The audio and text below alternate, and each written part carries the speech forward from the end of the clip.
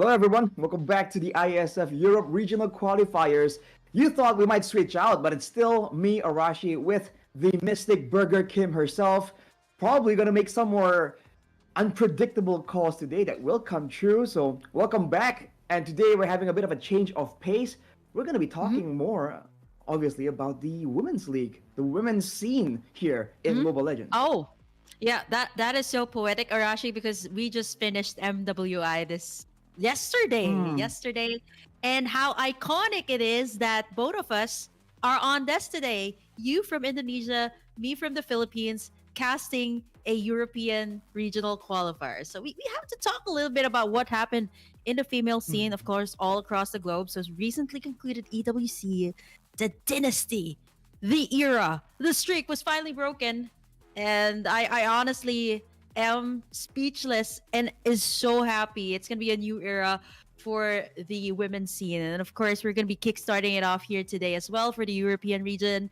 And who knows, we might find the next brilliant players here in this region. And we've seen so many things happen in the past few days, Arashi. The past 3 days that we've been here. And coming into today, I think it's going to be a little bit more, I would say, it's not that different, because I would say these ladies definitely have a lot to put out to be able to come here and, possibly get in a slot to WEC. Well, ladies and gentlemen, back at home, if in a couple of years Europe becomes a superpower, superhouse region, you can thank Kim for that. You heard it here first. But, on the era being over, right, I think you have to go back to the old African adage. People don't think the universe be like it is, but it do. The fact is they've been reigning supreme for so long. At this point, it becomes like it's only a matter of time, right? Whatever comes up must go down eventually. And as painful as it is, it's, man, the fact that it happened in the event that The it biggest did, stage, I think right? exactly, where it's actually there'll be a monument and all that. There's a lot of fanfare around that achievement, right? So it's a great moment for, I believe, Malaysia and the Filipino women's scene, because again, it was looking so hopeless for so long, and then the moment they got it done is in one of the biggest stages in the world. So I'm really happy for them, but being completely fair, it's a bitter pill to swallow. Oh yeah, I mean 24 win streak for the Indonesians, and yeah, I Oh mean the man, biggest world stage ever. You know what? If Arashi, just take a look at SPS, I actually called it with Eterna before we actually closed out SPS no women. way. So yeah, I said just wait for it, because she was teasing me about the win streak and everything. I was like, just wait for it. But you know what? We have to take a closer look at what's gonna happen here today. We got three, Right. again, best out of three matches that we're gonna be giving you guys. And there you have it. This is our schedule for today. It's gonna be Belarus versus Croatia. Then you also have Croatia versus Turkey for the next matchup. So it's a back-to-back Croatian matchup. And then finally we have Wow. Serbia versus Ukraine. So we've seen in the males division or the men's division, we've seen Turkey and Ukraine play, and both of them actually. Oh yeah, actually both of them have made it far in the tournament and actually will be in WEC for the men's division. But here in the realm of the women's scene, let's see if it's still going to be as dominant as they are in the male scene. So this is gonna be the schedule. So hope you guys don't miss out on any action. Please stay tuned until the very end if you guys want to get a glimpse of European female MLBB. I think that's what we were looking forward to for sure. Because sometimes, even though it's the same region, the same area, you do see that in a lot of different regions here, the male and female teams kind of develop their own different kind of meta, right? The fact is there are Right. differences in preferences, there are differences in mindsets and play style. So sometimes you can find a very completely different kind of meta compared to their male counterparts, which means that today it's no less interesting compared to the first few days where we were looking at the men's scene. And for this first match, Belarus against Croatia, I think the immediate question is that if Croatia is attempting to play like a back-to-back type deal right here, how is it going to factor in with their strategy, right? Are they going to be thinking about conserving stamina? Are they just going to go Oh full yeah. blast and just go with the flow and see what happens? Because it's a bit unusual, right? I don't think a lot of teams would like to be in a situation where they're going to be playing a game back to back, because even if they do win and there's some momentum going on there and they're warmed up, it's tough mentally, and from a stamina perspective, it's also a long course of events, especially if we do see a full three game series Oh yeah. in match number one, right? Yeah, I mean, I was thinking of that too, right? That you're talking about back-to-back matches with two different teams that you have to prepare for. And if you're talking about BO3 matches, right? The first match is going to be very crucial. So say Croatia does make it out to in the first match, right? You still have to think about the next match. Or if you lose out in the first series, you kind of have to have that hard reset before you head on to the second series, right? So it's very tough here for the Croatian team, but I'm sure that they got this day prepared very well. And to think about it too, Ooh. it is going to be a day that they'll possibly be playing at least a maximum of, well, definitely a maximum of 4 matches for Hmm. these two series, or if ever it does extend out to a 3 game series for both series, it's going to be like at least like 6 matches overall. Did I get that right? I'm not really that good at math, so it's at least 6 matches if ever it does stretch out to a game number 3. That's a big if again. And if that A happens big if. and if they're on the losing side, right? It's just so much more mental pressure, and it's a lot harder to reset from a situation like that. So we'll have to wait and see. I do feel like there is still room if they really want to try and hide some of their signature picks, some of their strategies. But overall, we're still back at the same mindset. It's a best of three, and momentum is a very real thing. So the first game, I think, will be very telling with the preferred playstyle for both these teams, and I'm looking forward to seeing how many differences we're going to see, especially in the jungle, right? Because I think Oh there's still a yeah, lot of options available. right. The mid lane and jungle, we were highlighting for, at least I was highlighting for the men's scene, but not for the women's scene. I feel like there is a chance that we're going to see a bit more diversity, but at this point, we have to wait and see. Yeah, looking back into the men's matches that we've had for the past 3 days, Arashi, I want to ask you though, what are the top 3 heroes that come into mind? Let's say you're talking about the past 3 days only. Like, what heroes do you remember or that stick out to you very much or that stand out to you? Oh man, Oh yeah, I think that's we right. heard a bit of a Little voice in my whisper, head by the says way. says Someone Fanny. says Oh yeah, we Fanny. actually ended it out real strong with that Fanny. Oh, that is one. That is one. And the Roger for me. Roger. How about you, Arash? You have to give one. You have to give one. Something that really stuck with you the entire time. I think for me, it's still also the Roger, just because of how many big moments we Right? saw from it, and how often it just comes up in the drafting phase as a prio, right? But I think a very underrated one will be the Edith. I really feel like it's just that much more flexible, but we do see that it's still picked up, but not as prioritized in the first couple of picks so far. So you know, considering that you went with the Roger, Kim, I think we're gonna see a lot of Rogers today. I think Arashi's just being an Edith fanboy here. You mentioned it several times for the past 3 days. Like it was all about the Edith, It's and for good. me, I'm like a Roger fangirl here. So it makes sense, right? For everybody who's been wondering, yeah, Edith is a girl. Edith's a girl, and Yes. Roger's a guy. So yeah, I think it's those two that seem to be really meta in, or I would say like a popular pick in the European region. And if you guys go over to like the official website, you can see like some of the top heroes that have been picked up.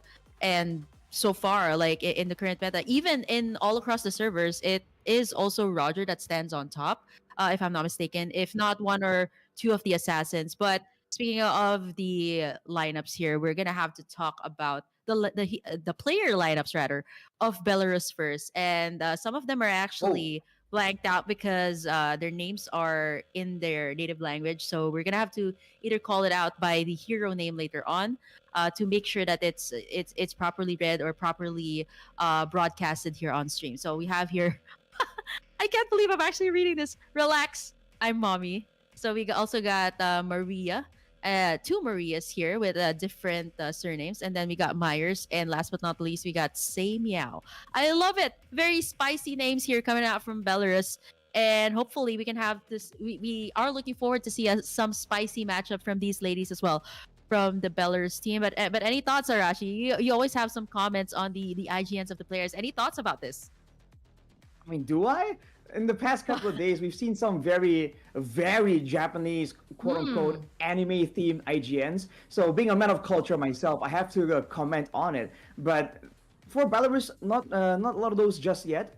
Against them today, though, the lineup from Croatia, we'll have to wait and see. It's Oh speed wow, or feed. I Tessa like that. 3813. So so useless. So useless. Depending how you want to read it. So Ivona oh 77. yeah. Succubus and Succubus, man. Okay, very, Oh, I like that. I would That is say, so. interesting names here coming from Croatia. A lot of Mhm. personality, I would say. Yeah, that's really funny because if you look at soy useless, like it really depends on how you read it. Okay, again, it's Mhm. gonna depend on how they're gonna do in the actual matchup. And okay, this is gonna be the team or possibly the lineup that you guys will see like back to back because Croatia has like back to back matches, right? Up against firstly up against Belarus, and then later on they're gonna be going up against Croatia for the second match. But now we're gonna kick start it off with those first two teams. And Arashi, we've seen the Rogers, we've seen the Ediths, but I think even in you were talking about the similarities between the male and female division. How do you Mhm. feel about like let's say let's go to our region. Let's go to you first. Like for Indo, right? Is it quite similar? Like when you watch the men's division and the women's division, is it like similar when it comes to the playstyle, or like does it kind of switch up a little bit when it comes to like the female scene? They tweak it a little bit, just a little different playstyle or different drafting for the teams. I feel like, call me a bit biased, but since Vitality has been so dominant, I feel like they have opted to go for a lot more plays, a lot more heroes that have a higher reward, but also higher risk. And since they have been that dominant, right, they're able to actually get more value out of it because they have been so much better. So I feel like, in that sense, the latest division in Indonesia at least has uh, a lot more aggressive heroes that might not work in the same way or as easily or as reliably in the men's division. And along with that, if they don't really go for something full on aggressive, they also tend to go for a lot more conservative type heroes, as in heroes that Oh, are a bit more passive and reactive in a way, right? Which is right. why earlier on, I think Okay. when Vitality went for the Zask, by all means, Zaz isn't a very aggressive hero. He doesn't really set up, doesn't really jump forward with a big crowd control tool. It's very defensive minded. And I think when Vitality came up with it, there's this idea, that this feeling of like, well, that makes sense, you know? Okay, I get what you're trying to say there, right? Like, I'm curious though, what are the conservative heroes that you're talking about, right? Apart from the Zaz, is there anything in particular that you see that the team in, let's say, Indo picks up a little bit more than the males division? Oh, I think by all means, I don't really cast too much of Oh, the women's scene, right? Not mhm, too much at least. Occasionally, I do, but I mhm. really feel like, if let's say they have an option to go for something like a Kufra, or something like a Kufra, right? Or back Oh then like an yeah. Atlas, right? A big moment maker. I think they would be a lot more comfortable going for something like a Minotaur that can still be used aggressively, but has a lot more usage in a defensive posture, or at least being more flexible, right? I think that's where Mm. the main difference is, because for the males division, especially if your player is very comfortable on that kind of hero, a risky pick like the Kufra, or even weird picks, more damage oriented roamers that we've seen occasionally. I feel like we see a lot of those more on the males division. For the women's division, it's a bit more flexible, right? It's like they want to make sure that worst case scenario, they have something in the bag, so they don't really full on commit all in. Yeah, I think it's the same case too, like what you've observed in Indonesia. It's the same case here in the Philippines. Like the female scene, I would say, has quickly adapted as well. Like sometimes whenever I'm watching, it is pretty much like I'm watching the men's division. Like I can just take off the IGNs; it still pretty much feels the same. They've adapted to the meta. Like once it shifted to the assassins recently, it has been the same case for the female scene, and Mhm. it's actually quite fast paced. Like if you really look at the matches here, so I really think that it's really time for more female teams to come up and rise, and this is one of them, right? Especially for the European division. I think for the females there, maybe not a lot of them have the chance, or there's not as much tournaments, right, for them to play in, and this is the best or the highest platform that they can showcase what they got here. And this is it, ladies. Like show us what you have here, and perhaps I'm expecting to see something different. Usually that is the case, right? Maybe some more conservative type of heroes. If you're talking about that, usually like in the males division, we see like a lot of action Jacksons there, but here you might actually see some pocket picks that say it might Mhm. be kind of questionable when you say in the men's division, but here it does work out. So I'm talking about like pocket picks. Like I think there was a time in the women's division, because I'm so big in that here in the Philippines. Like I usually do like women's Mhm. division.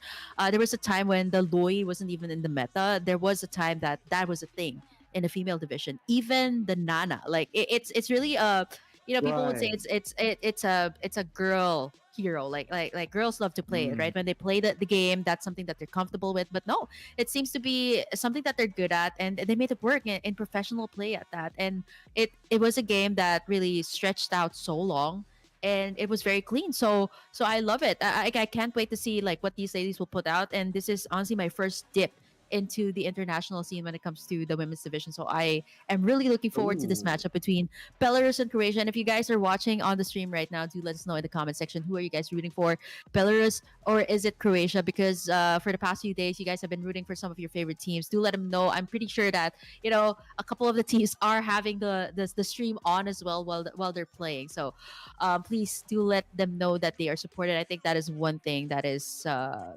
really important to a lot of the players, both in the male division and the female division as well. Absolutely. I do feel like a lot of people kind of downplay the effect of like the support because, whether you like it or not, it really makes quite a bit of a difference, right? The mental game, like I talked about, is very closely related to like the amount of support they get, right? Which is why when teams really get, a wave of popularity, sometimes you do see their performance also get boosted, right? With an extra bit of confidence coming through because of all the belief and support. So make sure you just, show up and make sure that your team knows that your opinion, your opinions also matter in that context. But right. Again, I do feel like with the male scene, it's a bit more continuous. There's a bit like a lot more events. There's a lot more things to kind of think about. So occasionally, you do feel like it's kind of there's a lot of like a margin of error, right? There's a lot less margin of error available. It's always going to be very much punished if they do make a mistake. But for scenes that are a bit younger, right? Like the lady scene, or with regions that are really not as developed just yet, you really do see that the punish, the execution maybe will be a bit similar, right? Everyone has the same idea. They want to be aggressive, they want to be calculated. But whenever mistakes happen, they're not really as fast to punish, which is why sometimes some heroes can make an appearance because they're not nearly as. They're not punished as harshly if they do kind of fall behind or if they do make a mistake. So I think that's where we can see a bit more uh, flexibility and fluctuations in the drafting phase. Yeah, you mentioned a lot of supports as well in what you said earlier, and I do agree. Like a lot of these female players, even here in the Philippines, when the Flash of the Oasis was a big thing when it came out in the patch, it was all these ladies picking it up. I think we might see some, Matildas come through, Minotaurs as well, something that they're comfortable, and the Florine that the ladies really love, even here in the Philippines. So maybe there's a shift into that as well when it comes to the role position. So there's a lot of possibilities in the draft. We're still waiting for it, by the way. Oh, I just called it Mystic Kim, by the way. Just as I call it, here it is. Here's the drafting phase. It's going to be Belarus and Croatia. Belarus on the blue side, Croatia on the red, and immediately a ban on the Ling and the Roger. Yes, we've seen that way too much for the past 3 days, and there you go.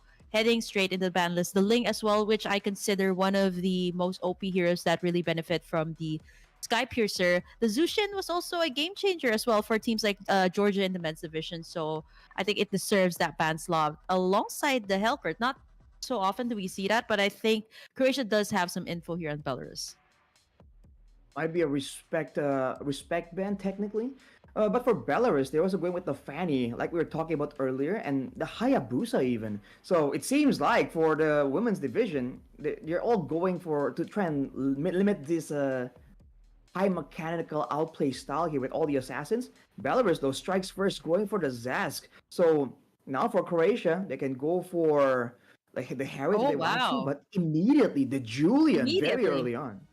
Yeah, I was gonna say that was it's not even like okay, let's give it like a few more seconds. They just instantly clicked it. So I think Croatia, it's very bold, and at the same time, they're prepared to take this on. I mean, if you first pick this kind of hero, this means that you're confident and you've practiced long enough with this hero that you are confident enough to first pick that. They also add up the ruby here, which is a great amount of crowd control, great setup. Again, very flexible. We've seen it in the hands of Mirai of Smart Omega in the Philippines. She loves using this as a roamer. You also got Baloyski from Geek Fam and Endo. They Mm-hmm. really love to go for the Ruby roam instead of the XP. So I think this is what Croatia has right now: a great CC and great burst damage, whereas Belarus has that sustainability. Uh, are they more of like the Terizla type of? Oh wow, wow. Okay, I didn't even Mystic see that, guys. Kim. I didn't even see that. I did not see this draft beforehand. Okay, I did not see anything at all. And I was just thinking, like, hey, the Zarisa would be good. A lot of the teams really love this, and honestly, one of my first pick choices as well when it comes to the XP. Great sustain, great combination with like different heroes. But wow, this is looking way too scary. Like you get the Dominators to send into the portal of the chip. Man, we've seen way too many crazy plays coming out from the portal. Probably like a 50% success rate on the chip. But you know, you guys have witnessed it in the males division. If used really well, it can be so deadly. Can be very, very deadly, but it depends on how they want to play this out as well. Because from the looks of it, they're going to be jumping into a Ruby, a Julian, and a Vexana, and we have seen how devastating all this AOE can be in the middle of a big fight. And the Julian, technically, as a first pick, we haven't seen it as often, but technically, if you look at how the Julian operates, right, the fact that you have technically three different ultimates available to you, depending on the order that you use them, that means that how you play this Julian can also be quite diverse, right? You can go for a empowered scythe, big burst playstyle. You can go for the empowered chain for the AoE crowd control. And if you want to go for the empowered sword just to be a bit more elusive, you can do that as well. So technically Croatia, they're still having a much more flexible composition here. They can go backwards, they can go aggressively as well. So I think it's great to hide really Wow. the main intention of your draft so far. Whereas for Belarus, it's go through the portal and go for a big fight. They have secured one big tool to make sure that everyone from Croatia kind of sticks around for that big fight. But I feel like if they want to make it more guaranteed, they need to get a few more tools here, just so they can alternate it, and so that even if they do, if Croatia does get away from the first one, they'll have an additional one to try again with a second chance. What I love about the women's scene too, Arashi. Like you see the last few bands coming out from both Croatia and Belarus. These are the bands you will not see in professional play in the males division. Like it's a very specific meta, like super meta, patch heavy type of picks and bans. But here you can see in the female division, there's a whole lot more flexibility, a whole lot more respect bans coming through, and specific heroes that cater to specific players, and it deserves that ban slot up there. So they take away the Amon and the Claude here. That's one hero to really go up against pretty much anyone, especially in the late game.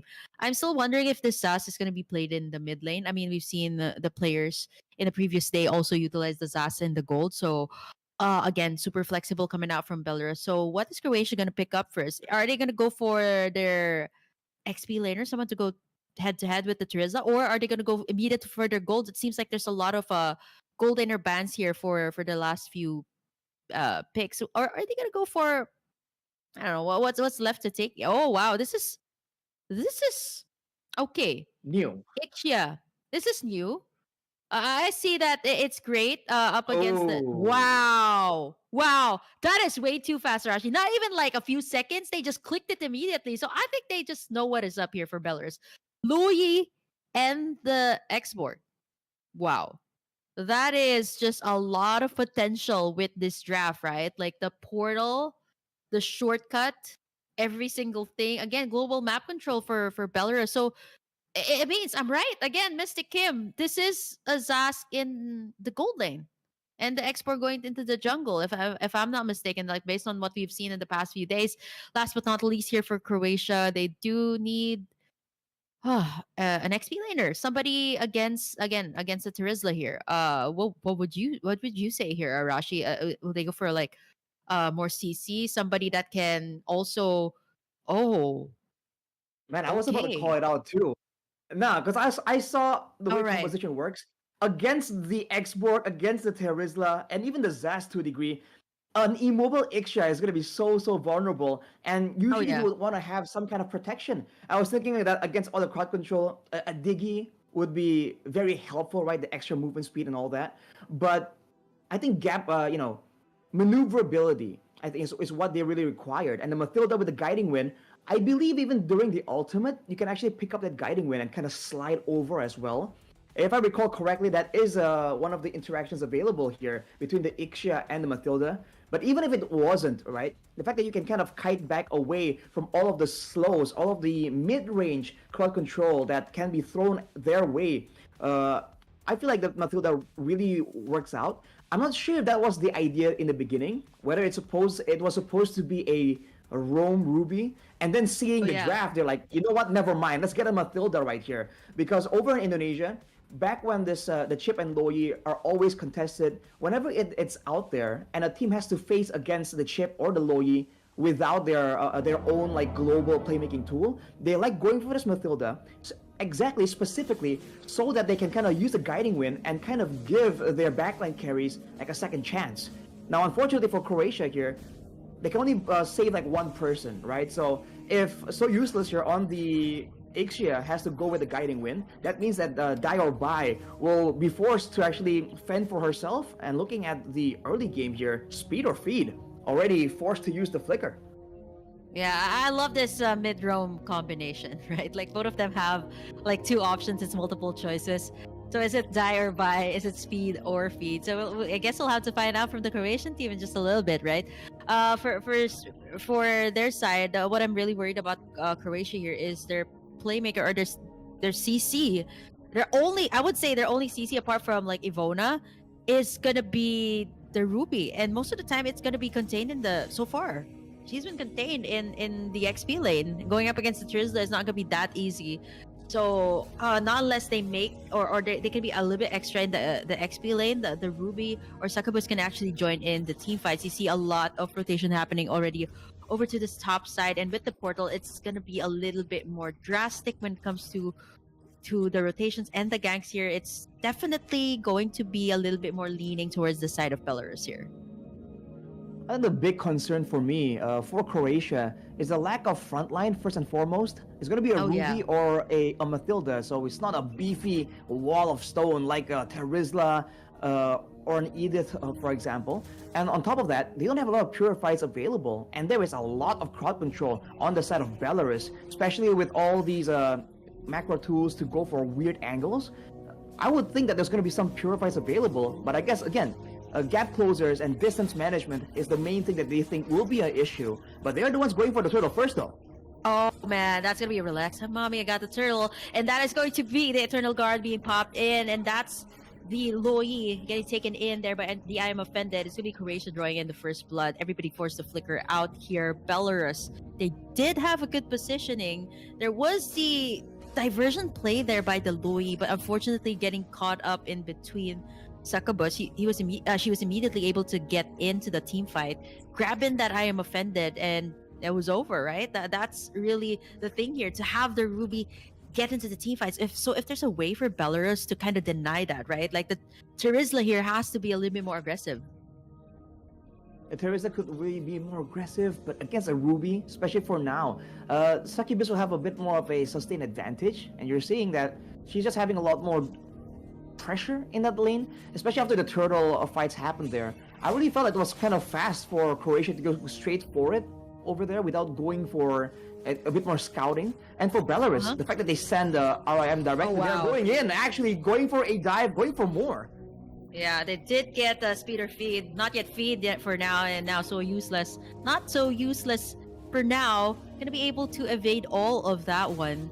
But that was a nice exchange that Belarus did here over on the top side. They did get the roamer. Not the one that they wanted though, but a nice attempt coming out from the export. And right now the Terizla over on the bottom side is gonna be a 1v1 situation and now make that 2v2 as the portal comes in. It is going to be Trizla down as Succubus will be forced to back away from that one. That's going to be Dominator's Descent coming through. Ivona as well diving right in, but he's going to get caught in between. Again, Myers, Dominator's Descent. A lot of things happening there as Speed or Feed will get taken down as well. Diversion play has been made as well back to the mid lane, and that's how fast Belarus can rotate.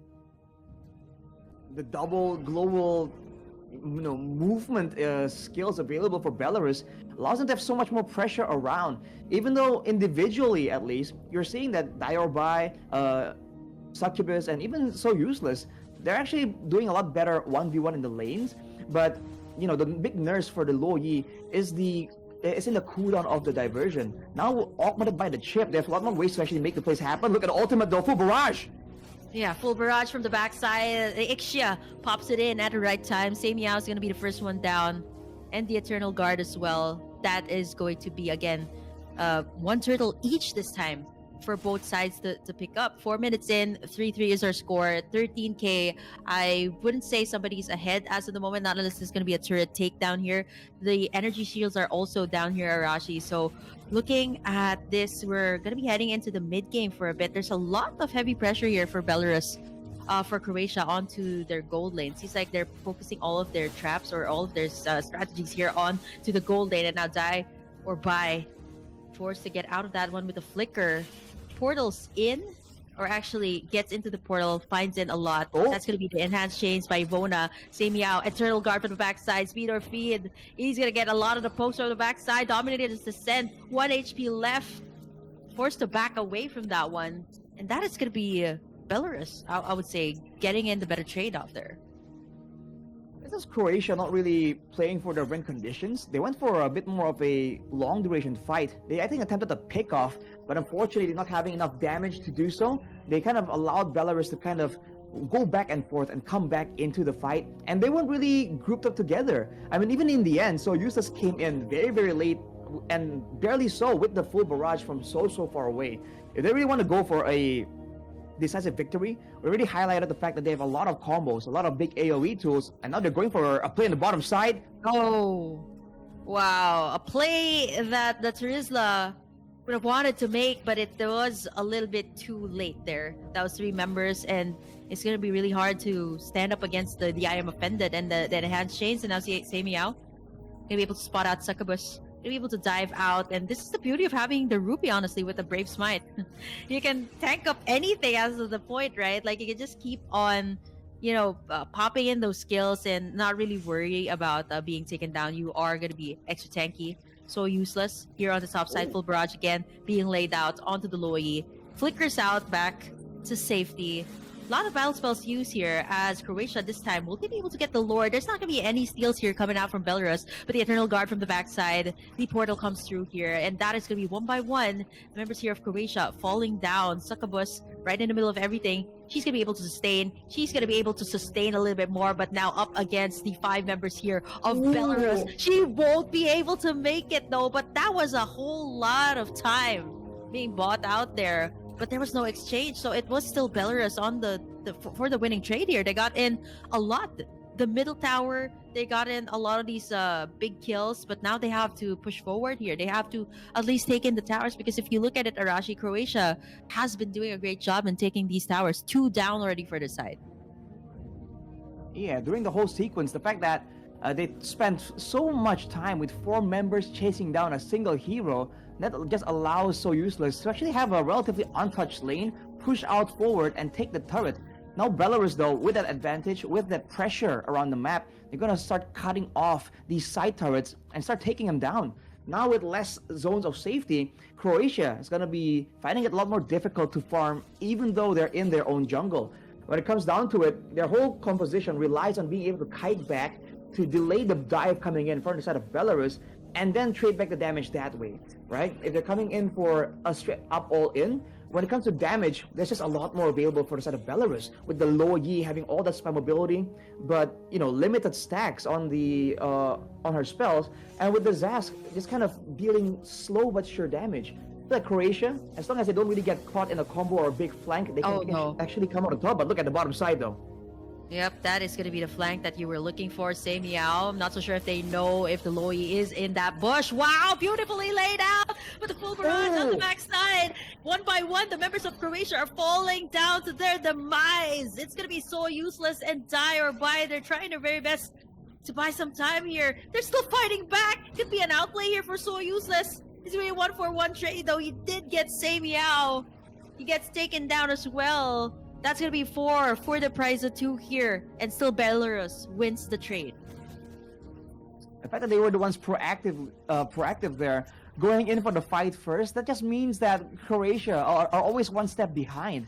And to make it worse, a lot of those battle spots weren't really available for them either. So you saw that once RIM, the export, comes in for the burst damage, even the full barrage that was placed so perfectly there is forced to be cancelled due to the threat of all this burst coming her way. So until later on, they're gonna wait for a few more items here for Croatia, and once they do kind of establish what they really want to have happen in a fight, who do they want to protect, who do they want to save the Eternal Guard for, who do they want to use the Guiding Wind for, once they do have all that lined up and calculated before the fight even happens, that's gonna be the beginning for them to actually come out on top. But now with the diversion play still available, they're going to the bottom side again, so doubling down. Yep, Succubus. I am not so sure. She did get in some pokes here and there, but with the Lord marching in, that is going to be an extra unit down south, not to mention the portal as well from Say Meow. That is a whole lot of units, or a whole lot of teammates, or a whole lot of enemies to deal with. There is a lot of the pokes, though, from the backside. Let's see how Belarus will get this one in. They're going to have to wait for Succubus here to make that play. But right now, there's a lot of ultimates being invested here. Say Meow, though, he's going to get in a little bit too early. There's no follow-up. Flickers out. There was a nice attempt, but here comes the Esports. Sorry. Relax, rather. Mommy, I got the day. I got the moment. And now, with the immortality being popped here, she still has that last insanity. And right now, will they still go for more? They actually back away, get terrified there. Say Meow is going to be the first one down, as well as a double kill picked up by the Eternal Guard. Make that a triple. For die or buy, and this time it is going to be buy. She gets in 3 kills there with the Eternal Guard landing beautifully onto 3 members here of Belarus and gets the clapback. A catastrophic play from Belarus. It was looking so good with them going in aggressive, and again the X-Borg just being such a problem here, going with the last insanity, zoning everyone away from the turret. But unfortunately, Croatia were able to clear the waves first, and afterwards, while Belarus were on the way out, the passive from Die or Buy on the Vexana just popped 2 members at the same time, and to make things worse for them, Succubus finally finding an opportunity to go aggressive instead of defensive, goes back in and turns it around. All things considered, no base turrets taken just yet. It was only the first Lord after all, but the fact that they were able to find a moment right here can be turned around immediately because Relax and Mommy comes in. There's going to be a portal here as well, but wait, hold on. They don't really need that portal. It's still going to be for Trilizla. I think this time the Croatian team is a little bit more extra careful here right now when it comes to these bushes. It's a lot of surprise plays that can be made. I think more or less Succubus has to be the one that has to watch out for these ganks, because usually she's the one clearing out the lanes solo. But right now, I think no one should really force out the team fight. The Lord is up. This is the enhanced Lord for Belarus and Croatia to pick up, not unless they go in for somebody's speed or feed, though. It's slowed down there by the demonic spawns coming out from the Zask. Now, how can they get in here? They have the Matilda and Succubus the front line, so they are the ones that have to go in first. But how can you get in? You got Terizla, you got Say Meow covering every single entrance that they can make. They don't have the ID. They can't get in. They try an attempt with the Matilda speed or feed. The full barrage won't be enough to take the Lord. Retribution has been made. It is going to die by what? Taking in the Lord for the side of Croatia with a steal. The shutdown here by Relax. Mommy. He's going to be taken down real low. So Useless doing her very best as the Terizla will be able to take in the final kill. Succubus as well. Gonna be landing in a few blows here up against Trizla, but that's gonna be the Lord stolen by the Croatian team. And even though 4 of them are down, they can still have some breathing space right now. 13 minutes in. How did that even happen, Arashi? Was it the Eternal Guard? I think it was the Eternal Guard for sure. I mean, I mistake it as the Lord sometimes. It's hard to say. Diversion to the top side to clear the Lord though. Despite the fact that there was a minion wave in the mid lane, with 4 members available there, they immediately went for the Lord instead of going for the base turret. I feel like they could have gotten a bit more value from that fight. It's unfortunate that they did not get the Lord in the first place. It's a good attempt from Croatia though to just start things off. Because again, when you can see, if we can predict where Belarus is gonna be, then the extra threat of the diversion of the shortcut play coming in is less efficient, right? It's less surprising because you can kind of have an idea on where they want to be around the map. That was a golden moment that they took advantage of, even though they were forced to actually sacrifice speed or fate to begin with. Now it's back to the waiting game, but look at this diversion. Oh wow, that's gonna be 3 members coming in, and got Myers as well, popping in the Dominator's Descent. Everybody a little bit too deep. You got in the penalty zone as well. Speed or feed in the middle of everything. The full barrage being laid out so well, but Ivona try to go in for the Loi, but for the price of 3. Now they're at the backs against the wall for the side of Croatia. They're gonna have to back away for now. Again, Belarus, they do have these surprises that really catch Croatia off guard, but when they don't, right, this is the time that the Croatian team can capitalize. So again, it's a seesaw moment between these two teams, but so far it is Belarus on the lead, 46k for their side. And looking at the items here with the gold lead, of course it is going to be the Belarus team that is going on their final item. I think for the side of Croatia, I think some of them are or have yet to build their 4th item for now. So you can see the goal difference not that far just yet. I mean, it can swing with one team fight being won by the other team, but for now I think Belarus just has to put in a lot more of those surprise plays. But as for Croatia, they just have to catch this other team off guard. And if you look at the gold, actually, for the side of Belarus, the wealthiest player in the game right now is RIM, is the Xborg here at 10k. So she's been farming up a storm whenever she's available. And considering that Xborg isn't exactly the best farmer in the jungle, she's doing a really great job here. And still 5-0 and 8, not a single time taken out because of so much focus that's drawn out away from her. You know, the last Insanity, of course, is a big problem, but in the middle of a big fight, the Xbox just becomes a bit more neglected, right? She's not really focused down at all. Now with the Lord back up, Croatia has another chance to go for a combo, for a big fight, because look at the waves. No real setup is being done by Belarus to take advantage of the Loya's diversion or the chip shortcut. Look at Ivona going for a chunk of burst damage, but it won't still be good enough. Look at speed or feed, they'll have HP already. Yep, but they're taking in a lot of the pokes here coming out from Belarus, right? They will commit here when they see the opportunity to do so. And now speed or feed. Great zoning there, but now Ivona as well. Gonna get caught in between. Every single member here of Belarus gets obliterated in one sweep. And now the diversion play, will they commit for it? They commit. And there's the immortality is being popped here. Succubus, he's the only one who can defend this one. So useless though. Running in that full barrage to its fullest potential. And they still haven't shut down. Okay, they just did right now. That's the shutdown coming through. And now you see where the Vexana becomes a real nuisance here for the members here of Belarus. The only one that they can't really reach right now, which is really understandable, the Zask here of Myers that has been untouchable so far, 5-0-13. Now Dire by, why? That is getting a little bit too overconfident there. One more HP, I think she can make it back to safety though. Like if that was relax on mommy, well, she better run. In that case, she could have gotten taken down there at that point. But here comes the Lord. Second one, or rather, yeah, no, this should be the third one coming through, right? The first one was stolen. Second one was gotten in by Belarus. So both sides have gotten in the Lord. And now this is going to be another crucial Lord. 17 minutes into the game. Belarus and Croatia, whoever takes this in, for Belarus, this could be the inhibitors down for the side of Croatia. But if Croatia takes this one in, at least they can push in a little bit more space into the map. And the big difference right here is the fact that the lanes on the far side is being cleared already by the Terizla. So now, if it comes down to a big fight at the Lord Pit, I mean, Croatia will be forced to send someone down here to really clear the waves for the setup. I don't think it was even necessary though, because earlier on the waves were actually pushing in favor of Belarus. So if they just stick around, they could have done something. But look at this, Ivona. Wow, Ivona, he's gonna get in. They both use the retribution.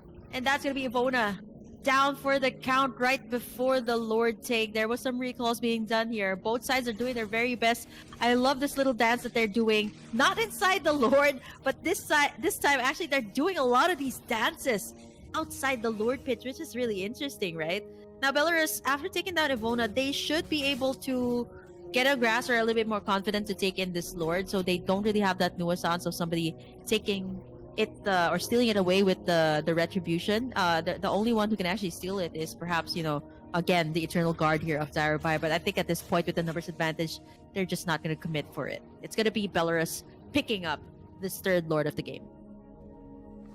Free Lord, due to the zoning that Seimia was able to actually execute there, and immediately diversion play, waiting for a chance to go on. So useless, most likely, but she'll just be out of range, out of danger. For Croatia, man, they gotta really establish how they want to play these fights out. It seems very, very chaotic. I mean, even Ivona, with all the damage, doesn't really seem to know who she's targeting in the middle of the fight. She's been going on the Terizla, going on the chip to a certain degree, and she has to pick, right? Who is the main person here that is the biggest problem for the team? If it's a Zask, then go for it. With a late game Julian level 15 with a bunch of items already completed, even with the Domineer's Descent, the burst damage from the Empowered Scythe should be available, should be enough to really cut down on that Domineer's Descent, whose HP has been lowered in the last patch. Now defending against the Lord, they have amazing high ground and good counter engage. So now Belarus go for some play. Oh, that was a beautiful penalty zone, but I think it's a little bit too early, right? The Lord hasn't stepped in yet, and now they can retaliate. The full barrage here from the Ixia. Feed or feed, and there's gonna be relax. No, there's no relaxing this time for Croatia, as the last insanity is gonna be popped. Immortalities as well. It's gonna be Loy, first one falling. Everybody really low from Belarus. I think they're overstepping their welcome. The Eternal Guard has been landed here as well. And look at the death timers here, Arashi. 50 seconds for anyone who gets taken down, the longer the game gets. So I think for both sides, they have to be wary of that fact, right? And 2 members already down here for the side of Belarus. I don't think they should force out any more of these team fights, right? Like the Loi's down, Seimiao's down, so they don't have that only gasoline right now to go all across the map. So now they still do have their turrets left. 69 seconds. I think that should be enough time for them to respawn back, but again, the team fight should not be overextended. I think that was a little bit too overconfident there from Belarus, but they were able to successfully take down all the inhibitors though. Exactly, all the base turrets are down for the side of Croatia, and now they're trying to force a fight. When it's still a 5v3, it is a very valuable time to try and go and maybe cycle the death timers, but they won't be able to do so. Eventually they back away, and now they're at risk of going again for a Lord play with any chance available for Belarus to come in with a big penalty zone, to go for a diversion play. It's almost like they didn't really fully commit and fully get advantage from the long death timers after quote-unquote sacrificing 3 base turrets to secure it. In 20 seconds, Belarus now with the push advantage on the far side of the map, with control advantage because of a better frontliner and better zoning tools like the Nightmarish Spawn that Myers has at her disposal. Croatia is just fighting an uphill battle right here, and it's almost like it seems like the best move they have is to just let go of the Lord and try and defend it. Because with their backs against the wall, there is not going to be a big diversion, and there's no way for the X-Borg, Galaxia Mommy, to go all the way in the back, that far out. If they can actually force Belarus to fight inside their base, inside the full barrage coming in from Soyuz, that could be a win condition, but Ivona... Whoa, Ivona getting caught again in between the members here of Belarus. And it's going haywire. A little bit too scattered out here for Croatia. It was a nice attempt again by Ivona to assassinate the back lines. But being caught in the middle of the CC heavy composition of Belarus, a little bit too risky, but the risk that she was willing to take. 43 seconds before she was up. I think this is the signal that Croatia is just going to give up this or not if Dairobai has anything to say about it, though. There's some attempts here, and her pokes are getting real right now. Even Seimiao is just saying ouch at this point. Oh, man. This is going to be Belarus. Is legit. Yep. Belarus is going to be able to take down that Lord. Wow. Like, did you see that, Arashi? Like, one pop of that Eternal Guard, and yeah, skill 1 and 2 here from the Vexana was was enough to poke out Meow's HP bars. And without the inhibitors left here, will it be enough here for Croatia, Arashi? It's a heavy pressure onto Succubus here though. And a little bit on Ivona, right? Because they're the only ones that have the CC here. As compared to Belarus that just has so much more tools in their kit.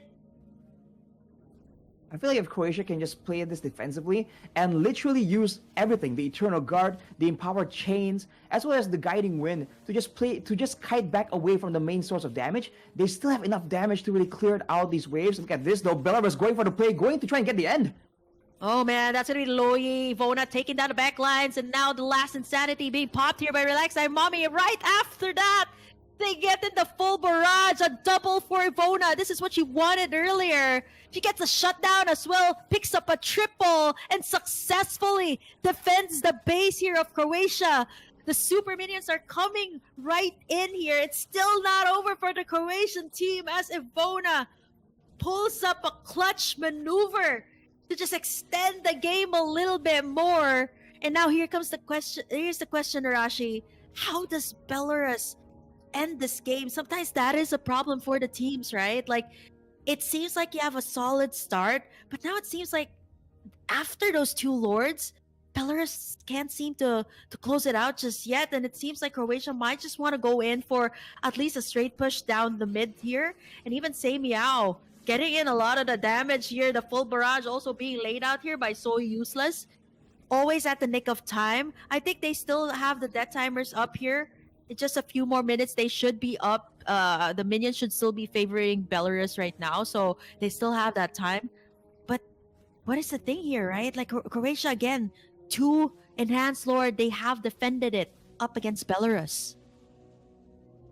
Technically, though, man, it's just Belarus just going in straight for a very aggressive play right there without respecting the damage potential from Croatia. Every single time they've been able to actually get an advantage, it's due to the positioning. It's due to how they were able to set up for the fights before it even happens. And they've always been able to at least zone out or completely delete So Useless or Die or Die in the beginning of the fight. And they've never been allowing Ivona to actually get in and do her damage on the right targets, right? She's forced to use all that damage onto the frontliners. But in that base fight, they just went all in, which allows the backliners to be a lot more vulnerable. And Croatia just capitalized on it. Now without base turrets still, Belarus, in theory, should be able to get this without any problem at all.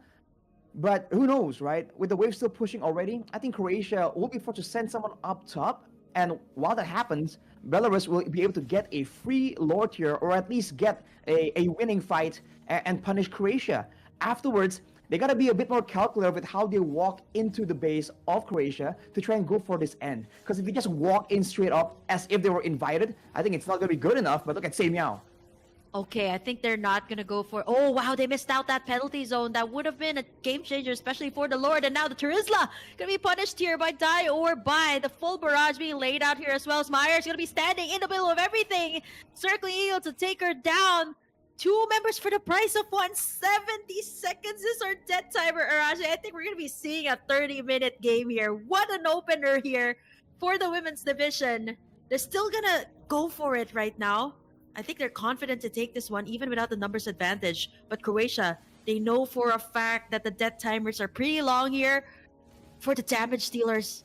And that's going to be a big thing here, right? The damage dealers are out. They're going to try to make in a surprise play here. The Loyi and Relax Eye Mommy, So Useless. Unfortunately, getting caught by surprise here by the Belarus team. And that's what they needed to start up this Lord. Apart from that, the minion waves have been in their favor after all. It has been flowing all the way to the side of Croatia's face. And now this is going to be the 4th Enhanced Lord for Belarus, if ever. Or rather, this could be the 6th one in total for this entirety of the game. Man, how long can this go on? Let's see.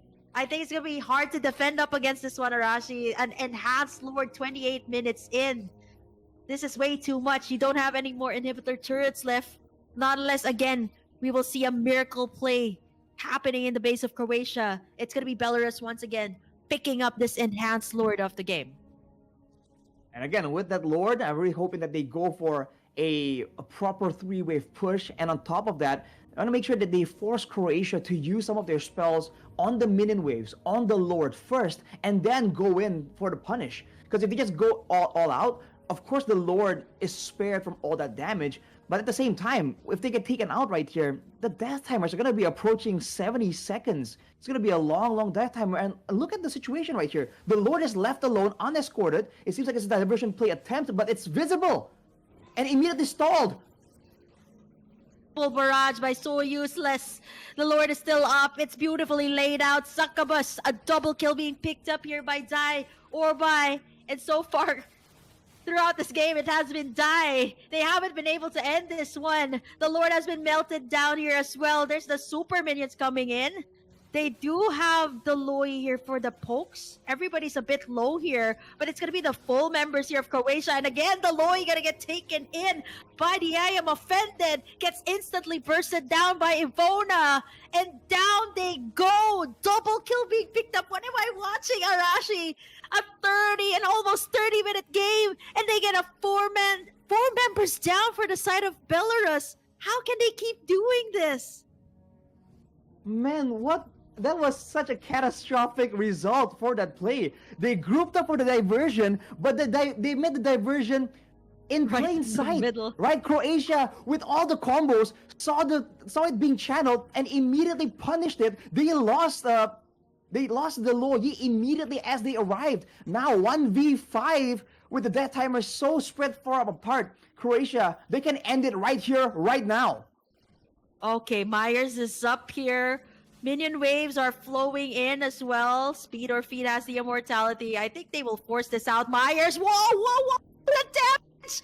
She's gonna get caught in between everything but the penalty zone. Unfortunately, there's still no follow-up. The dead timers are real here. The full barrage, the I Am Offended, all of them getting caught in between. Beautifully executed combo. Wait, hold on. There's also some minion waves coming in on the top side to the base of Croatia. Now this is the biggest question. Somebody has to be sent back here. They're gonna push this out for sure. I'm offended once again. Oh. What? This respawn!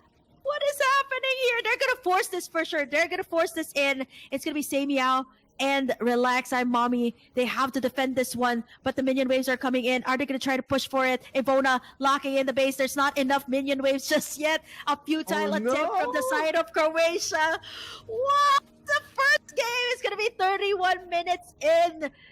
And these teams, they still have to play a whole lot more games. Croatia, I think they have their stamina ready for all these two series that they're going to be playing today. And they have to defend, or they have to go up against this team first. And they're going to be locking in the base finally as the minion waves crash in. It's going to be Croatia turning the game around after 31 minutes. Arashi, I think we were not expecting that because we've seen 15 or less for the past 3 days, and this was the first time we opened up the female division with a 31-minute match and a comeback match at that.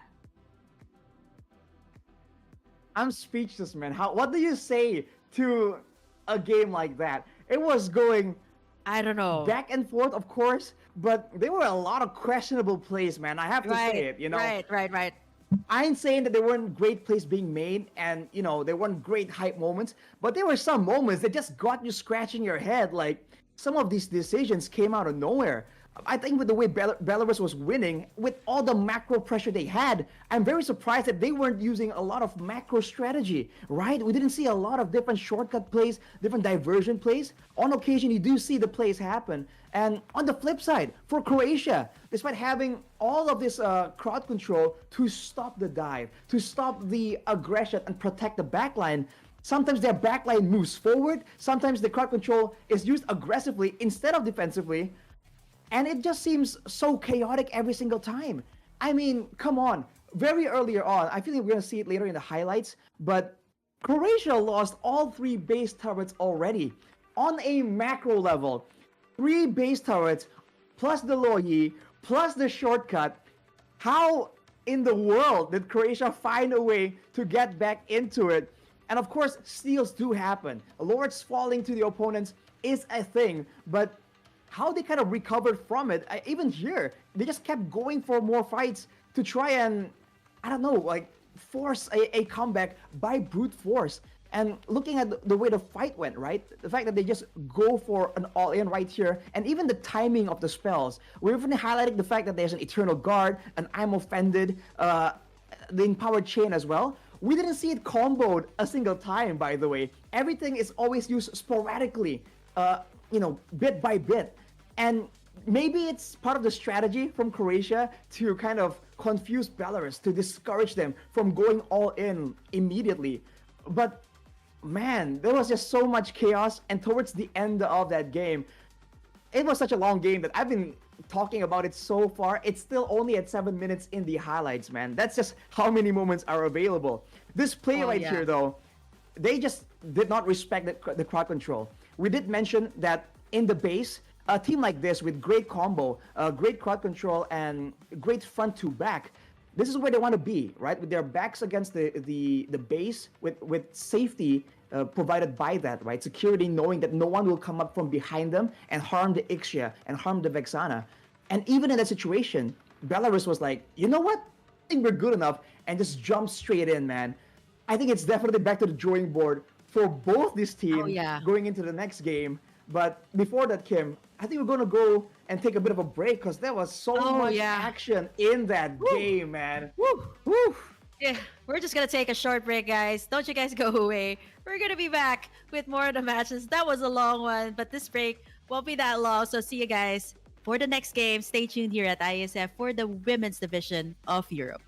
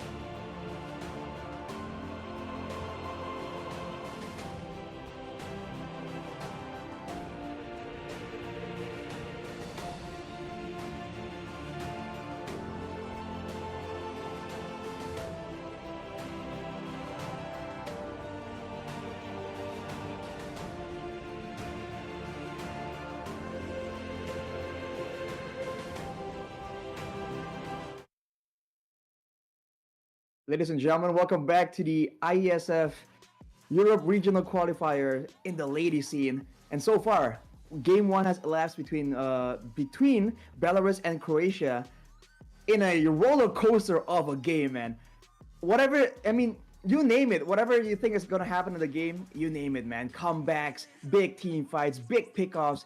Everything in the book was displayed in game number one, which is why it was an absolutely long game, a hard-earned victory in the end for Croatia, a team that was on the back foot from the mid game, who lost three base turrets, but they persevered, man. They know that they have great late game. They played it. They played the defensive game in their own base, and eventually Belarus just slipped up.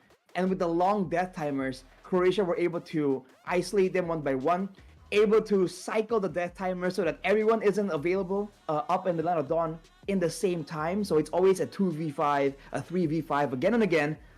And they get the victory against everyone's expectations. I don't think I dare say the players of Croatia themselves at some point must be like, dang, three base turrets down. It was like, what, the fourth or fifth Lord at that point? It's gonna be too difficult. There's no way we can do this. But they did. So, Kim, weigh in on this, man. How you feel? I mean, I gotta share with you guys like this old ancient proverb that is well known here in the Philippines, and I'm gonna say it in Tagalog first, and I'm gonna translate it for all of you guys to understand. It's hanggang may tore, may pag-asa pa. So in English, it means as long as you have your base turret, there's always hope. It makes sense, right? It makes sense for the first game. The turret was still up. As long as it was not down, there was still hope for Croatia. And yeah, there's this other quote I'd personally like to quote Coach Master the Basics from Blacklist International. He's like, Ooh. let me take you through all of the right decisions we made and all of the wrong decisions we made. And man, that was a lot of good and bad decisions that were made in that entirety of the first game. But we gotta wipe that clean. Let's go on to a clean slate. We're off to the next game here between Croatia and Belarus. It's gonna be Croatia this time on the blue side. The ZAS now finally taken out was a bit of a problem also when it comes to the sustainability, especially in the early to mid game, right? Like you notice Meyer's ZAS was completely untouchable. So it was a problem also in the team fights, which kind of really you can't it's very, I would say, something that is overlooked in team fights, right? Like you don't know if the dominators descend this up, and then you see like, wow, my HP bars are slowly going down, and it's all care of either the Nightmaric spawns or the dominators descent. So I think Croatia respect ban coming through, even though they can actually first pick that. So now, with this being said, the ZAS, the Hayabusa, and the Hellcrit being taken out. Belarus still going to be the same, but immediately, yeah, I was going to just say the Roger was up for the taking, and I think it's no stranger to all of us here in the IESF European Regional Qualifiers. It is going to be a priority both in the male and the female division. Croatia going to be starting that up, but some things have been left open here as well. The Zushin now being picked up here by Belarus. They can also go for Terizla here, or the chip that is actually still open as well, but this time they go for something different, right? More sustainability, also denying the fact that Croatia can pick up this Roger Angela combo that can really be deadly. Ooh. Well, you said it, Kim. Decisions, right, is important right here. Do they want to go with a similar story? Because if you think about it, when it comes down to the early to mid to even late game for Croatia, they went for this big team fight composition, but they weren't able to actually capitalize on those big team fights because Belarus was able to actually maneuver around the bulk of their crowd control. So now, do they want to go for something similar, or do they want to amend their composition? That's a big decision, right? And we've seen, I mean, in game number one of the decisions of all time, man. There were definitely decisions made in that game.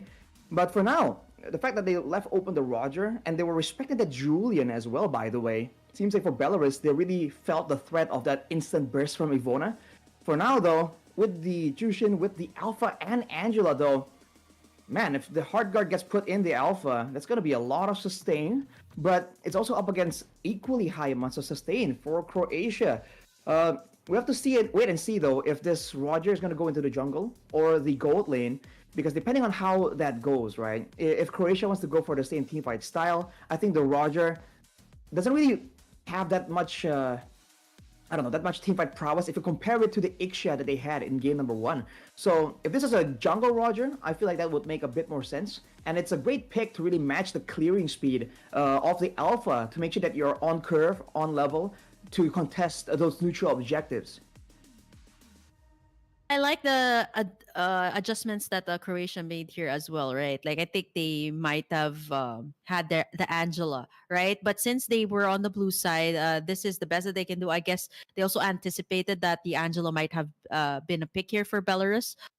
They go in for the Florian here. I would say very good when it comes to the team fights. Like it's everybody can have that global heal, whereas the Angela you can have like only one player that you can attach to, right? But it could be a game changing factor, especially when it comes to team fights that you guys are if you guys are on the in the lead, then definitely that could be something that can change the tempo of the game. So with the roamers being picked up here for both sides, again it might still, oh actually no, it's going to be the roamers already solidified for both sides. So again, it is still going to be that last pick, perhaps gold laner here for Belarus. They really love to leave that last in or for the second phase of the draft. For Croatia as well, they still need that mid laner. I guess heroes like the Valentina that the teams also in the male division love is still up.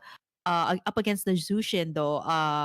I guess that could be an option, or perhaps maybe Savior, Lilia. These are the things that maybe Croatia should kind of Hmm. pick up here in the second phase of the draft. And Belarus being respectful of the mid-range AoE crowd control tools like the Yi and the Savior here, considering that they want to be the ones moving forward, diving in and dominating that mid-range engagement. The combo between the Angela and the Tsushin, I think it gives them a lot of wave clear. It gives them a lot of spammability when it comes to their spells as well in the small skirmishes around the mid lane. But in the grand scheme of things, especially in the mid game, usually we see against a Roger, you want to have some kind of front line to withstand the aggression. Because if you get just even a bit too low, that's where the Roger comes in and just takes you out completely. And with an Alpha, Angela, and Sushin, Mhm. it feels like it's a bit squishier compared to a Croatia. So I feel like there's a bit of concern there if in how they want to take these skirmishes. Because with the Sushin, right, you're not the kind of hero that wants to just farm up and wait for the late game. You want to be active Ooh. all the way from the beginning. And now with the Gatot Kacha as well, with the right items, man, that ultimate from the Gatot Kacha can just one shot a squishy backline, either the mid lane or the gold laner. And maybe because of all these big dive tools, maybe now Croatia might consider shifting this Roger off to the gold lane from the jungle position. Wondering how this will be pulled off, right? Like the Gatot Kacha has been used, but wow, Esmeralda. Okay, this could benefit, of course, from the shields of the Angel as well as Mm-hmm. the tankiness here of the Gatot Kacha. I haven't seen this used so much, of course, in the XP lane matchup. I'm thinking that this Gatot Kacha more or less is going to be the XP laner here that will go up against this Esmeralda. They lock in the Vexana of Direby, which I would say had a spectacular performance in game number one, stealing away the Lord, also poking the heck out of Belarus. And with all of these beefy frontline too, they need someone to kind of shred or peel apart the lineup here of Croatia. They lock in the carry here. I'm just not so sure because they're playing with an Angela Rome, right? And the Gatot Kacha will be more of the XP laner. I'm just worried about the execution of the Avatar of the Guardian as well, of the Gatot Catcher, right? I would say it's pretty predictable because you get like I would say notification or a warning first before like it pops the Right. ultimate. Right? So it can be a bit predictable, but there are times that it can be landed when all of you guys are busy in the team fight. It can also be landed at the right time. So it really depends on the execution here of team, like a 50-50, I would say. That's why we don't really see it much in the professional scene. But then again, this might be a comfort here for the side of Belarus. So I guess that's why they're pulling this off in the match point between Croatia. I think depends on how it's itemized as well, for sure. So Gatot Kacha? Is it going to be a full tank Gatot? Is it going to be a hybrid, a bit of mixed damage Gatot Kacha? We have to wait and see. If you're concerned about the landing of the Avatar of the Guardian, I think it can be comboed still with the Tsushin is an obvious solution. They try and get out of it, you throw them back in, Avatar of the Guardian lands, and that'll be the end of it. So there are ways definitely for this composition to work. And technically, I do feel when it comes to skirmishes, there's going to be a lot more aggression being shown by Belarus. But again, they just have to be a bit more careful because hang on a minute, it's going to be an Esmeralda in the jungle right here. So now it's a bit different, right? Technically, if both junglers kind of go for a fist fight in the early game, it's a bit equal because both has a very good amount of sustain. But I do feel like the alpha has a more threat and more AoE technically if the skirmishes do get up close and personal. I think that this is a switch up that they might have made, of course, in the latter phase of the draft, right? Knowing how the overall picture would have looked like here for Belarus, Croatia immediately adapted. I think they were also flexing the Roger first. I think that's the reason why also the Roger is being prioritized here by the European teams, right? It can be in the gold and, at times can be in the jungler. Great amount of pokes as well, not as good as it was before, but still pretty much viable in the lane. 3-man rotation here for Croatia on this side. You got the Zushin here as well, tugging everybody in. Relax and Mommy does not have the level 4 power spike. Ivona has that level 4 though. Gets spotted out here. So with the shields, I don't think they're going to be able to get the Scuttler Crab here against Ivona. But level 4 has been reached here by both sides. A lot of pressure, a lot of domination has been seen, and I would say intimidation from both sides. But no first blood yet in this game, almost 2 minutes in. If you look at the emblems here, Myers is going for the weakness finder as well. So that's a more aggressive emblem choice. Usually you're seeing a bit of a quantum charge or even the brace might, depending on how you really want to play out the lane. But I guess she's feeling quite confident. Now Belarus, once again, making the first move towards the turtle, but look at this in the bottom side.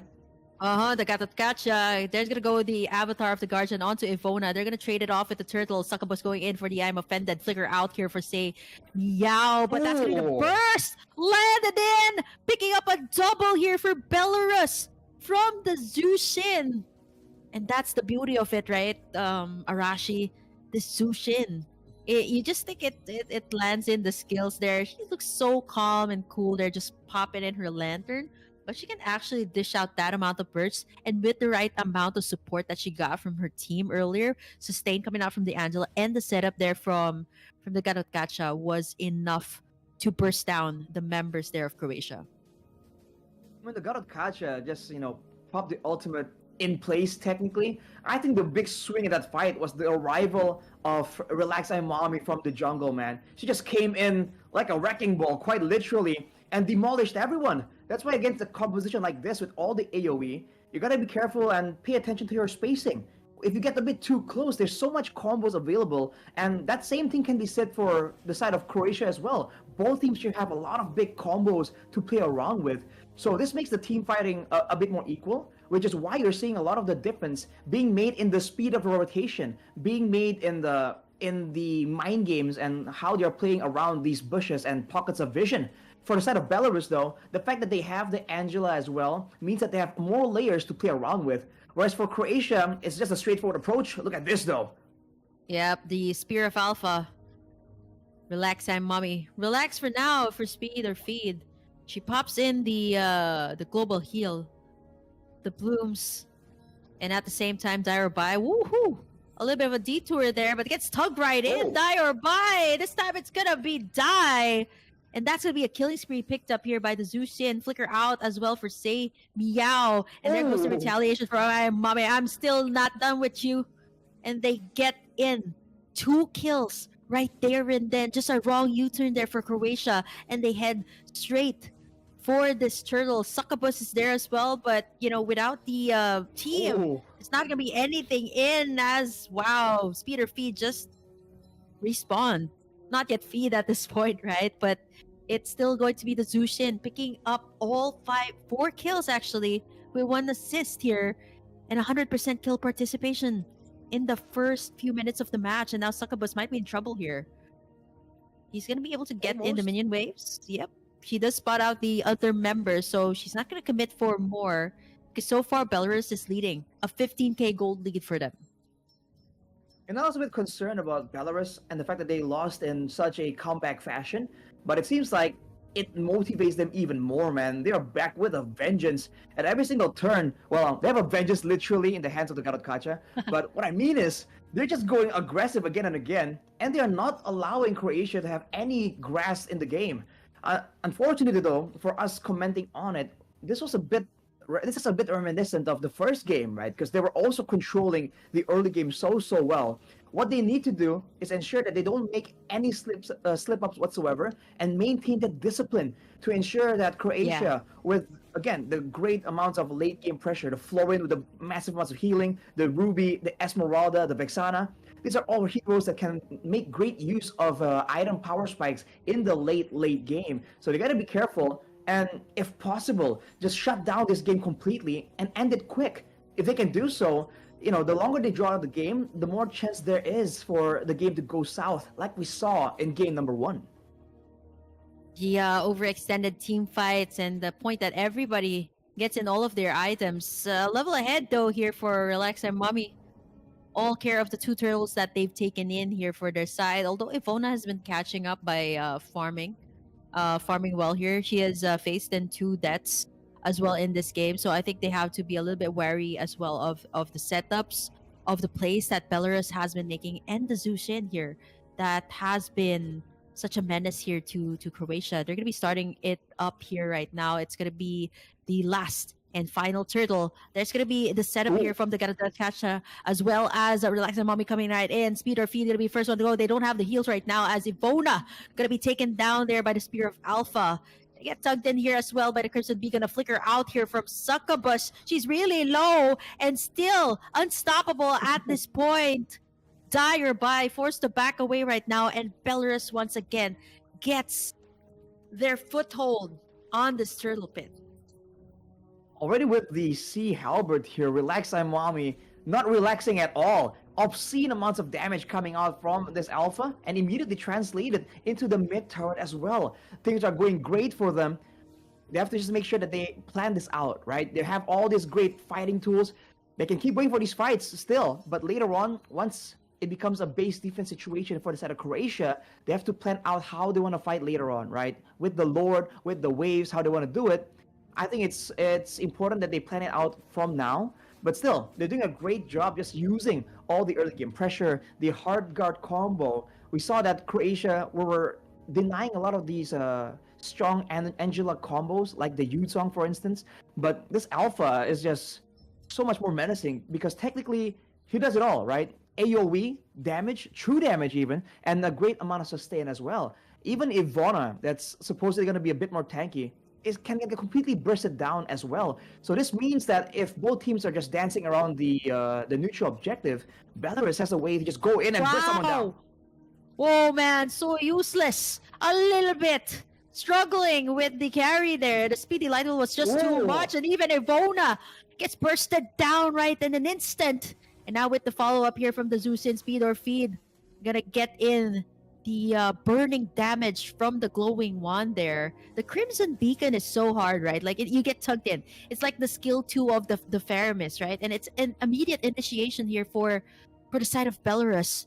And the thing here again, the question remains for Belarus: can they end the game this time, right? And even some of the top teams, top MLBB teams, they have faced this struggle. They have faced this problem even.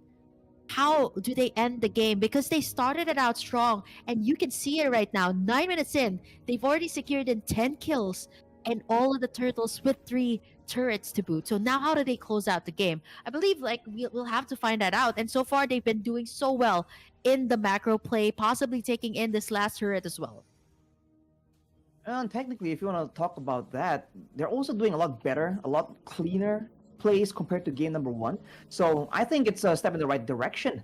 And possibly that double macro combo, the Lo Yi and the Chip, might have really forced them to overthink their movements around the map, right? With the big diversion play they attempted. So now with this more straightforward approach, it might really benefit them. And now look at this play on the turret, man. That's a lot of damage. Oh, there goes the ultimate as well, being popped in by the Zushin and the Spear of the Alpha. Still unstoppable at this point, and even under their own turrets, with the Eternal Guard, they are not able to stop out Belarus. The heals aren't enough at this point, right? Because the usual target is speed or feed. And at this point, they are doing their very best to just take him down so they don't have that global heal. Soyuz trying to retaliate here, but this might just be his demise. He's going to be able to escape with a slither of health. The Lord is also marching in on the top side, and this time I like the decision makings. It's a little bit more disciplined this time for Belarus. They slowly take in the second tier towers here of this game. 12 kills for their side this time, and let's see if they can take down at least like some inhibitors or create out some pressure here up against Croatia. Especially with the Lord right here, they don't have to force anything, right? They can just push and protect the Lord and make it costly for Croatia to defend against it. Now already, the Lord is going to be cleared out. It is the first Lord after all. But look at this, Belarus. Very eager to try and do a bit more damage, but they're backing away. Going for the more disciplined option. They know they don't have to risk anything too much right now. They're already approaching a 10k gold lead though. But it's easier to get the gold lead compared to maintaining it. And to quote Mirko, right? He always says, it's not about how you start, it's about how you finish. And I think in Mobile Legends, that's a very good saying that can be used in tandem with the whole, it's never over until it's over, when the base, as long as your base turret still stands. So look at Belarus now. It's moving into the jungle, clearing everything, making sure that they don't leave any opportunities left for Croatia. And looking at from the looks of it, with the opportunities available, they're going to be able to actually push the top side and make it difficult for Croatia to try and go for the neutral objective next. Even if you want to take Sushin and Relax Imami on the alpha out of the equation, Myers has been aggressive in that gold lane, not really deterred at all, actually winning in gold even over the Roger. So that's still another problem later on, even if they're able to deal with the Sushin and alpha. I think there's a term for that, Arashi. I'm not so sure if it's also the same taunt that you get in Indonesia if you started out real strong, but either you fail to close out the game, right? But hold that thought. We're gonna have to go into this right now. They want to close out the game as early as possible. There goes the Eternal Guard. Ivona in the center of everything gets the avatar of the Guardian, and this is a signal for Belarus to go. Myers on the backside just free hitting everybody as they get taken down. So useless. It's gonna be just 2 members left here for the side of Croatia. A 10k lead for the Belarus team, and they head straight to the Lord. So this is what I was talking about, Arashi. I'm curious if it is the same thing or if it's a universal term for everybody if you start out strong but can't close out the game, or if you still lose the game. They call it intro. Like you're such an intro. Yeah. Or introduction. Like you're only no. It's not introvert. It's like introduction. You're good with introductions, but you just can't. or you know if you've heard this, but you're just good at the start. Let's say you're good at the talking phase, but you can't actually get the girl. So something like that. Like those kind of thoughts. You can't seal the deal. You can close. Yeah, you can't close the deal, or like I think in terms of like dating, you can't get the girl or something like that. It's just it hurts. It hurts. Interesting. It's called intro here in the Philippines. So I thought it was like a universal term. It's like short for introduction. But hopefully this time the story will be different. It will no longer be an introduction for Belarus. This time, they will close out the game, hopefully, because they have this Lord. It's knocking in the base here of Croatia. And I think this time, Arashi, they're playing a little bit more disciplined, right? That's something that teams usually lack, especially in a high pressure or a high momentum game, such as this one, right? They can't really afford to make the mistakes, but the Gato Kacha is going to be able to sustain that one. Just dives right out, but right now the Zushin is the one going to be diving right in. She's got massive amount of shields, and that's going to be the avatar of the Guardian landing all the way in, tanking up the tower, and with the hard guard they're able to sustain, but they're deep into enemy space. Can they actually make this 4v2 situation? It's going to be speed or feed, the first one down, and now Relax. Mommy gonna get shut down there by So Useless. Again, a lot of these confident plays coming through. 2 for the price of 2, but the shutdown was made here. Finally, on to Relax and Mommy. So is it worth it, Arashi? The gold lead right now, it's still pretty much like a 9k lead. So I think they were willing to do those ties, but this time it's a little bit more cleaner, right? Like they were trying to go for the wipeout, but then again, the possibility for Croatia has always been there because they got the I am offended to set things up. I feel like it was fine, but I really felt like it could have been cleaner, right? They've been able to play this whole game without giving Croatia any kills at all, and they just given away the shutdown. They really could have maybe forced a fight with the Lord, right? Having an extra body to tank some damage, having an extra someone to be hitting the turrets as you kind of zone away the rest of your opponent's team. Imagine if Belarus made that play with the Lord, the Sushin coming in, zoning everyone away, then the Lord would have taken the turret a lot easier. I mean, the Lord was left to go 1v2 against the Esmeralda and the Florian, I believe. No, Esmeralda and the Roger in the top side. And even then, it was able to get the base turret almost down to 0, which is why earlier Myers was able to brute force it and hit the turret through the no minion protection. So it's still good by all means. A base turret means more macro pressure, and they do have the Gatot Kaca for long distance playmaking. But for Belarus, they gotta stop making those crazy risky plays, because if they do that in a more calculated fashion, in the right moment, maybe let's say here when Croatia is far away, then maybe we can get something. They're gonna start it up with Ivona, and again the Avatar of the Guardian.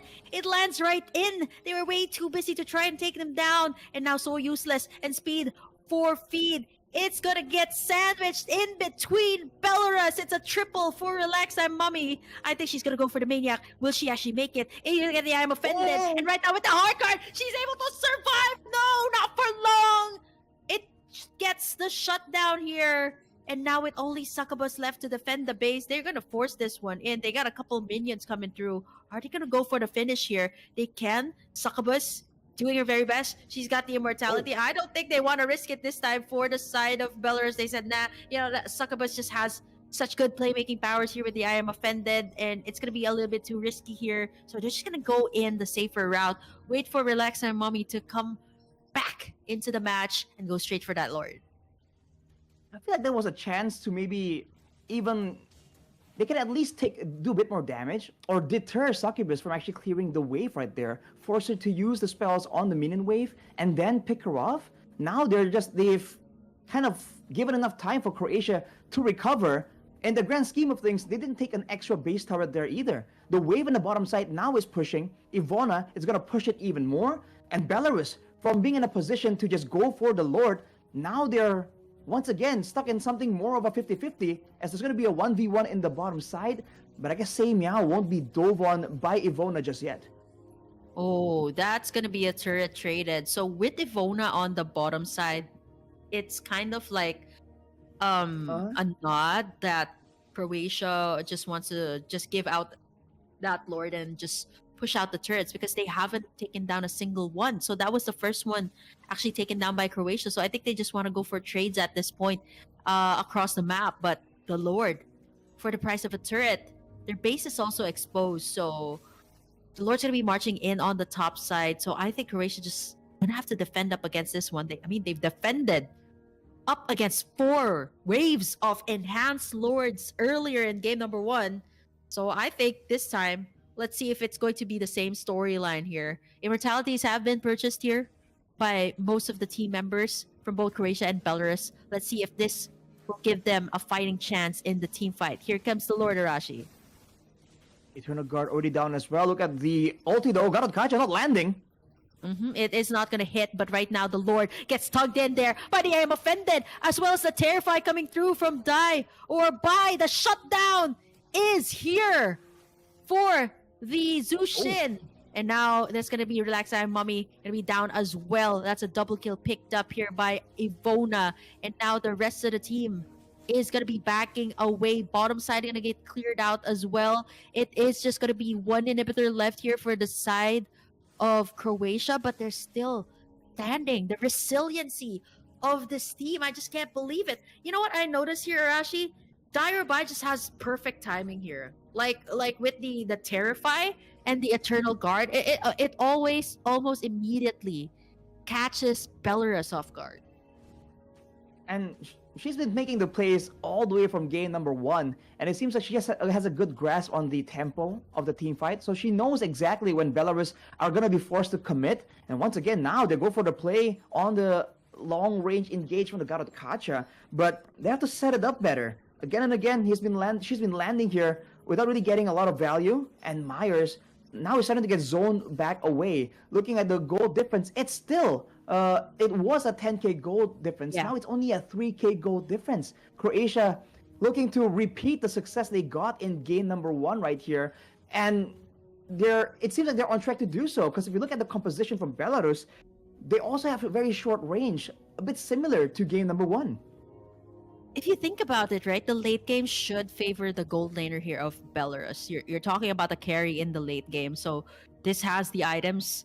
She has everything that she needs, but it seems like Croatia has this timer or this button that once it reaches like the 20-minute mark, Arashi, I don't know if you've seen it, the 20-minute mark, it just kind of swings to their side, or Belarus has been making, repeated mistakes or moves. But right now they're gonna start up with this one. Let's see. It is gonna be the hard guard on to Relax and Mommy and the Avatar of the Guardian as well. The enhance, or the ultimate rather coming right through. It's gonna be Seiya Meow gonna be taking down 1, make that 2 for the side of Croatia. 3 members down, and again they will have the pick of the litter here for the Lord. Not unless Ivona will try to contest, but then again, their base is exposed, so it's going to be very risky here. But with the amount of shields that she's taken in, she's going to be able to just sustain. Look at that. She's able to sustain all of that, but not for long. Up against 3, she was able to take down Relax and Mommy, but now with both of the junglers down, they can create some pressure here for Belarus. They have the numbers advantage. So again, they can go the route of the Lord, and without Ivona being a threat here, they should be able to go for a quick Lord here, knowing that they got Myers here on the carry. Because that's one of the big main differences they have here, is they do have a quote-unquote late-game carry. On the bright side, though, Croatia also hasn't been that great in zoning her away. One of the biggest weaknesses of a carry is the fact that she has relatively short range, great mobility, but usually if a team can kind of save one big ultimate to ensure that there's never a safe time for the carry to move forward, you're seeing that being one of the main ways to deal with it. But consider that Myers doesn't have a Purify either, by the way, means that later on in those big fights, they're just a lot more vulnerable to getting comboed. And combos are available still. Falling Star Moon, I'm Offended, and the Eternal Guard as always. It's still all there. So now with Belarus backing away after getting that Lord, now, again, find a way to approach this fight from different angles and don't clump up. Force those ultimates to be used initially first and then re-engage. But once again, they're pushing as fast as possible, but the timing ain't quite right. The Lord already down to half HP. Seems like Belarus won't be able to get the maximum value from it.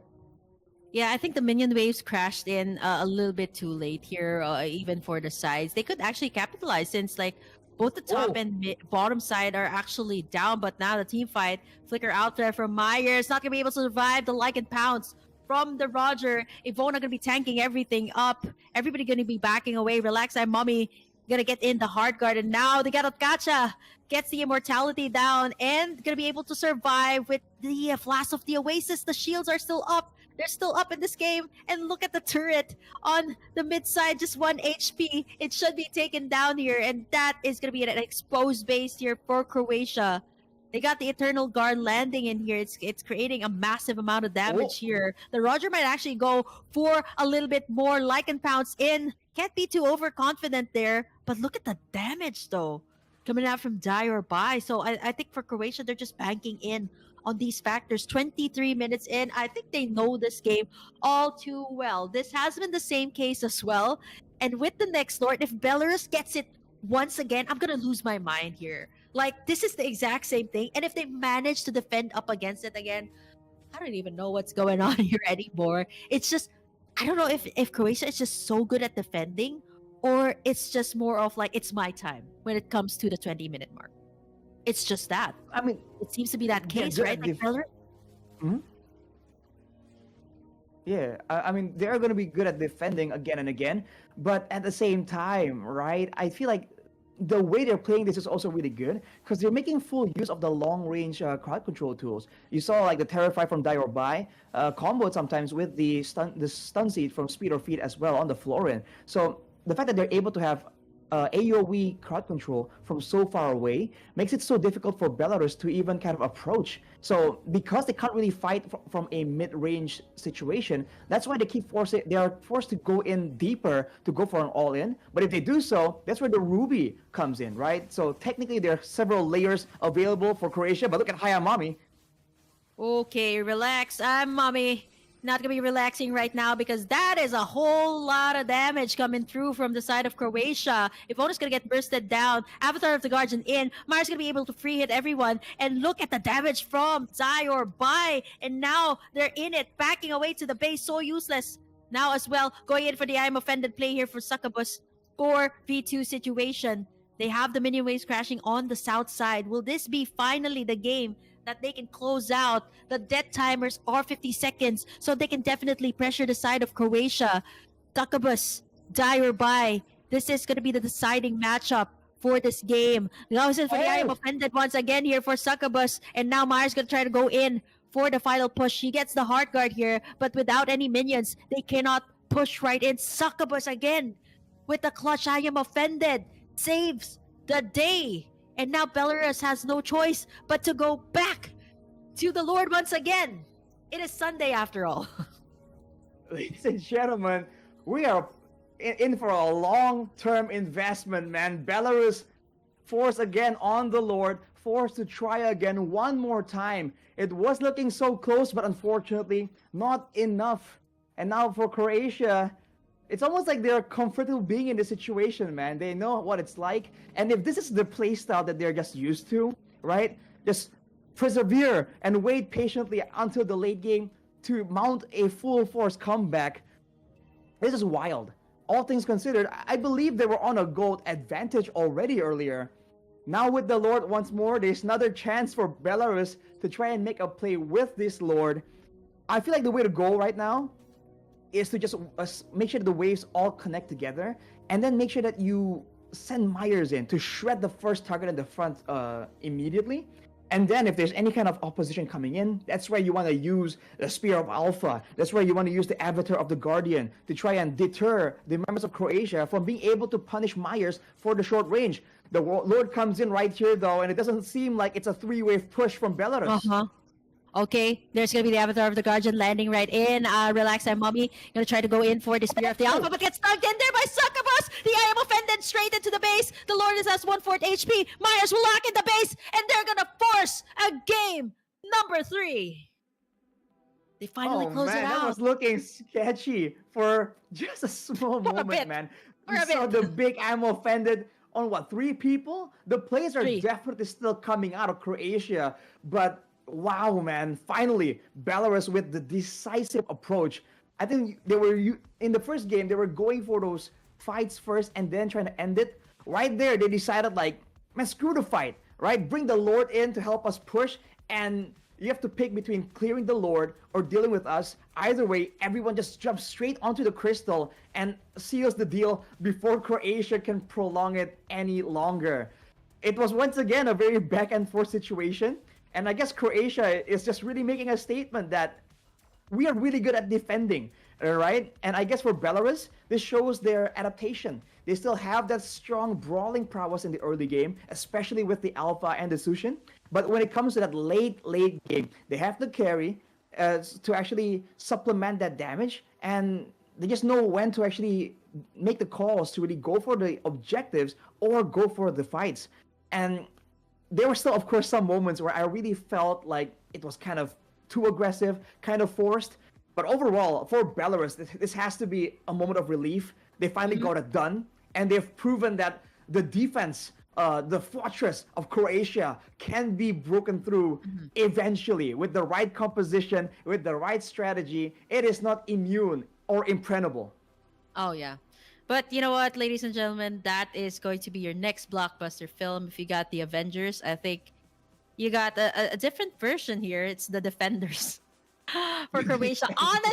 The Defenders. I know there's a similar superhero movie But it's a mini series. So defenders, I mean Croatia, come on. That's like Oh. 4 enhanced lords. I mean, if you total it all, that's 4 lords for the first game, and then you got what 3 or 4 lords here. That's like 7 to 8 lords in total that they defended up against Belarus in for the past 2 matches. Honestly, that is insane. That's insane for me. And Arashi, we're going into 3 games, and Croatia is playing a back-to-back. Okay, they're playing a back-to-back. Yeah. I don't know what to say. I mean, if, Hopefully you ladies are still pumped up. You ladies are still pumped up for the next series, because you know what, me and Arashi, we need to take a quick break first, because honestly those were really long games. But of course we were out of our breaths as well, on the edge of our seats. But hopefully you guys enjoy those 2 matches. We're gonna be having the 3rd match in just a little bit. For now, let's take a quick break first. Don't you guys go away. IESF Women's Regional Qualifiers for Europe. We'll be right back.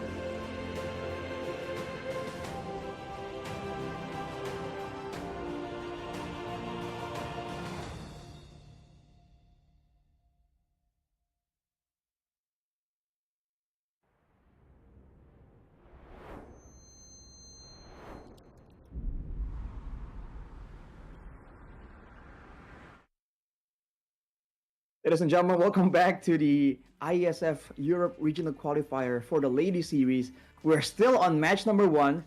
It's been a long, arduous journey, but finally we have to see who comes out on top. Is it the defenders, Croatia, or will Belarus finally find, I don't know, the heavy machinery required to just break through that fortress, to break through the defenses early on? Or are we gonna have three full games that gets dragged on past 30 minutes? I'm still Arashi here with Burger Kim, and I think, what do you think, Still Kim? I mean, us. what Still do you want us. to add to this? After more than an hour of two games. I mean, this is, I guess, a nice change of scenery as well. I mean, it's just very refreshing to get like not a clean sweep, especially in the first day of the qualifiers, right? Like we usually Mhm. get clean sweep in the males division, but now we're gonna be standing at the match point here between Belarus and Croatia. So, man, this is gonna. I mean, it's gonna be really frustrating to lose this one, Arashi. Like, I don't know who's gonna win this one, but whoever loses this one, I don't know if you've had those games, Arashi, like 30 to 40 plus minutes of rank game, Mm. then you lose, right? Like you put in all of your effort and it's still like boom, gone, all in one fell swoop. It's gone. You lost. So this is gonna be, I would say, a very heartbreaking loss, especially right, like after playing 30 games back to back for the past two games that you've had in the series. So Belarus, Croatia, it's gonna be Belarus here on the blue side. So still gonna be the Zas band coming through. Zushin also a game changer. You've seen it in game number two. So this time Croatia going to be Mhm. respecting that, as well as the Julian this time going to be respected by Belarus. The playmaking capabilities, all of the assassins are taken out. Roger is still up for the taking here. Belarus can start up with that. It has always been a pattern, not unless they want to start it out with something different, right? I think at this point, right, like what can you flash out first? Not to reveal your cards too much. Oh, I was actually thinking of this for the second phase, right? Like, okay, Angela, very safe. I think it's also denying that or also kind of like anticipating that Croatia will take away the Roger, so they don't want to give in two power picks, the Angela and the Roger together. But this time, Croatia can pick up the Roger too if they're comfortable with that. But since knowing that this Ooh. has been one of the heroes that really helped them defend their fortress, their base.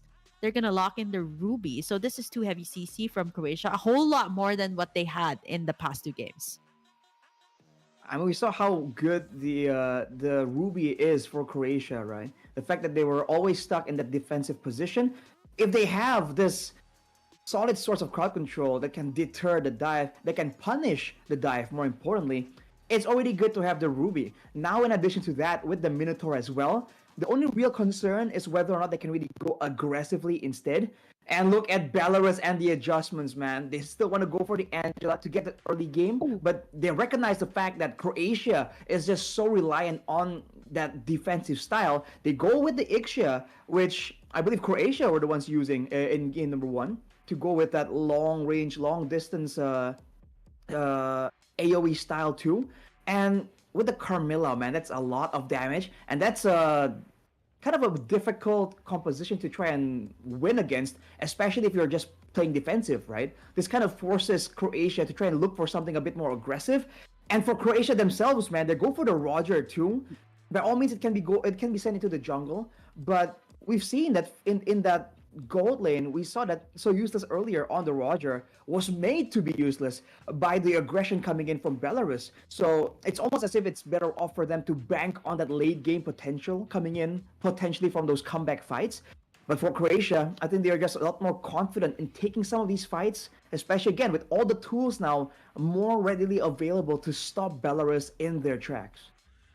Ooh, I think this Carmilla is, I would say, something to, kind of be the front line here, especially for the Ixia. I think it's a very good combination, and personally, one of my favorite heroes. I think I can go head to Mhm. head with all these melee heroes. I think that's something that people usually don't understand about her skill set. She's good. I would say I think she was actually made to be in the tank meta. So I'm actually really surprised that she came this later on into the meta. So I'm loving how she's rising into popularity, and I love the fact that her ultimate can also be a game changer, right? They were talking about game changing ultimates in a 30-minute game like this. Like you're talking about the I am offended, right? That these are the things that extended the game out so long. So I think with Belarus this time, having something like that for this game should be much of a game changer tempo as well, because that's something that they lack, right? But whoo, destined for each other but never fated to meet. Wow, this is heartbreaking as a Carmilla main, man. Seeing them on opposing Mhm. sides. Okay, I get this is for bursting. Okay, the Sicilian is good high ground, especially for taking out the Ixia, right? Yep. Compared to like mages like the Loyi earlier that was used. Even Zas Xavier was one, but it was already in a ban list. So I think for Croatia, it's more of like, oh, or Carmilla's there. Okay, let's pick up the Sicilian. They might actually want to go for that combination too, if you think about it, right? For Mhm. Belarus, they still don't have the mid lane, but whoa, Whoa. that is also one way to go. This is a very stacked lineup. Wow, a Carmilla, you pair it with a Valentina. I mean, she can be the Sicilian if you think about it, Arashi. But Oh is that man. wait? Is that the final pick of Croatia? Okay, we're talking about late game after late game, but this Hanabi, is this for real? Is this for real? It's not impossible. I mean, there is still the possibility that it's not what it seems. We've seen that happen so far in the European regional qualifier. But both teams, you can see immediately. Okay, 2 games all going past 30 minutes. Might as well, right? Like, what's the point of going for all these aggressive tools, the macro, the early game, the snowball? It doesn't matter. Let's just go for that late game. We know it's gonna be a back and forth anyways, and make sure that when push comes to shove, we have what it takes to really end the game from far, far away. And technically, I think the Ixia has a bit of an advantage, but she is a lot more ultimate based, whereas the Hanabi is always going to be dishing out damage. And technically, I believe the idea from Belarus is to counter whatever backline that Croatia is going to be bringing out with that Avatar of the Guardian, right? With the Gatotkacha.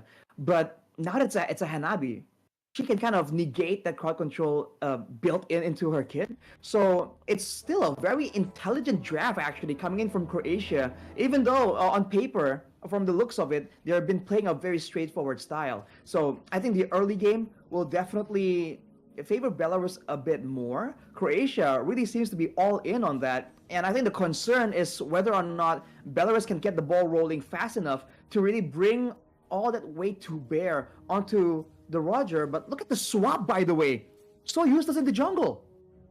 Ooh, so this is huge for Croatia, right? This is match point that you're talking about. After playing 3 straight games, you get in a switch. Is this a possibility that, fatigue Wait a might be a minute. factor here, right? Ivona's on the Yeah. right position too. Yep. So this is a massive switch, a speed or feed on the gold lane. Direby is the only one who remains the same.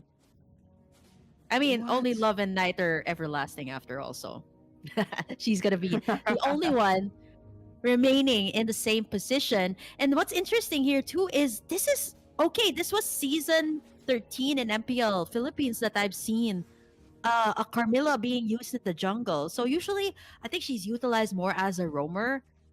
So Mhm. far, so I haven't seen her with the shift of the meta being into like more of the jungler. So I don't really see a lot of Carmilla roams after that. But now we see an initiative being made, level 4 already available here for Relax. I'm Mummy. She's definitely a mummy, I would say.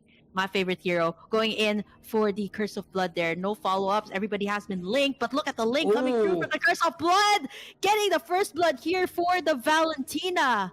And that is just the beauty of it coming through. There has to be like good follow-up, right? And the level 4 power spike is just so much easier for the Camilla because you are the jungler. You're the one taking in the resources.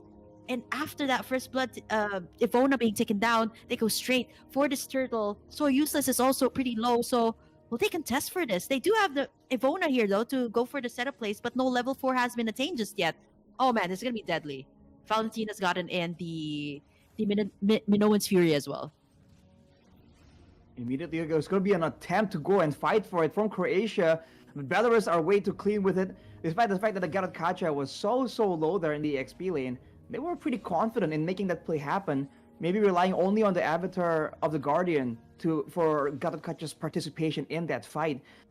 All overall, though, I feel like Croatia will have a bit of an advantage when it comes to that late game. But looking at the top side here, they're still struggling to find ways to punish.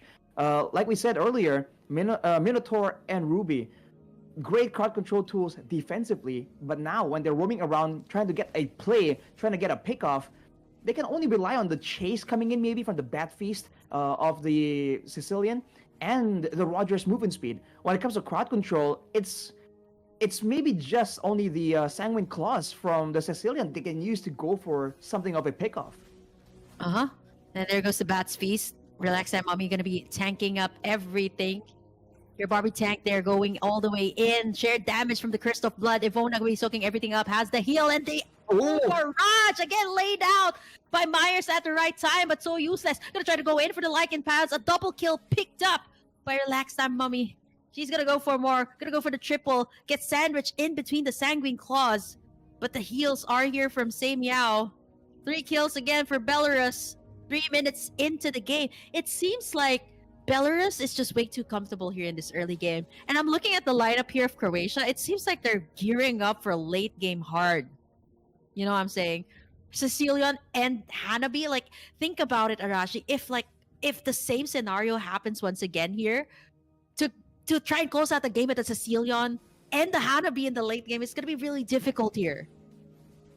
Especially a Sicilian with the temporal rain, right? Oh, yeah. There's a chance that he can get like every single time you use a bad impact, the damage kind of ramps up, on top of the already stacking effect that you have on the Sicilian.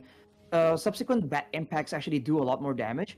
So the fact that you have temporal rain means that you can ramp up the damage a lot earlier in the midst of in the early stages of a fight.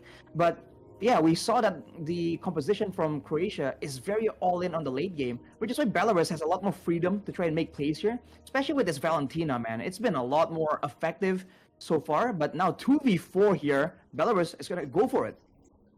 Yep, Belarus gonna go in and click that retribution for the turtle. Emit the Curse of Blood. That's gonna be the shared damage. But everybody still gonna be able to survive. So useless again in the middle of 4 members here of Belarus. Die or buy. Gonna try to support from the back lines with the Bat's Feast. And now with everybody being peeled all the way down, topside gonna get a solo kill there. And so useless, immobilized by the puppet strings of Seimiao and gets taken down. 6 kills for the side of Belarus. Is it just me, Arashi, or it seems like Croatia is just way stronger, is literally stronger when they're in their base? Because it seems like all of these team fights that brew outside their base, the Turtle Pit, the Lord Pit, it seems like they have a difficult time trying to achieve victory there. I feel like it's more so the fact that, of course, the base helps you a lot. There's vision, there's protection from the flanks, there are turrets to help you out, but it's also Belarus that are very, I guess, impatient when it comes to base fights. When they're out here, that aggression, that aggressive nature really helps out when they're trying to chase, when they're trying to find ways to be creative in punishing Croatia for misplays around the map. But when it comes into the base, it's a whole different story. Now with the Stolen Minions Fury, though, is it going to be a play? Yep. He has the flicker available, and there's a Minoan's Fury with the Curse of Blood. It's a killing spree for Relax and Mommy. It's Mommy Carmilla gonna go in to save the day. Speed or feed. Gonna be backing away from this one right now, benefiting as well from the shields here. But it is just gonna buy them a little bit more time. The turret goes down here, so useless. In it for a run. Gonna go in for the Lycan Pals for the retaliation, but gets bursted down here by Myers. Belarus, 8 kills to boot. That was beautiful. You get a Minoan's Fury, and then you combine it with the Curse of Blood, and then you land in that full barrage. It's just so beautiful to watch. The combinations are so on point. And now Croatia, they're just struggling to find an opening. I think the best thing that they're doing right now in the team fights is just poking right now. It might feel like a tickle as of the moment, but if the game reaches perhaps like more than 20 minutes, you're gonna start to feel that tickle to be more of like a prick already. It's gonna start to hurt. It's gonna start to burn. But now Belarus is just gonna take in what they do best. Take in the early game, get in all those turtles. All 3 of them secured by Belarus for this game. Belarus, again, having all the aggression in the early game, but they have to remember they're up against the ticking time bomb of the Sicilian. Like you mentioned, Kim, the late game kind of leans more towards Croatia from the draft already. And you're even seeing now, unless they do have the full barrage, they already look quite hesitant to be walking into the Doran Wolfgang, I'm offended, Minion Fury, Sanguine Claw, crazy amount of combo right here. The only real range advantage they have, because they went for a mid lane Valentina, is that Ixia. So without Yeah. the full barrage available, you can expect them to play very much more defensive. Unless it happens, though, look at this damage, man. Yep. They poked Ivona all the way back. Actually, that was a possible attempt, or an attempt actually by Ivona to go in for a setup. She had the flicker. She has 4 deaths right now, and most of the time it is understandable since she is the one being the front line here for Croatia. 8 kills for the Mhm. side of Belarus, and I think Croatia is again doing what they've been doing, especially in the first and second games. They're just trading off the turrets instead. And now with the Minoan's Fury being used, Ivona right now not going to be able to sustain. And the Curse of Blood going to be able to link Speed or Phage. He's the only one left here. And Relax and Mommy still not untouchable at this point. Getting in the Sanguine Claws. And now they're forcing this turret push right now. Stunning Dire Buy right now. And it's going to go down just like that. And if you take a look at the items earlier, Arashi, it was only an Atikuras built here by Relax and Mommy. So it's just pure physical defense that she's going on for right now. She's not even going for the boots. I mean, she has the advantage of getting a bit more movement speed in her kit. And if you look at how Belarus has been approaching these fights, the backline hasn't really been targeted, right? Due to the superior range, due to the mobility of the Valentina as well. So they're very comfortable just letting the Angela hard guard into the Carmilla. And that is what allows her to keep up in the fights, even with a lack of movement speed. And as they go for the Lord right here, Croatia has a chance to go for a combo, but they're being zoned away by the Curse of Blood. Curse of Blood, again, you're going to force everybody to back Ooh. away. It's social distancing there. So Useless going to be first one to get bursted down. 2 kills here for the side, but look at Die or Buy. Are they going to try to commit for more? The I'm offended. Going to be missing out on that one. No mana here for Die or Buy, so they're going to be backing away from that one. The first kill for the side of Croatia, and again, straight to the Lord for the side of Belarus. So far, very deja vu, man. Belarus has always been able to get the early lead. But again, how far is this going to go? And have they been able to really shut down the members of Croatia? To their credit, the Sicilian hasn't really been able to stack up or farm up as efficiently as I believe Croatia would want. The Hanabi is also 0 and 2. So they're geared up. They're prepared to go for that late game fight. You're seeing the gold difference quite significant. It's not as significant as game number 2 we saw earlier, but a good 4,000 to 5,000 gold lead is definitely still quite good. But now they're going to be waiting for the Lord, and can they actually set up the waves to push together? We highlighted that as one of the issues with the approach of Belarus, and for now it really seems like the Lord still will be arriving. The top side will be arriving first before even the mid lane, unless of course Belarus can kind of influence this right now and prevent Croatia from clearing it. I just love how the Relax and Mommy is just walking up, kind of walking up straight right there. And now you see the Curse of Blood again, linking in 2, even apart. They still shared the damage there.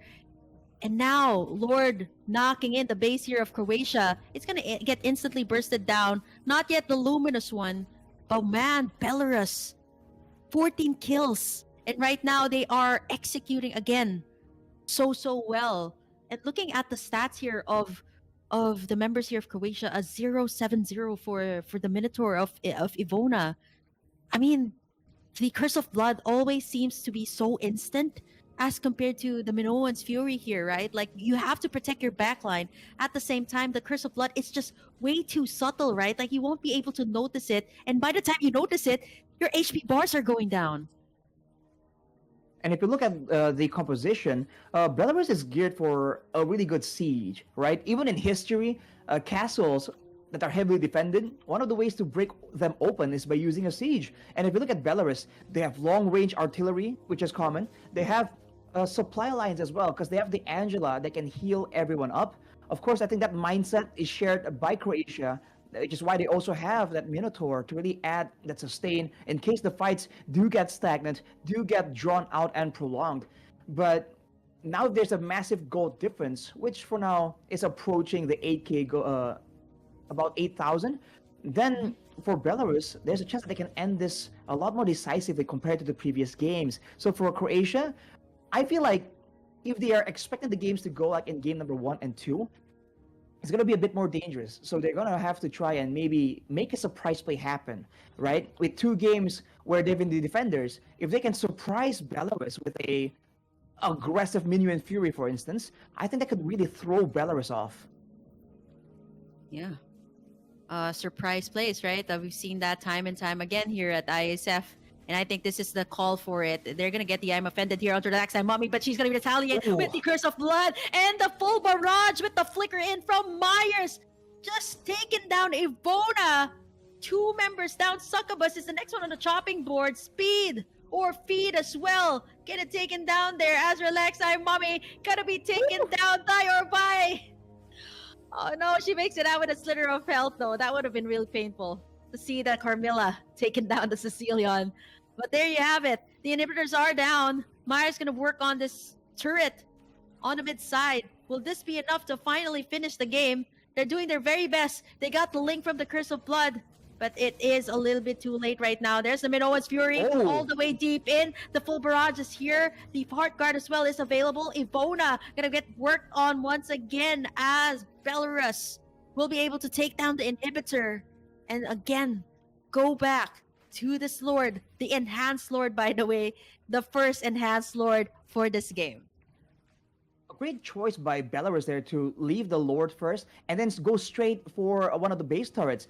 I think the fact that they were able to actually get one more pick off before also makes sure that Croatia can't really move out. And even if Croatia wants to take the fight near the Lord pit, I think Belarus is very happy to do so. They know that Croatia's strong suit is where they can just stay inside the base. If we take a look at the items right here, 3 item power spike for the Hanabi, so already a lot of basic attack damage. Whereas for the side of Myers on the Ixia, already the Sea Halberd and the Malefic Roar. So a lot more emphasis on burst and healing reduction, which might really come in handy considering that there's the Minotaur's healing, there is the Aegis from the Hanabi and the built-in shield, and even the Ruby and the Sicilian all have built-in healing. So that is great itemization that is thought of. Now though, they seem to still be waiting to just get a pickoff instead of managing the waves to go for a 3-wave push. Can Croatia defend this now, still on a goal deficit? Curse of Blood onto 2, and the Avatar of the Guardian! It's just way too beautiful to watch. You get in the full barrage and the flicker. Will this be enough for Belarus to end it this time in a 15-minute match? It is going to be enough. The shutdown comes through, but the base is wide open. Belarus will finally be taking the series.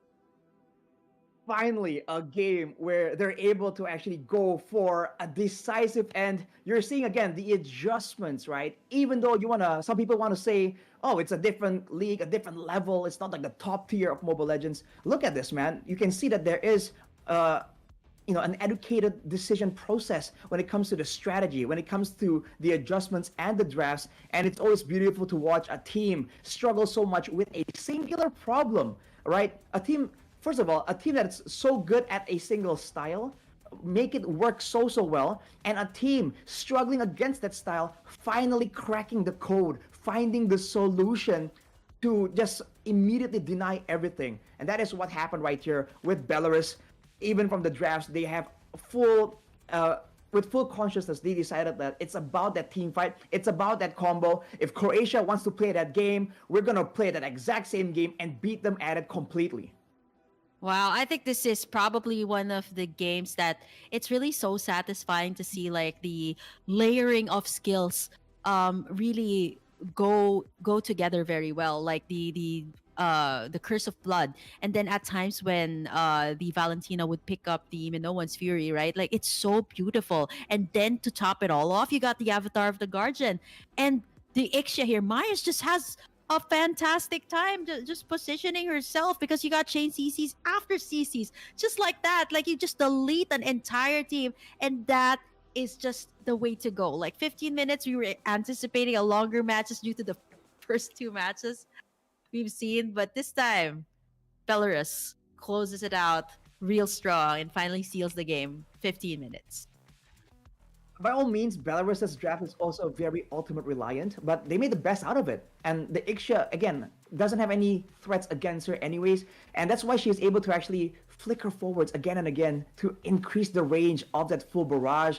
It's just a great game plan from Belarus. So congratulations to them for finding a solution finally. But it's not done for Croatia. They're gonna play again right here. Oh, So I think we're ready for it so much, Kim, Yep. but we have to take a small break Let's right give them a here and break. also allow give them a Croatia break. to take a break as well. So stay tuned, ladies and gentlemen, for the IESF Europe Regional Qualifiers Ladies Series. We'll be right back.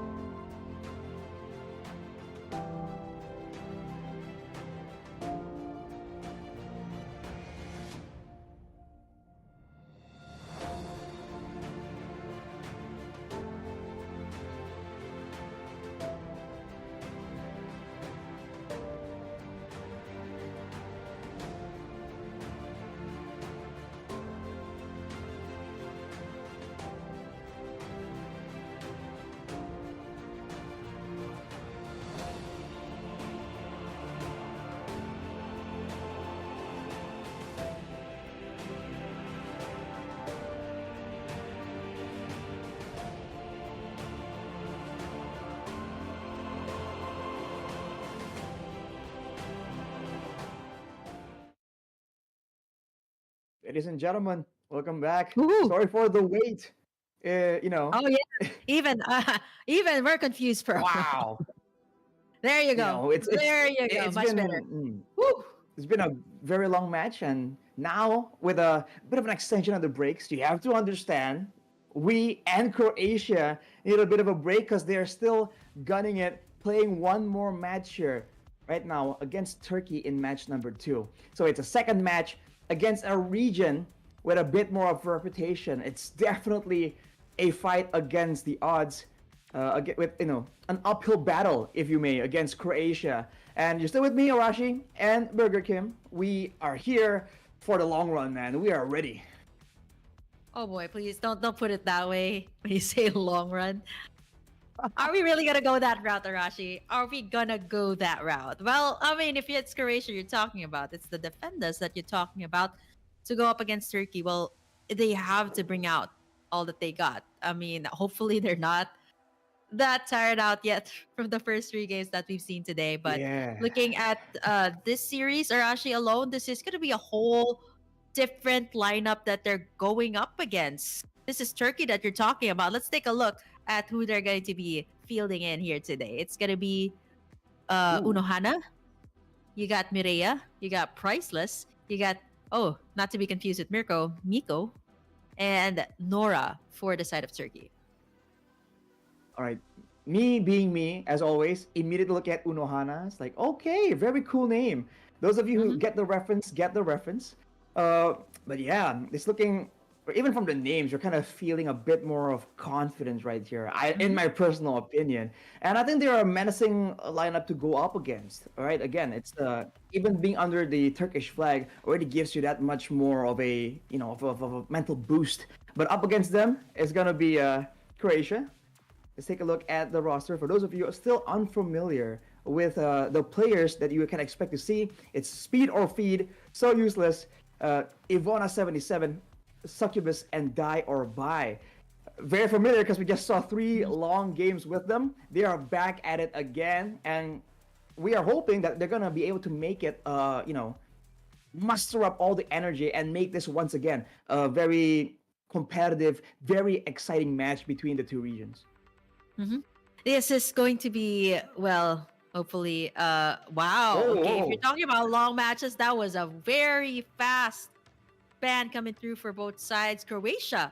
Ooh, this was something that made them win the first game. Like game-changing Mm-hmm. ultimates from the enhanced chains from the Julian.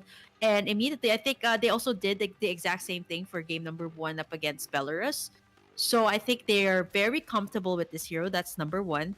And number 2, I think this is a comfort coming out from Ivona, right? Like not this is not something you would see so often coming out in the draft first. You'd see more of the Rogers. Here's like this. Yes, the Valentina. Speaking of the Roger, it's also open, by the way, for the side of Turkey. Zusin is also out for the count. So I think they can either go for that or maybe a playmaking XP laner or either take the Roger at that. So I think Turkey is gonna definitely go that route. The Valentina Roger, very meta, 2 heroes that really surface in the draft, especially in the first phase.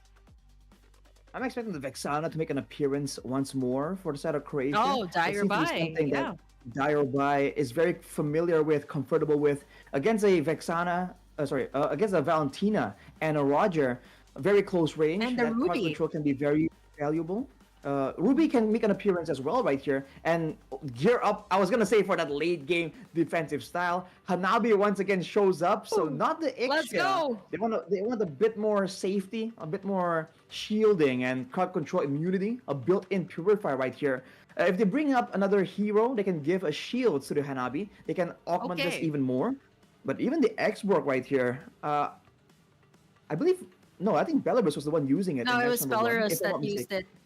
Yeah, it Right. was relaxed and mommy using it. So In the with jungle. this, I think they're just making sure that their sides are also covered. Oh, okay. So this time they're going for like fast clear side, split push potential also from the side of Turkey here. So there's a massive amount of split push potential here for Turkey and the game changing ultimates that can be taken away from by the Valentina. So they still need both sides definitely still need a roamer. That is a solid fact. So it seems like based on the matches that we've seen, it's mostly on the supports and the Minotaur that has been popping up here in the women's division. So that might be a ban that will come through here, but it means that you're just going to be limiting out a whole lot of your options too if you take away the roamer ban. So Turkey right now, they're taking away the Harriet too. So I think I'm not so sure if they watched the matches previously, right? So I think they're also thinking that this Julian might be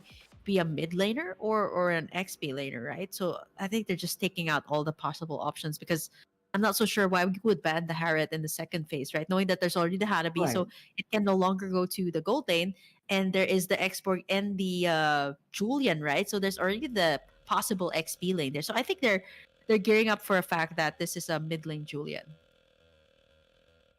They're prepping for a mid lane. Wait, hang on a minute. If it's a mid lane Julian, that Jung, still means XP lane Xborg, right? So I think that's what they're thinking of right now. And then maybe like they want somebody else in the jungle. Harriet, let's take out the Harriet.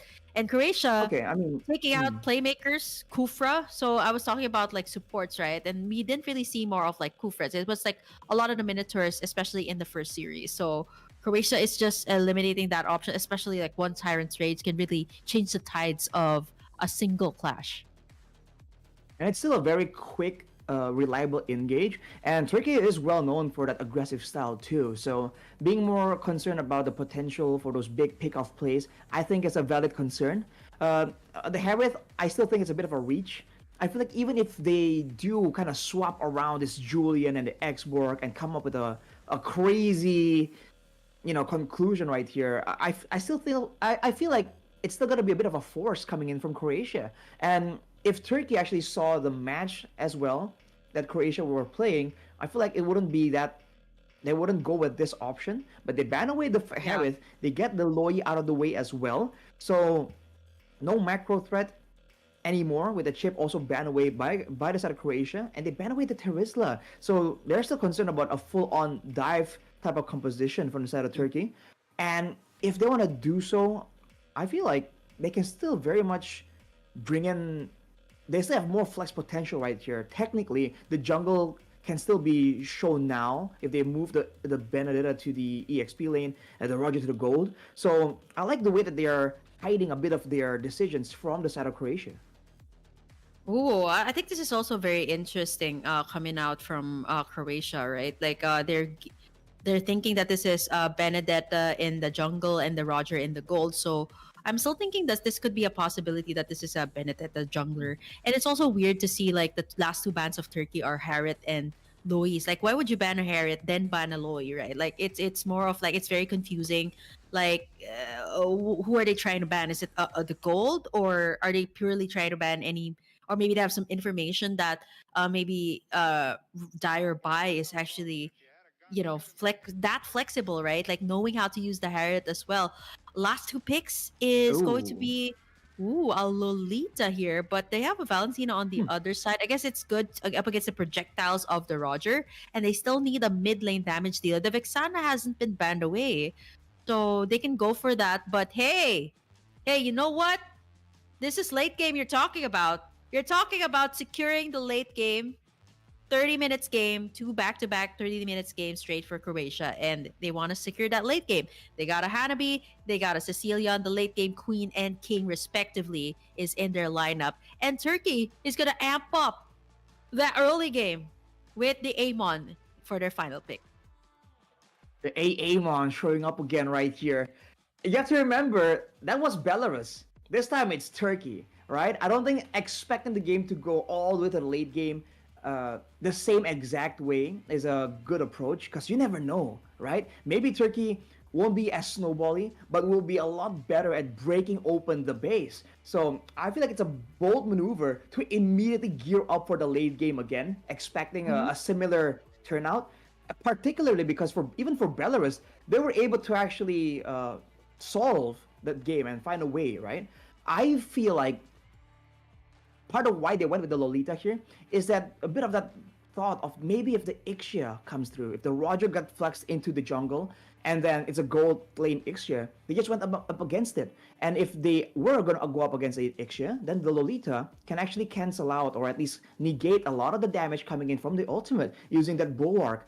That will be the thought process I would expect coming in from Croatia. But without further ado, ladies and gentlemen, welcome to game number 1. Can Croatia once again pull off the defense, the late game, or will Turkey find a way to more reliably crack open that fortress? Is it going to be again the defenders up to the late game? But wow, this is talk about aggressive though. Look at Unohana. That was way too fast. Looking at this, it is actually Benedetta in the XP lane. So that's how fast she rotated towards that lane. And actually thought that for a while that was a mid lane, but Dire Bai right now as well gonna be getting that Firaga armor out. Priceless. Gonna be able to benefit from that passive. First blood being drawn here by Turkey. It's gonna be Miko taking out the Hanabi. Definitely the Roger has a lot more advantage. Hana as well. A solo kill onto Die or Buy. Wait, this is interesting. Speed or Feed right now going for the mid lane. So they all switched up their roles. Let's see if this is gonna be enough for their side. Succubus as well onto the roamer position. But there goes the shards coming out from the Amon. Instant burst From down, Maria. even for someone as tanky as Succubus. Man, Turkey, talk about aggression, man. Every single lane is just amping it up to 11. And even if Ivona comes through right here, there's a chance of dives happening because there is the Mathilda to really supplement and support the aggressive style, the mobility tools available for Turkey. And this is tough. With a late game composition, it's going to be very difficult to go up against a lineup like this where everyone can kind of dive in the back line, and there are ways to kind of secure those kills even if you play it safely behind or under your turret. With the Amon or with the Benedetta as well, immediately Turkey goes into the jungle, goes for a kill. The pressure as well being shown here by Unohana onto the jungle side here of Croatia is just really doing lots for the team. And now with this, they can dive onto Dire Bai. There's a lot of pokes coming through here, and the Circling Eagle onto Dire Bai. She still does not have the last insanity right now, and the Electofile blow to clear out the waves. Everybody is at par here when it comes to the HP bars, but that's gonna be 3 members of Croatia down here, down south, to support Die or Bai. 3 kills for the side of Turkey, and even here onto this gold lane, Miko is just 1 level ahead here. Again, so useless. So Ivona is forced to rotate towards this lane. Ooh, that is getting really spicy as well. You see the Sky Piercer being picked up here by Mireia. So that's going to be additional instant burst damage coming out from the side of Turkey as well. That was a great play for Ivona to kind of predict the aggression, but now look at this. Succubus is available to try and set up a trap. Yep. Even the trap. It is going to be Turkey that sets it out first. But now here comes the retaliation. The flicker out here from Priceless. Bat's Feast. There's not enough damage just yet. 2 kills already for the side of Turkey on the gold lane. So this is something that they have to take note of. And at the same time, they're also getting pressured in the XP lane. So it seems like all lanes are pressured here by Turkey. So they know very well for a fact that apart from Croatia being the defenders, being the late game queens, they understand as well that their draft works in the early. And this is exactly how you should work around the very early game type of draft, right? They can go all aggressive from the start. You see the ultimate being laid out there, but it's to no avail. Succubus again gonna get taken down there by the Circling Eagle. Man, a lot of the energy shields have been taken here as well by Turkey, and immediately they go straight for the turtle. This is just a bit of a show-off play coming in, but look at this damage from Ivona though. Miko goes in. Oh wow, that's a lot of pokes coming from the Sicilian here of Speed or Feed. But man, it's not enough to take them down. Succubus right now does not have the Numenon Blast here to set things up yet. But if there are times that she does have the Numenon Blast, it seems to get either cancelled out or there's no follow-up here. And Turkey, they're just getting in gold after gold, objective after objective. Whoa! A 1v1.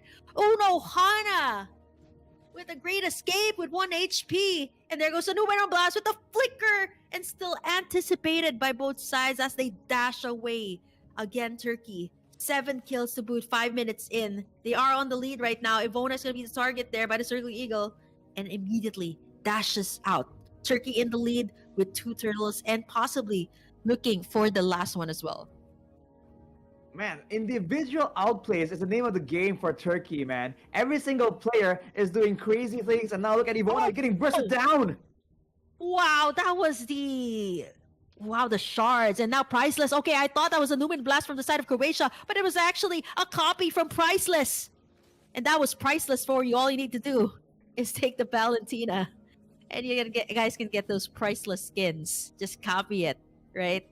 And that was a beautiful setup from Priceless. And now, will they actually try to go for the retaliate? They get the Sanguine Claws here, but now Berea as well. Gonna try to go in for the like and pow. Speed of her feet is going to be the first one to fall. So useless as well. Running down real low. They're getting in the turret damage as Miko will be sandwiched in between. Gets outplayed this time by Croatia, but they might go in for the follow-up. And now they go for the revenge play. Mireia and the rest of the gang will be able to successfully get in that revenge play and the tower as well on the bottom side, as Unohana has been doing so well up against Dairobai as well. Like, the 1v1s are just so real, 2 levels ahead up against Dairobai as well. And they finally get the bottom tower from that engage. Look at the items. It says Nora has no items at all, and I find that hard to believe. She has been very active around the map, and usually on the roamer, you're a bit of an enabler, but on the Mathilda especially, she was just making the plays happen again and again, and now they go in to try and punish Croatia. Okay, Sokabus goes in for the Numenon Blast. It does stun them for a bit, but look at So Useless. It's starting to hurt real bad right now. But with the follow-up play, though, from Unohana, just working her way around the map, and that's exactly what you should do as a Benedetta. You are so... Honestly, like, if you have a Benedetta, right, like the split push I was talking about, you can definitely do that. And they now have switched up their lane, so it's going to be even more faster when Turkey will push the side lanes here. They've already gotten in 3 turrets, 3 turtles, so 14 kills to their name. And now with this next Lord, I think they should be able to at least close out, like at least take down the second tier towers that's left here for Croatia. I mean, Turkey is just playing so much more decisively. They know at every single moment what they're trying to go for.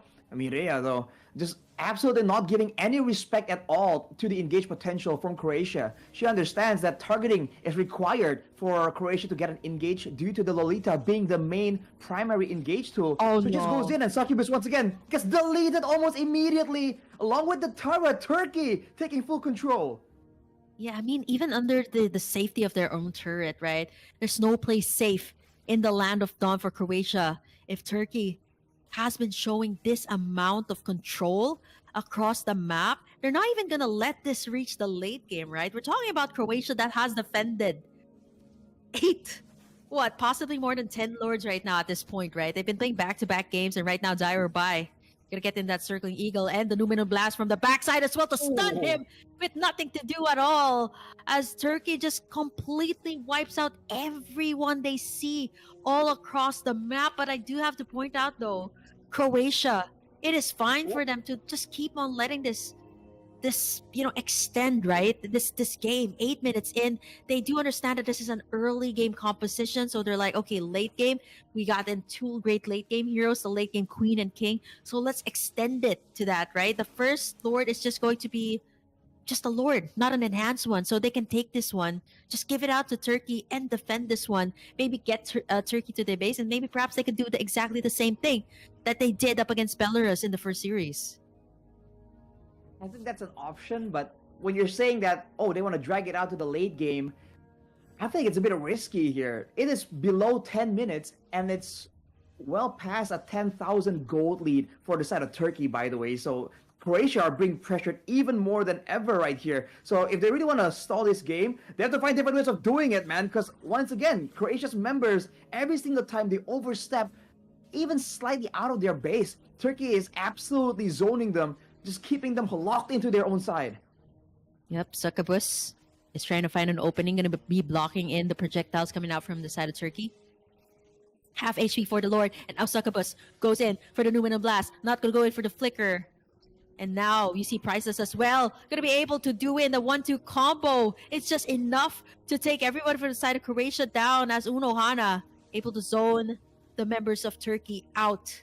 They are able to create the pressure But now, are they going to be able to take down some inhibitors? And now Priceless going to go for the Numenon Blast. Stunts in 2. Mielo goes in for the like and pounds, but not going to go for more. It's just an intimidation here.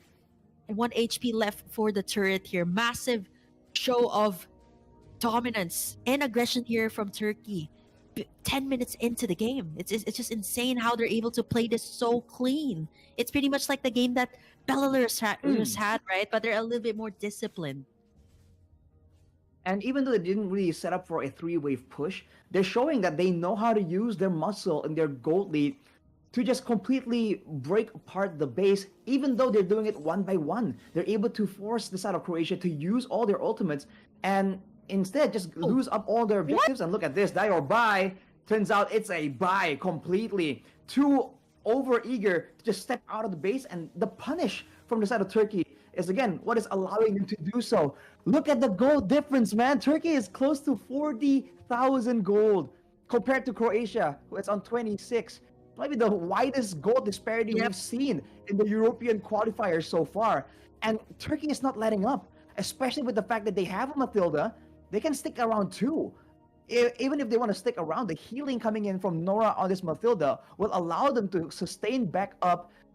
And usually it won't be that reliable, but considering again the advantage, it's just so dangerous. And look at this. They're not really pressed to try and push the waves too eagerly. They're very happy to let it sit around in the mid lane to punish anyone who overextends if they greed out to try and get that extra bit of gold. Let's take a look at the items right here with the full damage Benedetta, with the Heptases, with the Sea Halberd as well. And for Miko, I think earlier she was on the Thunderbelt. Now we see an endless battle. So adaptations, adjustments to the build even before reaching 6 items, man. That's how far ahead Turkey is right now. I think with this amount of gold lead, you are very much flexible to do whatever you want, right? Because you're talking about more than 10k gold lead, so it's going to be really hard to close in that gap, right? And so you see how aggressive Turkey is, and one by one they are just able to do exactly just that. And even Miko is just soloing that Lord. She's not even rocking in a Brave Smite here. I mean, you're not a carry, but she's not rocking the Brave Smite, just rocking in the Quantum Charge here. So it doesn't matter. Like, she was soloing the Lord while the rest of her teammates were just trying to go in for the pickoffs. Oh no. I know this is called tas tas tas in Indo, right? Like it's the recalls coming through from Mireya. And I think, when it reaches that point, Arashi, I think that is just sheer confidence from a team that they know they got this in the bag. But you know what? I'm not so sure if they've seen the games of Croatia. They are just the defenders here. Let's see if they can cleanly execute and close out the game this time. Priceless. He gets into the Numenon Blast. It's a double Numenon Blast, but it is going to be Priceless that gets in the better one. They do get the shutdown onto Mireya. A double kill for Ivona once again into the base, as Miko will be able to pick up a double as well. The Lord is here. Urohana locking in the base, tanking up the base, but it is not enough. It is still going to be Croatia still standing, but can they make it through? Because there are minion waves up top and down bot, and they still make it happen. It is still going to be the defenders defending up against that Lord. That was pure aggression from Turkey. Did you see the Numenon Blast? But a little bit too overconfident there, though. There was also a counter set up from the other side, so they're still alive and kicking here for Croatia. And honestly, at this point, Arashi, I am not even surprised that this happened. Deja vu to match number 1, man. Turkey, I think they're really trying to catch Croatia off guard, which is usually a great strategy against a team that wants to play this long, drawn-out style. The Numenon Blast stole the IMU with the flicker. Unfortunately, did not really land on multiple people there. And as a result, when the fight begun, Turkey actually lost 1 or 2 members already. Fortunately for them, it was kind of salvageable, but look at Nora right now. Yep, Nora. She's going to try to make in some plays. Succubus going to get in speed for feed. Or rather, it's going to be Unohana getting speed for feed. But now it's going to be a double Numenon Blast once again. Who's going to get the better trade? Ooh. It's going to be Evoke getting taken down there. It is going to be one less problem. It is down to So Useless. Who's going to try to defend the base? But it's going to be useless and futile. As finally Turkey secures in game number 1. like I said, it's not wise to assume that your next opponent will act and play like your previous opponent. Turkey once again shows that it's a different level, right? They have a more solid understanding about the game, and even if they go for that early game style, they know how to close it out. Of course, they're not perfect, and you saw moments where they slipped up, where you saw that Croatia once more finding ways to kind of succeed in the base fights. But overall, with your backline being so vulnerable against a Mathilda and a Benedetta, man, all the way from the beginning, the mechanical outplays, the fact that they were able to constantly dodge away from big crowd control tools on the side of Croatia means that Turkey can just keep going and making these plays. Look at Nora, man. She again and again she keeps going in with low HP and without the purifier on the Mathilda. That's very risky. But she uses it to enable the engage potential from the Mathilda even more. And because of that, everyone from the side of Turkey, they just seem that much more difficult to deal with. Like in the final sequence, this was that fight in the base, by the way, where it didn't really play out for them. It was kind of sporadic, but eventually Croatia just does Croatia things. After this, though, in the final fight sequence, you saw that Unohana initially piggybacked off the guiding wind, I believe, and that is what allowed her to save all of those gap closing spells to really just chase speed or feed down. Take a look at this, man. She used everything, the flicker, to try and get away from this dangerous Benedetta, but it just wasn't enough. It's almost as if the Sicilian would be better off going with a sprint, to just really get away and have a shorter cooldown and have a more reliable way of just Oh, kiting back away. Because she doesn't need to dodge from specific skills.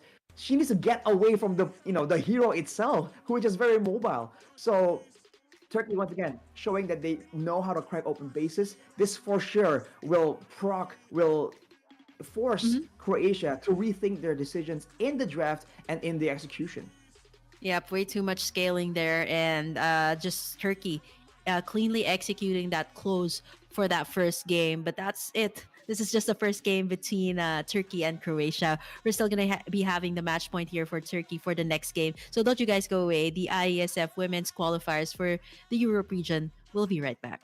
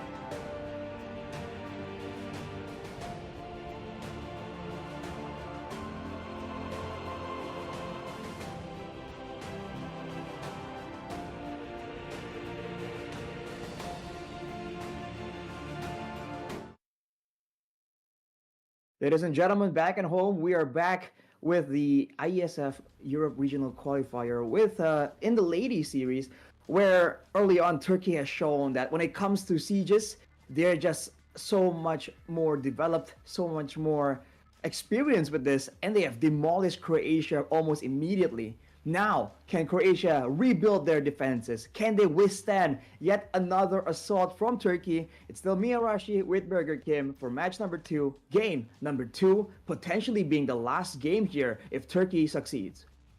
Yep, if they manage to succeed with the same type of play style that they had, I think they're a little bit more confident in taking these dives, especially in the latter stages of the game. And how they close out the game has been very clean. So I think this is just more of like for Turkey and Croatia. Croatia just really has to find. I think they're going more for their comfort, right? So I think comfort over the meta pick. That's what I'm noticing in their draft because Hmm. usually you'd see a Julian priority for their side. So I'm not so sure if they're going to be on the blue side this time or are they going to be on the red side. So the Julian might actually be banned away if that's the case because that was something that Belarus did. So they should consider other possibilities here, and I think it really gets confusing as well if you kind of switch up your lineup, right? Like in last game you were playing either jungler and now you're playing mid lane, so it might actually Hmm. get really confusing here. But it also could be like a pocket strat that they have, like kind of hide like heroes, right? Because like with different players, rotating, but it gets really confusing too, especially now we're talking about match point between Croatia and Turkey.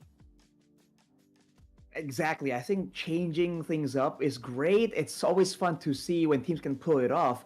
But especially if you're trying to play this conservative style that you just play defensively, bring it to the late game, you need a degree of consistency to ensure that that always happens, right? Everyone needs to be familiar with their roles, what can be sacrificed, what needs to be let go.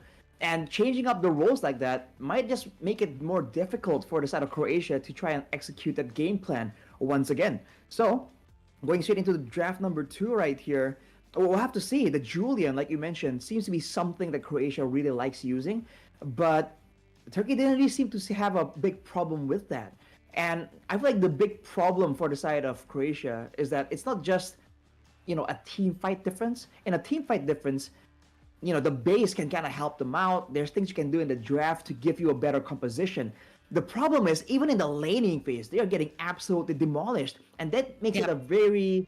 a much harder problem to try and solve here for the side of Croatia. Because even if they really want to try and mitigate that by going for all aggressive, strong heroes in the laning phase, in the lanes, right? Then that means that they can't really rely on the synergy to be as good in the late game either. So Turkey now has multiple ways to really approach this problem, which is a stark contrast to match number 1. hmm With this being said, Croatia this time makes it a little bit different this time. So usually, if they're on the blue side, they immediately pick up the Julian, but this time they go for a chip pick. So are they kind of signaling that again, it's going to be a rotate of roles here?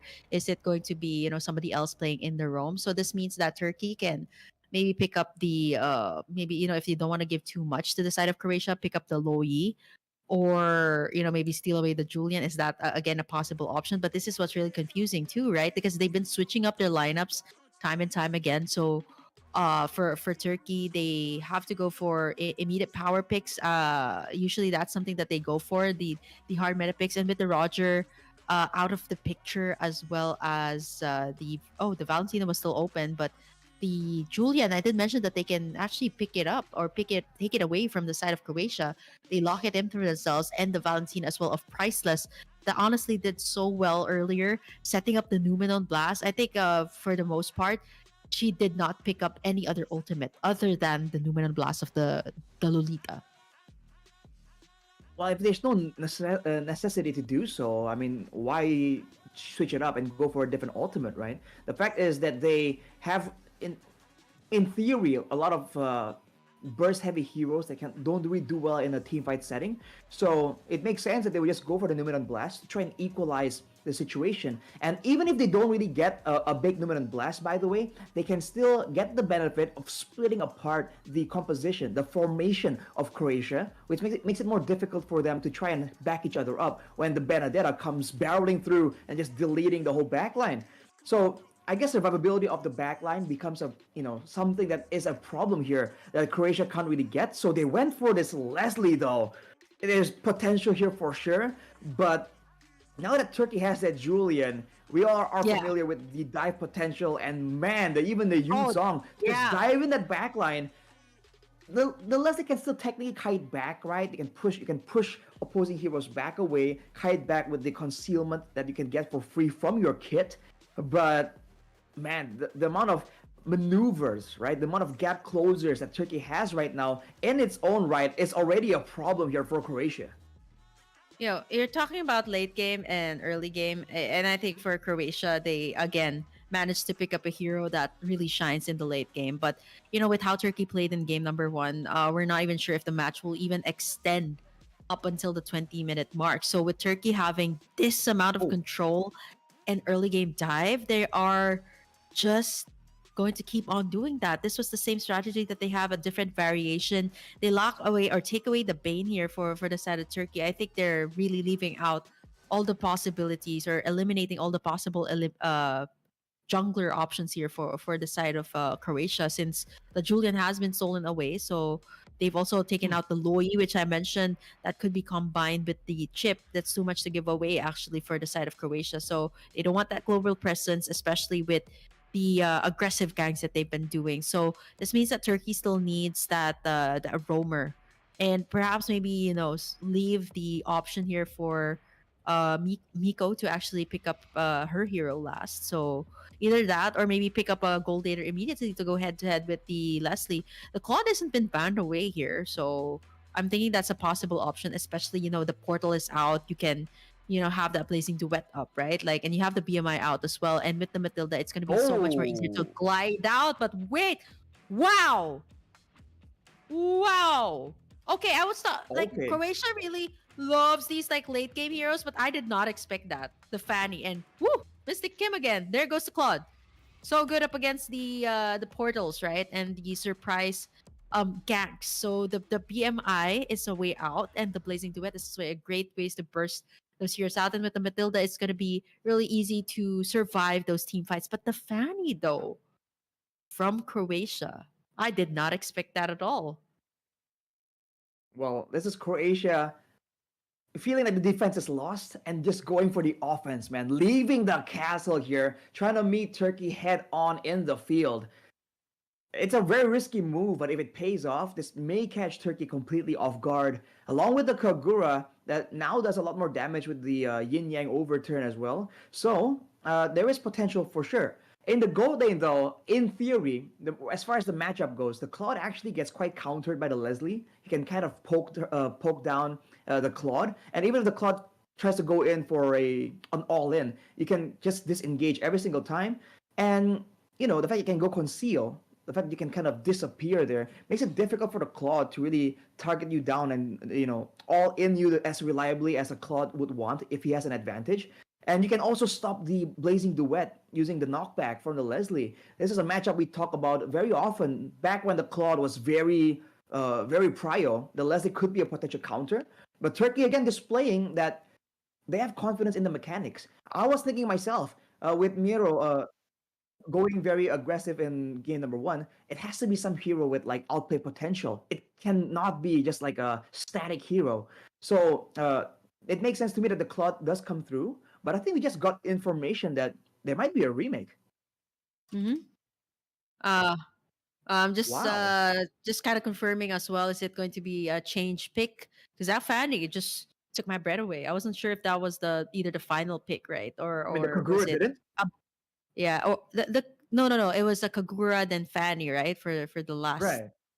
yeah, the last two picks. So I just kind of confirming if that was the case, right?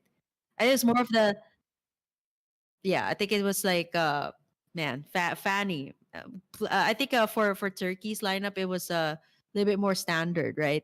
For their side, a little bit of like steals coming out from their side as well. But I don't know, Rashi. What do you think so far about the draft we've seen? I like the idea that the defenders of the castle abandon all safety and just rush towards the attackers outside. In the movies, right? That usually kind of works out because of course the it depends on who is the good guy in the movie setting. But I thought it would be a cool storyline, especially because we've seen them establish themselves as just defenders, right? But I guess again, it's a very risky maneuver, especially against a team like Turkey that has shown that on an individual level they have no qualms going for those 1v1 plays, 1v1 outplays again and again. Especially if they went for that Fanny. If it doesn't really play out, in theory, there's just less reliability if they want to go for that. So I do think it was a bit ambitious, especially against Turkey. So not too surprised that, I guess you're also not too surprised, Kim, that we might see a remake, a redraft, if you may. Yeah, we might actually potentially see that, right? And as we're waiting for the re-lobby here, I'm looking at this in the POV of Croatia, right? You've been playing what, four, making this like the fifth match that they're playing, and this is already the match point. They're possibly, yeah, it's gonna be their last game if ever here in IESF. So I think they have to pull all their cards out of their bag right now. So I'm Mhm. looking at what the possibilities are they gonna do to switch up. They've done it twice already, so this might actually be the third time that they're doing it. But I'm looking at the Ruby here, so I mean I'm not even sure how many players in the team can actually pick up the Ruby.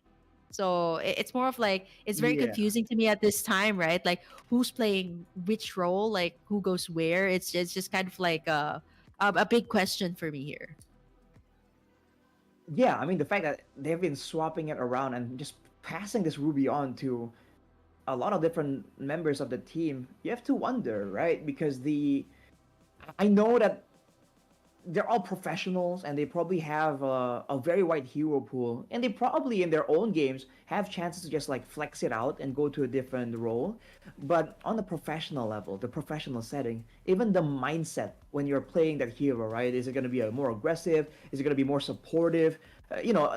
An EXP lane Ruby and a roaming Ruby has a whole different mindset, right? And I feel like those differences, the subtle differences in how you want to plan your actions out, can also be an issue when you're kind of switching players, right? If you're generally an aggressive EXP lane Ruby player, if you move your roamer player or a mid lane player or whichever player into that EXP lane, it's not necessarily going to be the same kind of Ruby play style, right? And I think that's the kind of reliability they want to have against a team with solid laning like Turkey. So I think they might want to consider, I don't know, being a bit more straightforward, a bit more direct with their approach for sure.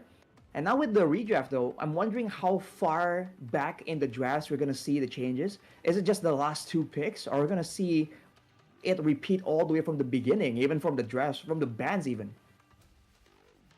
I think you're right about the different type of play style, right? Regarding a specific hero. Say some people can play the Ruby to be a little bit more defensive. Somebody can play it a little bit more offensive, right? Like Succubus, who has been really good with the offensive. I am offended. So again, the different types of flavors and variations, like it's very interesting to see interesting to see too here in the matchup of Croatia and Turkey. So we're waiting for the redraft. Again, it's a match point. Everything has to be laid out perfectly, especially for Croatia, who has been playing their hearts out up until this game. So this could be potentially the last game. Turkey's already on their match point, or will Croatia, once again, being the defenders, extend it out to a possible game number 3 here in the series? If they can make it a full best of three again, I think then they really deserve that moniker of being the defenders. But just like that, ladies and gentlemen, I think soon we're gonna go straight into the drafting phase. And again, I wonder which pick exactly we're gonna see a difference from. If it starts all the way from the beginning, now this is quite interesting because there's a chance that there's an expectation now, right? For the side of Croatia at least. Now they kind of at least have a bit of an inkling on what Turkey can and will use. We saw the Mathilda come up again right there, and I do agree with this kind of composition, with this kind of playstyle, where you want to be aggressive, where you orchestrate dives, and you need to get your teammates out of trouble, but still be able to actually go for crowd control tools like a knock up, go for some damage with the Wisp. I mean, the Mathilda is just a very great all rounder, especially if you want to be uh, I don't know, active, like playmaking heavy. So I feel like that is something that from the drafting phase that didn't go through, Croatia can kind of read into, right? And they can kind of get an idea. Okay, it's gonna be the same kind of aggressive laners. They're gonna rely on the guiding win, and maybe from there they can try and come up with a strategy now. I think Croatia as well has to go for the best game that they've had, like the best lanes to contain like the teams, right? Like they've already been playing Mhm. 4 matches. So in those 4 matches, which was the combination that had the best laning phase? There has to be one, right? Because we have to take a look again at the overall draft here for the teams. It's going to be starting it off again. Oh, Uh, Yep, it's going to be still going to be the same picks and bans here, ladies and gentlemen. As you can see, like it's going to be going real fast. For the sides or the teams, you've seen the bans already laid out. So, this is going to be the side of Turkey on the blue side, and the red side as well. You yeah. got in Croatia. Hang on a second. Am I imagining things, or was it actually the opposite? Was Croatia not on the blue side earlier? Yeah, it was If my Croatia memory actually. serves me correctly. Yeah, Yeah. it was like you don't really have that short-term memory loss, Arashi. You're right. It's Yeah, I actually was. them on the blue side. You're gonna have to be worried though if you kind of had like a different memory than what I had, right? Ooh, wow, that's something new. Estes.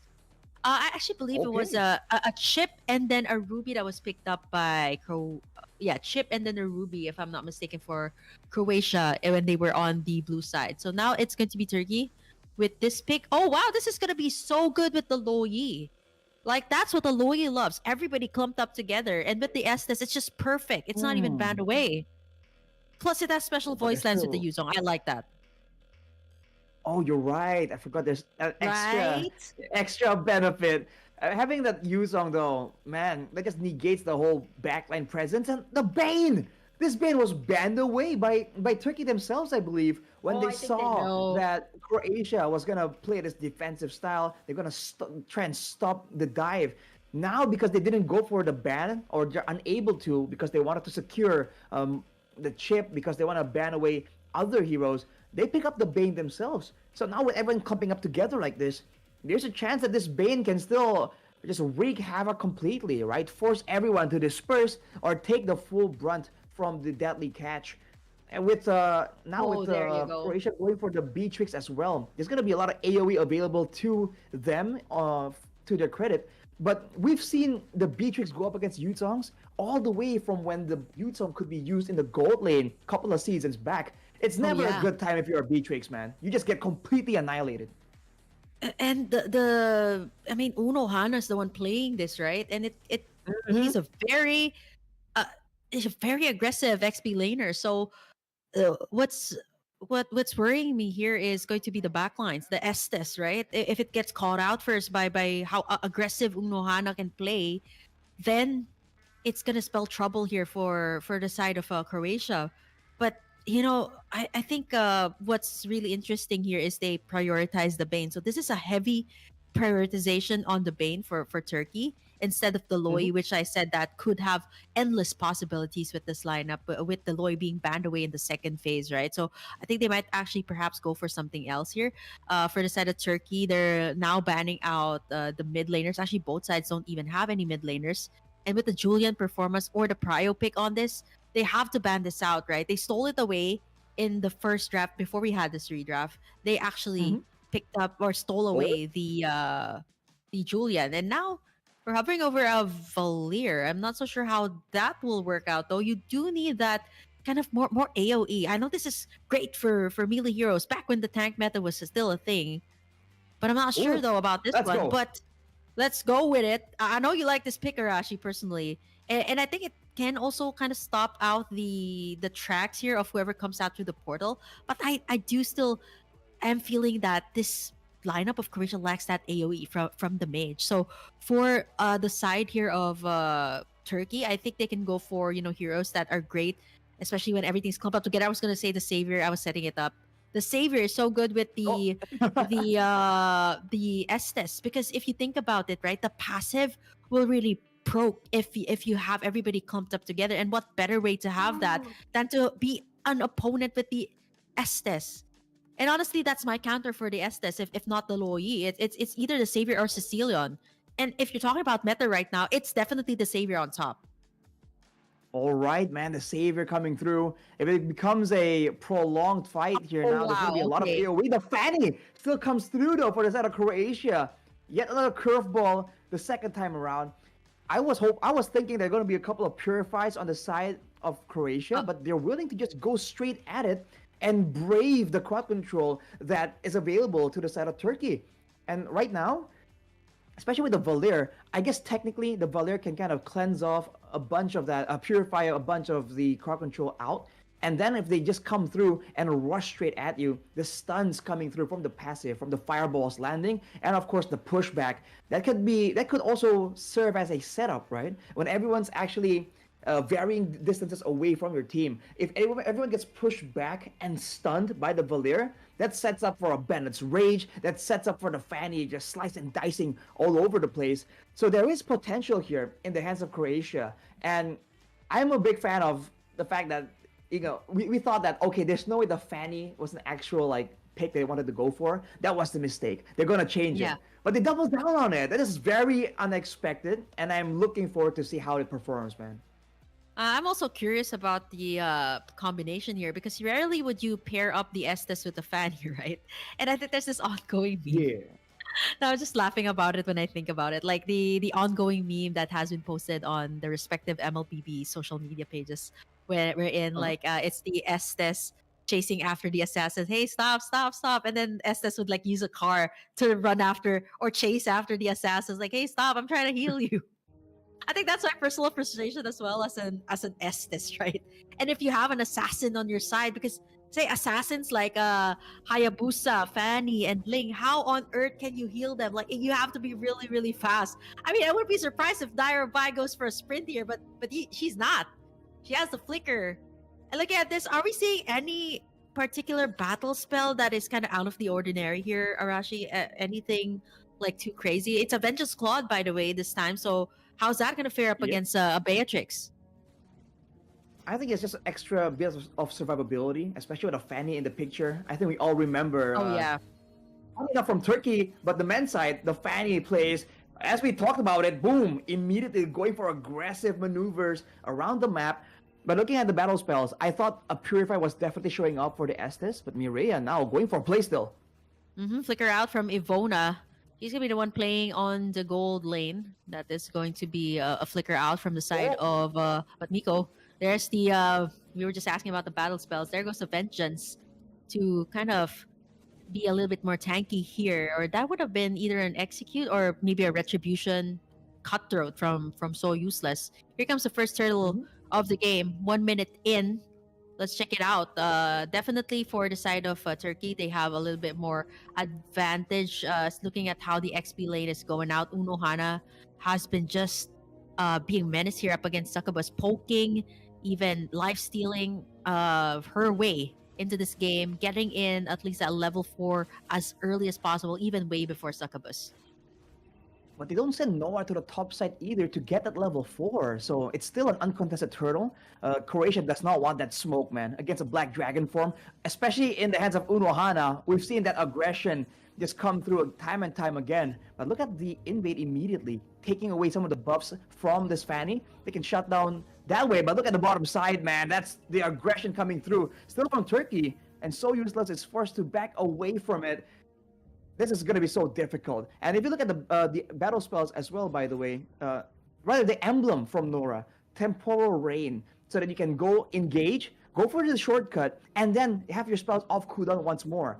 You can see though, with the way that Turkey is playing, they're just kind of denying So Useless a lot of this potential. They're not getting low in the lane, and for the most part, each of them has some kind of way to deal with a lunging Fanny that's trying to do damage. So we'll see how good So Useless can get, because if he's just stuck farming again and again looking for a gold difference, Mireia will definitely outperform the farming style on this Bane. Yep, and now we see the Blazing Duet onto So Useless. Shut out real low. It's gonna be Dire Bai taking again the brunt of the damage. It's gonna be 2 kills towards the Claude. There goes the Dawning Light. Speed or feed gonna be taken down there as Uno Hana will be able to back up the entire team. And now Ivona, she's in trouble. She's in trouble under double turrets, and the Cutthroat will finally get down Miko. A little bit too overconfident there. The dives are coming through again for Turkey, but this time Croatia just kind of bites back up against them. And Mireia also barely survived from that play. The built-in healing from the Ale really got her out of that situation. But this is what they have to be careful with now. If they still think that Turkey has no damage to swing around in this early game, they are wrong, man. The Fanny is definitely still a real threat, but it seems like Turkey is undeterred, going straight for the purple buff, but So Useless is still able to secure it. I think the big question here is a die or buy. We saw that in the previous engagement. She got taken out before even popping the Blessing of the Moon Goddess. And going with the focusing mark as well, it's definitely a more aggressive approach. But without a Purify, there's a chance that in these later stages of the fight, Turkey will be able to delete her before she can get the ultimate off. More of bursted down there. There goes the deadly catch from the Bane. So Useless gets in the punish there from the side of Turkey. And now without the jungler, this is gonna be tough though. Like definitely the purple buffs will be invaded, right? Like there won't be enough time to actually take that one out. And now with the Dawning Light as well to assist, it's gonna be Mireia picking up that turtle for the side of Turkey. I'm surprised that no one took that portal back down and allowed Ivona, who's on the gold lane by the way, hello, top side, Unohana gets jumped on, but she's trying to make an outplay happen here. Black Dragon's forms out of the situation. Still survives. There goes Nora as well through the portal. He's just like, hey, I'm here, guys. I'm here. I'm here for the backup. That was a lot of slows though for Unohana to take in. And then you got the slows from the blessing of the or rather the second skill coming out from the Estes. And then Sagabus popped in the I am offended. So there was a lot of skills or layering of skills to actually try and take down Unohana, but they were still unsuccessful. I guess the damage was not there just yet for speed or feed. So this is a failure, and not to mention the turtle has been taken by the side of Turkey for the first round. So out they go again through the portal, just when Succubus thinks that she can get them. But now with the Mystic Field and the Dawning Light, a little bit too much to take in, even under their own turret. And Ivona has been ganked out constantly, actually forced to use out the flicker so defensively as Miko will be able to move forward here. Great piece from Nora here to really enable the team. And earlier the top side, by the way, just highlighting it again, the temporal rain. She uses the shortcut in order to get the cooldowns off on her first and second skill, but So Useless catches Priceless off guard. That's the savior being so vulnerable. Nora still tries to equalize on the other side. Now on the bottom side, double kill for Mireia. Croatia just not respecting the fact that they don't have that damage to swing around unless So Useless is in the area. They gotta try and be a bit more careful, man. Yeah, it's So Useless, the one that really can execute the, damage dealers like Miko and Priceless. And not to mention, like, apart from having great burst damage with the Bane, what's honestly insane about this, before it was even adjusted, like the Bane can really take down turrets so fast. You see how like one deadly catch was able to chunk down that turret to real low. And now with this being said, 7 minutes into the turtle, Team Turkey will try to go and get it. It's going to be Retribution secured. Again, the Cutthroat comes through, but it's not enough to take down Priceless this time. So Useless has one target. It is going to be the savior, but here over on the other side, Miko will be able to take down one. There's the Dawning Light and the deadly catch to boot. And will it be enough? Succubus able to buy some time. Gets that I am offended. Gonna be tanking up the tower and gets the outplay once again. I see that this seems to be a thing for Croatia. They really use the turrets to its fullest potential, like to have that additional damage. And apart from that, though, the side of Turkey, they're not forgetting to kind of like get in the trades here, whether it be turrets, whether it be kills. They're not forgetful when it comes to doing the converts.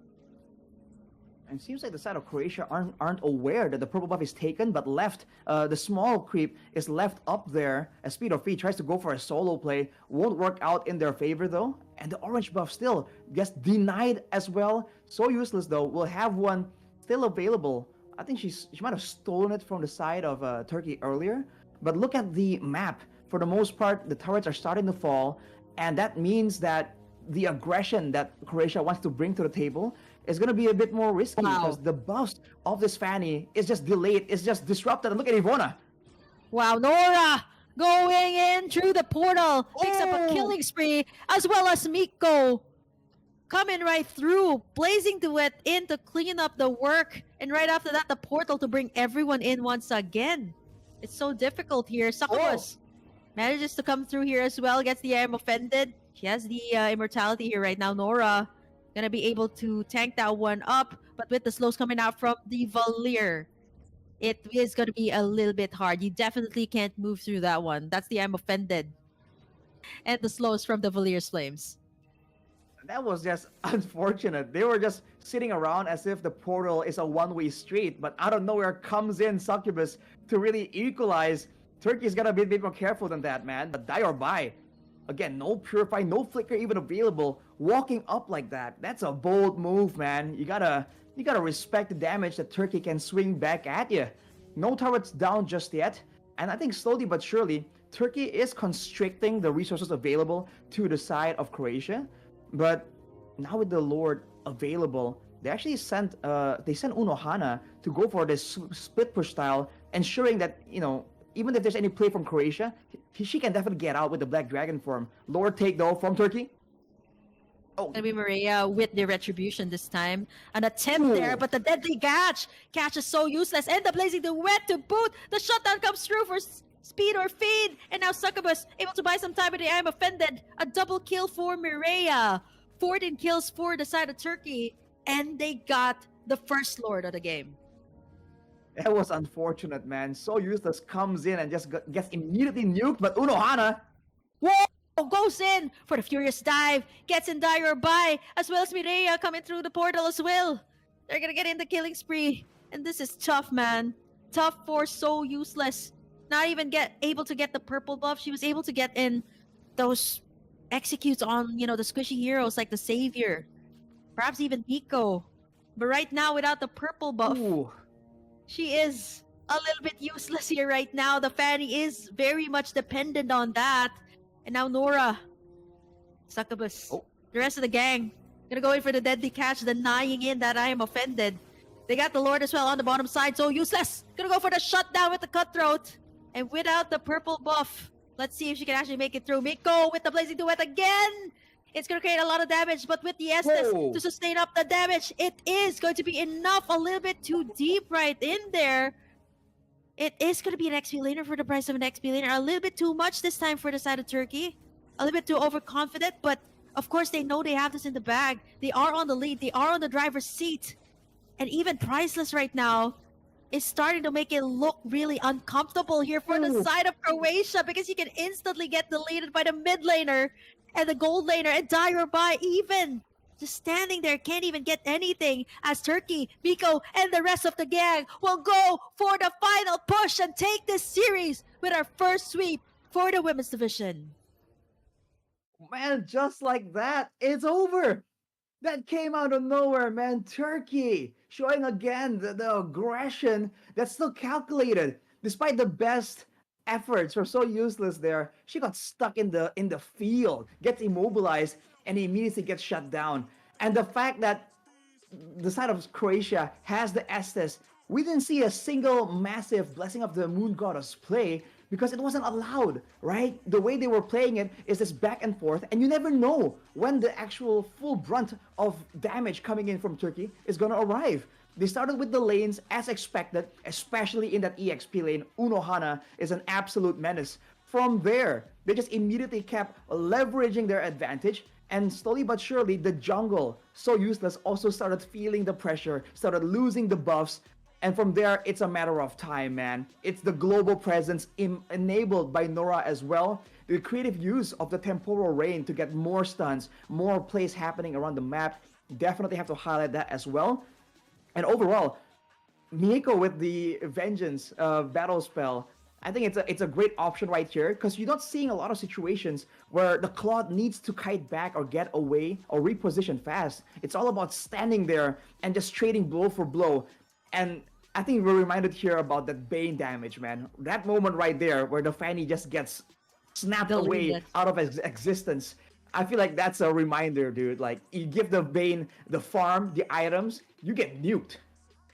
Yeah, I mean, even the Fanny could not stand a single chance there. There were shining moments for so useless, but in this game, in the series, it was Turkey that Sean Brightly, of course, was able to close out this series with a 2-0 up against Croatia. Props as well to Croatia for putting up the longest games and putting up a great fight here up against Belarus and Turkey. But for now, we're going to take a break. Next up, we're going to be having Serbia and Ukraine. So don't you guys miss out. We're going to be back for more MLBB Women's action here at the European Regional Qualifiers of IESF. See you guys in a bit.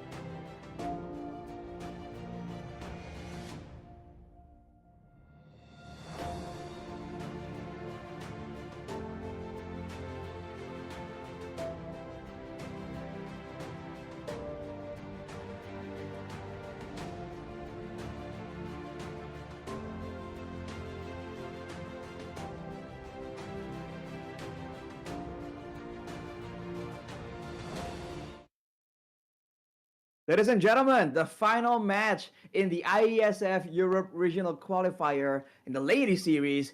We've been through two very contrasting games.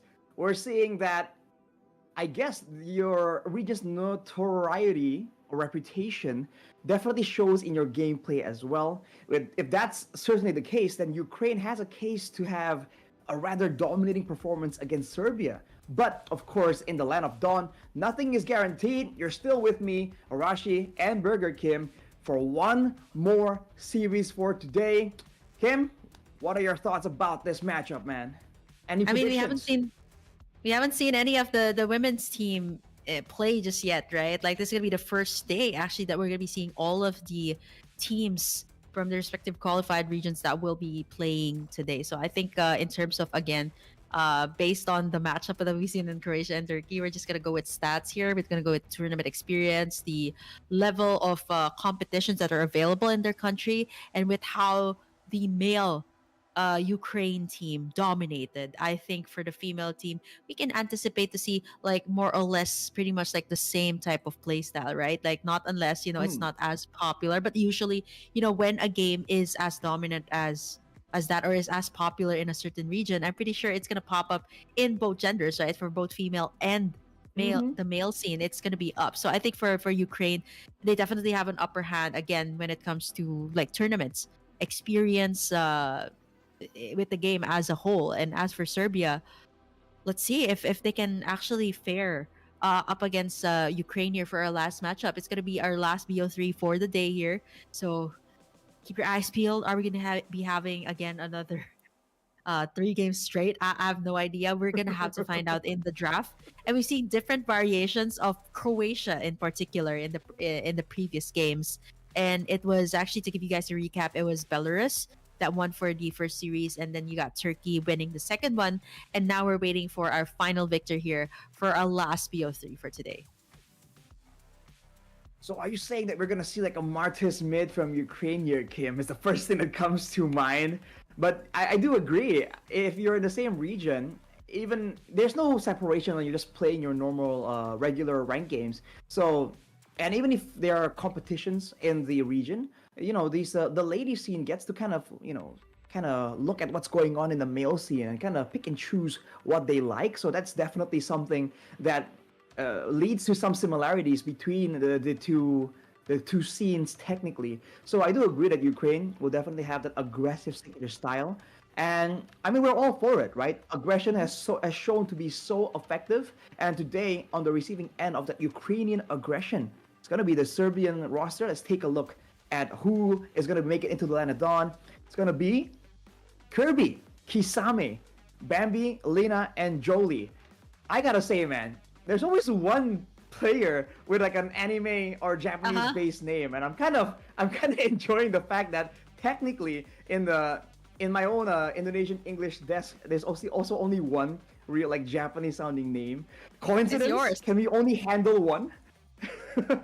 I think it's only yours, right? Like it's only yours. Yeah. And now here for, I think every single team has one, and you always need to point it out, right? Like, well, Hmm. there has to be one, right? I haven't seen any like food names yet. I think it's a thing here in the Philippines. I think like there was a time in the yeah, both like the English and the Tagalog, where the Filipino desk, like we'd have like casters who have like 3 or 4 of us have like food related names. So I don't know. It's just Mm, like food's great here in Asia, by the way. That's why there's a lot of us that really go with agreed. the food names. But yeah, looking at the lineup here of Serbia again, this might be actually the first time you guys will be seeing them play. If you guys have seen them in your respective tournaments, do let us know as well in the comments section. But now let's take a look at the lineup here of Ukraine. Let's see if there are any anime names here, Arashi. Let's take a look at the lineup here of Ukraine. It's Keksapak, you got Sula, Amaterasu, Molly, and Acelia. Oh, there's another one, Arashi. Not sure if you're laughing about the first one or you're laughing that there's another anime related one. My bad. The timing is kind of off on that one. But yes, I'm looking at Amaterasu, because that's a. Do I want to like nerd out on broadcast here? That's a it's a Well, yeah, technique. but It's a technique from Itachi, and Itachi's great friends with Kisame. That's on the other side. So it's just hilarious that there's an anime-esque name that's kind of so close in lore in two different teams. I don't know, man. I think it's hilarious. I can just I feel the excitement here of Arashi going into our third series straight. And yeah, I like how you did that little connection there. I actually thought you were laughing about I was like, oh, did I read that wrong? Oh, no, Or no, was my it like bad.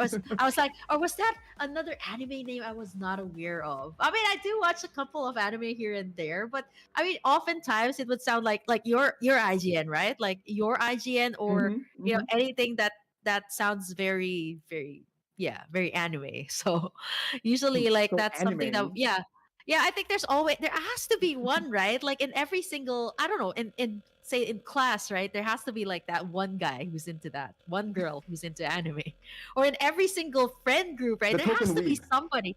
Yeah, I mean, anime has gone through like so much, right? Like there's honestly, it has gone through so much. The golden age, even up until today, right? Like you're just looking for the next big like anime title to pop off. So I'm not surprised. Like the influence of anime is just global. That all of these players actually have that influence as well when it comes to making their IGNs. I mean, come on, my IGN was just straight off like, come on, maybe I can give this like little snippet before we start off the game. Like my IGN was literally off the food chain, right? Like I was sitting there, and then Hmm. I didn't have an IG at that time. It was so boring. It was just Kim. Like when I'm playing, it's just Kim. And then my friends were like, "Hey, why don't you just name yourself like burger?" And yeah, we were just having burgers at that. I'm like, "Hey, I like that. Sounds nice." Eventually, I debuted with that name, and I'm like, "Oh, heck, I can't even change it anymore because I'm known for it." So I don't know what you were actually like. Was that like always your name, or you had like a different IGN before? For the longest time, I hopped off. I've always been into like anime. My sister got me into it, and the ironic thing is that now that I am into anime, my sister is no longer into anime. I don't know how the heck that works, but And you I still kept stayed. I think exactly, and I see a lot of you got cool anime sucked pop in. up, and I'll be inspired to use a name from my favorite anime, and then as in the next year or the next season, once the new anime comes up, I'm like, oh, that guy's cooler, and I kept changing my name again and again, and eventually I'm like, you know what? I'm a like Google one name, come up with a name that I'll stick with, and if I come with it if I come up with it on my own, then even if the next coolest thing, like if Gojo comes up and he's the coolest dude, I won't be tempted to change my name again. Yeah. And now everyone just thinks that I'm copying or I'm a big fan of that Japanese boy band that's also named Arashi. So sometimes there's no Uh-huh. winning, man. You just have to make do with what you got. So that's the lore behind the Arashi name. But yeah, I think there's just huge overlap between like people in esports and people who are into anime. And with anime being Oh so yeah. mainstream right now, I think it's really no surprise, man. You're seeing big shows throw homage to it. You're seeing Uh, merch come out as well. So it's a great time to oh be yeah. me. There was a An time anime where fan. we were the underdog, but Arashi. now we're on top, man. It's our time. Weeps unite. I think there were, yeah, there was a time that it was like I wasn't sure. Like I watched it a lot when I was like younger, right? Like it always came up on television, and I was like, oh wow, this is great. I actually really enjoyed it. That was the golden age, and right after that, it kind of stopped Hmm. until like the more recent animes that would pop up, right? Like I think the bigger titles are here, and they're here to stay. And to think about it, like some of the bigger titles have been here already for like 10 years, so it's insane to see that them have that kind of influence as well, like for to the players. So I wouldn't be surprised like if we might see like the next big title come off real soon, because there's a lot of series ongoing. I don't know if you guys who are watching here right now were into anime. There's a lot of like big series that are about to end soon, and I'm honestly looking forward to it. We have like collabs, like what Arashi mentioned. You got anime Mhm. skins in MLBB. You got Jujutsu Kaisen, to name a few, right? That are Oh already yeah. in the MLBB. So I think that's a really cool way of getting us involved. Because me personally, me I'm sure being you me, right? splurge Every on time, those. Exactly. You know, I see some of the cooler skins and I'm like, they are cool, but I can live without. I'm a thrifty man. I started from the bottom. We can't afford to spend on stuff like this. And then Jujutsu Kaisen comes up, Attack on Titan comes up. I'm like, now, right now, where's my credit card? Where's my debit card? It's time. Immediately. Like all four skins. Let's say Jujutsu Kaisen had like four skins, right? Did you get all of them? I do. I have all four. See? That's a fact. Guilty. He got all four of them. Okay, I have to check though on Attack on Titan. You got all of them. You got Attack all of on them. as Titan, well. I do have all of them as well. Dude, I know you play mid lane, but can you even play the Fanny? Or you just got them because, oh wow, it looks nice. I think that ever since we saw the Fanny, I think everyone made the connection. Oh, cable, swords. This is an Attack on Titan thing. Oh yeah, I So think it feel was like a I just community gotta thing, have it. right? Yeah, it was a Exactly. I just community have thing to have too. it. So yeah, that's So the you got whole all. idea why I splurged on it. And for the Jujutsu Kaisen one, I was looking for the Gojo one because I'm a mid lane player, right? But then I Mhm. got and then the second one I got was the Julian one, and then by luck Oh in yeah, one yeah, of the same. roles I got the Melissa as well. And then recently, right, I only got three, but then recently Yeah. they kind of improved on the skin, and I'm like, yo, that's kind of dope. So your man started spending once more. Yeah, thrifty man, as he says, but no longer I'm thrifty of those selectively anime skins. thrifty. Selectively thrifty, specifically on those anime skins. Let's see if some of them will actually come out here. You know, we've seen a few of them actually pop up, right? The Julian with Rocky in the Jujutsu Kaisen skin, and yeah, Mm-hmm. the Gojo actually popped up here as well. The Melissa hasn't yet, and the Yin. I think those are very, very, um, I would say situational type of picks, so they don't really come as Uh-huh. often. But you do have that, the Gojo, of course, it is in the meta, the savior. So Serbia right now, going into the draft, it's Serbia on the blue side here. So they start their ban list with the Zusin, followed by the Ling. I think it's a staple here almost all the time. I don't think this Ling has ever been let out, even in the males division. This was almost a 100% ban rate. I think it's a bit too important, and the macro presence. I mean, we know that the Fanny is very mobile, and we see that teams can really perform on the Fanny, especially when there are targets, like I almost said like the Gojo, but like the Savior, I mean. The Ling Well, kind of savior just does is it better, Gojo. right? Mhm. Exactly. Shout out to the player Gojo as well, by the way, which is why we were having so much fun with it just the other day. But as I was saying, the Link can technically do what the Fanny does, but even better. You have a skill that gives you invulnerability to go for those retributions, for the outplay Wow. potential, and technically you can be a bit faster when it comes to the rotations around the map as well. And for Ukraine, that's a Carmilla that hints at like a team fight heavy approach right here, I must say, with the chip already banned out. And I think we've seen Ukraine, at least on the male scene, go for that Loyi ban soon after as well. That's a very telling sign here that Ukraine wants to go for that aggression, and they want to make sure Mhm. that Serbia can team fight efficiently. If they're going the route of possibly taking in the Loi, or I think Carmilla is one of the well, this is coming from me, but she's definitely one of the best roamers out there currently in the meta. I think she was overlooked long enough, and I think Ukraine understands that her team fight capabilities are just really strong. You've seen it in the matchup earlier with Belarus. They were able to delete people instantly in team fights, right? Especially when the Curse of Blood has been laid out so well. Final ban for Ukraine here. I'm looking at so many good hero picks here. The Roger is still up. The Hayabusa. A lot of these meta assassins are still available for the taking, so these aren't in the bad list. So a lot of like specific bans, like you don't really see the Matilda and the Carmilla being banned, but the rest are actually standard bans. So I'm not so sure what will be let up here. Usually the team always goes for like the Roger, but I think Ukraine will just not let out the playmaking capabilities of Azaz as well. Great burst. So now Serbia, will they start it out again with the Roger? This time it's a little bit more Oh wow. balanced out. I see this type of draft coming out, like the Turizla, great playmaking capabilities, very strong XP laners. So I think for Ukraine, they can answer it out with usually a Roger Valentina to counter or to take out the ultimate here of the Turizla to kind of have that same effect. And the Roger, of course, a very flexible pick. I don't really need to say anything more, right? Like you've seen it in several teams. They prioritize this, and it is just one way to go, especially if you don't really want to let your opponent know what you're gonna do next.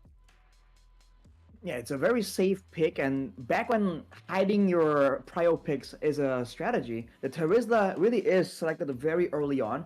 And technically, you can still kind of flex it to the mid lane. Not a lot of heroes, not a lot of teams have done so. Now for Ukraine, though, with the Lunox showing up very, very early, they're still playing again with the possibility of flexing the Roger or the Lunox to a different role. And considering how unique, how crazy the draft was for the men's scene in Ukraine, I feel like it's not beyond reason, it's not beyond imagination for the ladies scene to follow suit and just completely surprise us. So now with that already being shown, I do wonder what Serbia's idea here. If they want to try and target some of the picks that Ukraine will potentially need, it's going to be a bit difficult. They already show up the Lolita though, so they're trying to get just defense against the projectiles, and technically it will work great against the Lunox. But with the Kagura though, this comes out of nowhere. Uh-huh. I think the Kagura is a pick that, mid laners would go for if you want sustainability. I know it has been buffed in the recent Mhm. patch, and especially if you're pretty good with the Kagura, there's a whole lot of combos that you can do. And honestly, I have to admit, as a mid laner, this is the only mage that I cannot play. All because I I think see. it's yeah, this is the only mage I cannot play. I have all of her skins, but I can't play her well. I mean, I kind of know the combo, but like what do I do with all these skins, right? Like they're so pretty, but I can't play the Kagura. But I think with this being said, right, like just to give a little bit more in-depth answer to why like they picked up the Kagura, I think either number one, it's a comfort. Number two, they're going up against a Lunox in the lane, so and a Roger. So there's a lot of dives, a lot of like outplays that can be made. So like the Kagura has an instant purify with the Rasho umbrella flea. So it's just kind Hmm. of like a way out. It's a little bit more flexible. It has sustainability. So I think that's maybe why Serbia wants to go for it. So I don't know what are your thoughts about this, Arashi, on the Kagura, since you play a lot of mid. Is this kind of like the answer to like the Lunox mid and the Roger, somebody that can dive, somebody that can chase, but you kind of counter it out with the Kagura. Well, first of all, you're asking the wrong person because I play those long range heroes. I don't do this in and out thing. I'm Oh, pretty, I'm pretty weak when it comes to that. First of all, high five. but second of all, I do high five. I do remember that when I was casting with Eterna for the Asian regional qualifiers, I believe it might be Laos. Forgive me if I get this wrong, but one of the mid laners in one of the regions in Southeast Asia was very, very good with the Kagura. And it was such a prio pick that it was a prio ban, and she forced it to be like a respect ban against her. I feel like, so that's in the quote unquote like more experienced region like Southeast Asia. So I feel like there's absolutely potential here. If you're thinking that this Kagura is a bit of a meme pick, it's a bit of it's only a comfort thing, there might be more to this than you would expect right here. And technically, considering the fact that there are two already very solid engage tools in the Terizla and in the Lolita as well, who's to say that it can't be comboed, right? Big engage into a yin yang overturn. They recently buffed the numbers for the damage on that Yeah. ultimate of the Kagura. So I think it's an Yep. absolute, a real absolute threat, especially if you consider that for Ukraine right now, all of their heroes are divey and they want to come together. So we've seen that AoE mages and even something like a Valer has shown some extra value just because everyone is Oh just yeah. so amped up to try and jump into the backline. So I think you have to keep your eyes open for this Kagura if they are that confident in picking it up against a region that's, again, more experienced and quite notorious like Ukraine. And looking at the rest of the bands here, Julian and the Fredrin that we have not seen at all, still considered by Ukraine to be ban worthy. Well, honestly, I think these are the two heroes that if you are a Lunox, a a Roger, especially, you wouldn't want to go up against a Fredrin. You wouldn't want to go up against a Julian as well, right? These are heroes that can be really pesky, especially when it comes to the team fights. And for Mhm. Serbia here, their last spans are more of the support and the. Okay, I'm not so sure where the Esmeralda came from, but I think they're also gearing up that we've seen an Esmeralda in the jungle. So there's a lot of shields, especially from the Lolita, right? So I think they're just picking up, possible options. Again, we still do not know where this Roger is going to go. Even the Lunox, like you can kind of switch it up, right? Like Lunox in the gold and Roger. It really depends up to what Ukraine Mhm. will pick up next. That's the time that we'll find out what's going to be the final lineup. But they're going to Oh, lock in, wow, a Clint here. I know it has been buffed when it comes to the yep, laning phase, right? Like the pokes plus the new item, the range is actually much longer, so it can benefit from that. But so far, we haven't seen the Clint shine as often. But it was more of like Ixias, the Claudes, even like mages that thrive in the gold lane. So we haven't seen much success to the Clint, but Ukraine is actually going to be picking it up themselves. I'm just worried though; they're a bit squishy with this lineup, whereas Serbia is just continuously beefing it up. They lock in the X-Borg here, still need someone on the gold that can go head to head with the Clint here. So again, there is a lot to pick up from. Claude to go up against the Clint, Harris. pretty much anything, Oh, but never mind. throw that all away. Let's give it up for the Popo and Koopa here as her debut pick for Serbia. Oh wow. Fast pushes from Popo and Koopa. I mean, if left unchecked, honestly, it can be really hard to go up against this. Plus the vision it can provide as well all across the map with its traps. And the utility, keep in mind, a targeted stun and a AoE defensive knockup and self shielding. Being a more timid player myself, I play the Popo and Koopa quite often actually when I do get forced into the gold lane. So I've been saying that there is some potential with this Popo and Koopa, but I haven't seen a team really put it into practice. Now with the Minotaur in the picture as well, oh man, with the surprising picks, right? We said we were looking forward to these unusual picks from this region. I can't help but root for Serbia a bit, but it looks like for Ukraine, it's a bit more straightforward. It's a bit more in line with the meta we are familiar with. And you were talking about the Clint potentially with the Malefic gun. That could be a real big problem.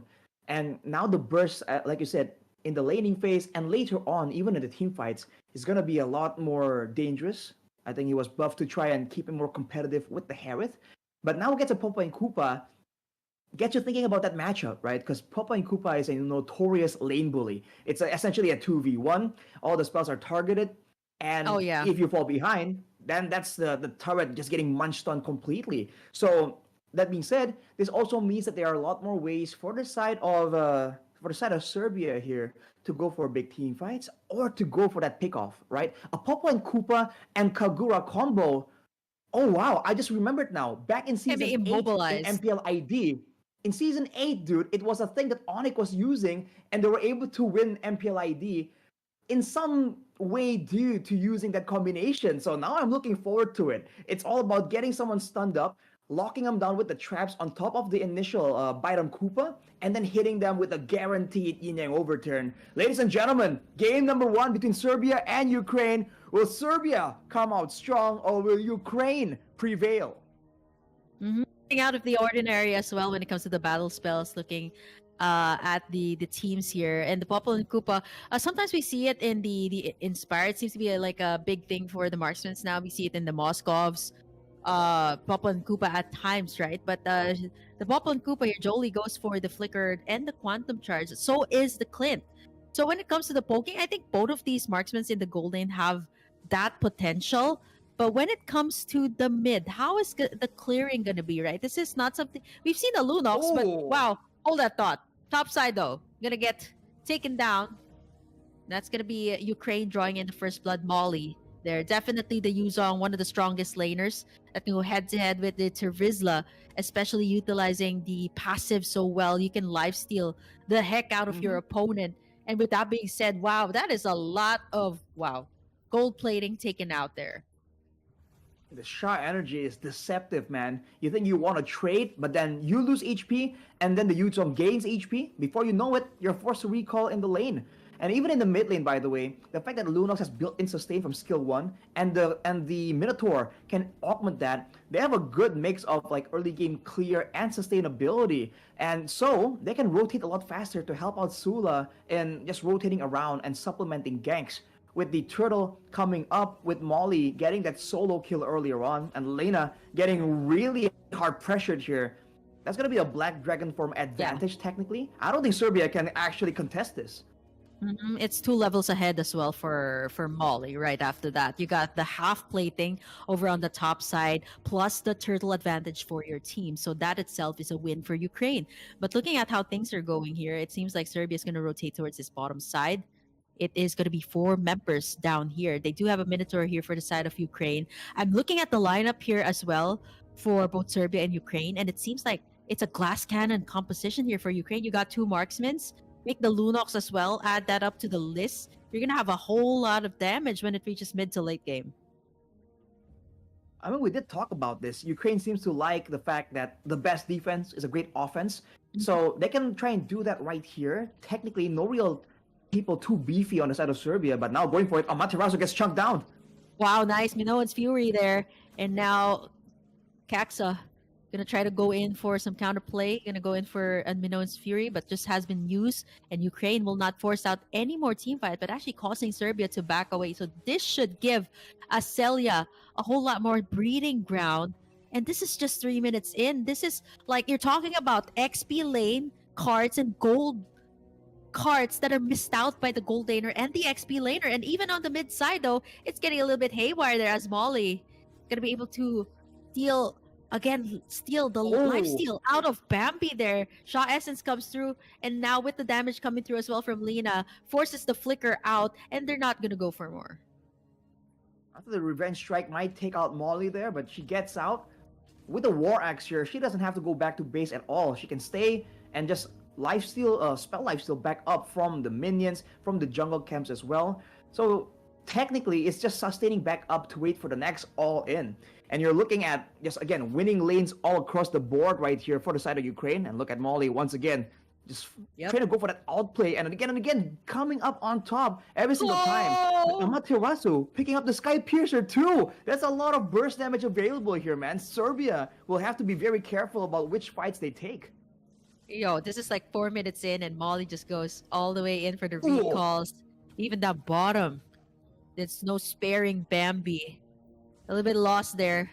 And now, Ukraine again with the prime position in the turtle. And even Aselia gonna be able to zone away Jolie. They don't even care. Ukraine just takes away the turtle. Look at the plating on all sides of the map. They're not winning any lanes here for the side of Serbia. Not even, let alone touch the turtle here at this point, right? Aselia, the rest of the gang here, they're just gonna benefit from all of these pokes, all of these turret takes, and even the turtle takes are going to go to the side of Ukraine. The Numenon Blast from the backside from Kisame. Okay, he's going to be able to get in 3 members, but there's no follow-up. Bambi's a little bit too late, and now Kisame forced to flicker out from that one. The pokes are getting real here from the side of Ukraine. And look at Molly. Look at how she's containing Dina on her lane. And now look at all the sides. The turrets are just being pushed out here, being worked on by Ukraine, and Serbia just has a difficult time to answer because all of their resources, either they're kind of struggling right now on where to put their resources, like where to put Kisame, where to put Bambi, because top, bottom side, they're all contained by Ukraine. And look at the recalls. It comes in as early as 5 minutes. This is how confident they are. And I think you're seeing again the impact of a great EXP leader. Flicker used by Aselia there to get out of the yin yang overturn. But Ukraine showing that with a great EXP laner, that means you have pressure not just in the EXP lane, also in the mid lane because you can rotate, and also in the gold lane because the mid laner becomes a lot more active because the EXP lane can come in and cover for the waves. Man, they're just playing it so aggressive right here. And the way this works for Ukraine and their composition is that Chaksa is actually just bodyguarding Aselia for the most part. Everyone else on the side of Ukraine are free to make their own individual plays because the Lunox with the Brilliance Order, like we saw earlier, can make the outplays happen. Molly can make the outplays happen, and so can Sula on the Roger, going in and out, having the immune frames So they're just having a strong baseline with the Minotaur and the Clint, and everyone else just going around and doing their own creative things, which overwhelms Serbia, keeping them guessing where exactly is the next play gonna come from. With the Athena already built in, that's a dive from Ukraine. Yep, the Minoan's Fury here, landing it onto the members on the side of Serbia, and now finally they retaliate, this time by taking down Molly. The Numenon Blast was laid out well, but now Ukraine has her eyes actually on more kills, but instead for Sula, she's gonna try and go in for a little bit more of the farm, well, as the rest of the team. I think what Ukraine is doing right here is just creating pressure on all sides, right? Like 7 minutes in, they've taken in 5 turrets. It's just down to the last turtle here, and I think again, no contest at all from Serbia. I just feel like there's a lot of hesitation as well coming out from them when it comes to the team fight. You don't see a lot of these last insanities being put out, or like the Numenon Blast. There's only once. It was only once that Kisame was able to lay it out, but other than that, right, it has always been Kaksa that has been setting up the place here for the side of Ukraine. And speaking of the place, the Black Dragon form is here to zone them out. But again, the second tier towers fall as early as 8 minutes. It's not even 8 minutes in the game, just 2 seconds. It's down, Arashi, 8 minutes. And it's a very low kill score count. And I can't believe I'm actually seeing this with my own eyes. Like 8 minutes, just 4 kills for the entirety of the game, and almost all the turrets are out. And almost a 10,000 gold lead as well. Numenon Blast gets charged up by Kisame, but there's no backup. Aselia gets targeted though. There's the flicker out from Celia, and there's going to be the counter engage here by Kaksa, and there goes Kisame. Down she goes as Sula will pick up the Lycan Pounce, picks up a double here. 2 additional kills for Ukraine. They recall back into the base because it seems like every single time Serbia goes in for an initiation like that, it seems like Ukraine is prepared to take it. They're just that much more confident in how they want to play it around. I mean, Aselia was the main target, and for the most part, all of the skills did land, including that last insanity that Kirby was really hoping would be enough to take her out. Unfortunately, she gets out with a small sliver of HP, and just like that, the punish immediately from Ukraine, just making sure that they show and set the tone for Serbia to not even attempt to go for anything aggressive. With 15 seconds to go for the Lord, you can see that Ukraine has full control around the map. The traps from the Papa and Koopa, the umbrellas that can be used to scout in by the Kagura, it doesn't even matter, man. There's just so much chase potential and so many ways for Ukraine to just go in aggressively that Serbia can't even risk coming in. That's a conceal used up, but they saw the effects from the skills from Ukraine and immediately back away. It's gonna be a free Lord for Ukraine. Yeah, they're gonna use it defensively. And the recalls are coming through 9 minutes in. Not even gonna wait for the enhanced one. And I think Ukraine knows that they got the upper hand here. They're leading by 10,000 gold. I think this should the only way to actually kind of no one actually got in a killing spree with how low the kill score is here on this game. But it's a matter of, like, again, maybe perhaps like 2 pickoffs, especially for the side of Serbia. We're waiting for initiations. There has been initiations here by Kisame, but it seems like again Ukraine, either for the Lunox here of Amaterasu, she just needs to pop in that Order of Brilliance, and then she's just back to safety. And Ukraine with the Lord marching in on the mid side, and even the minions flowing in on the sides. They can capitalize on this. They can create pressure on the inhibitors remaining here for the side of Serbia. It's a 3-way push with the Flash of the Oasis completed for Chaksa. And now they go straight for it, taking all the turrets down. Look at Serbia backing away, threatened by all the damage. Not even moving to defend just yet until they're right back with the crystal. Look at Jolie getting jumped on.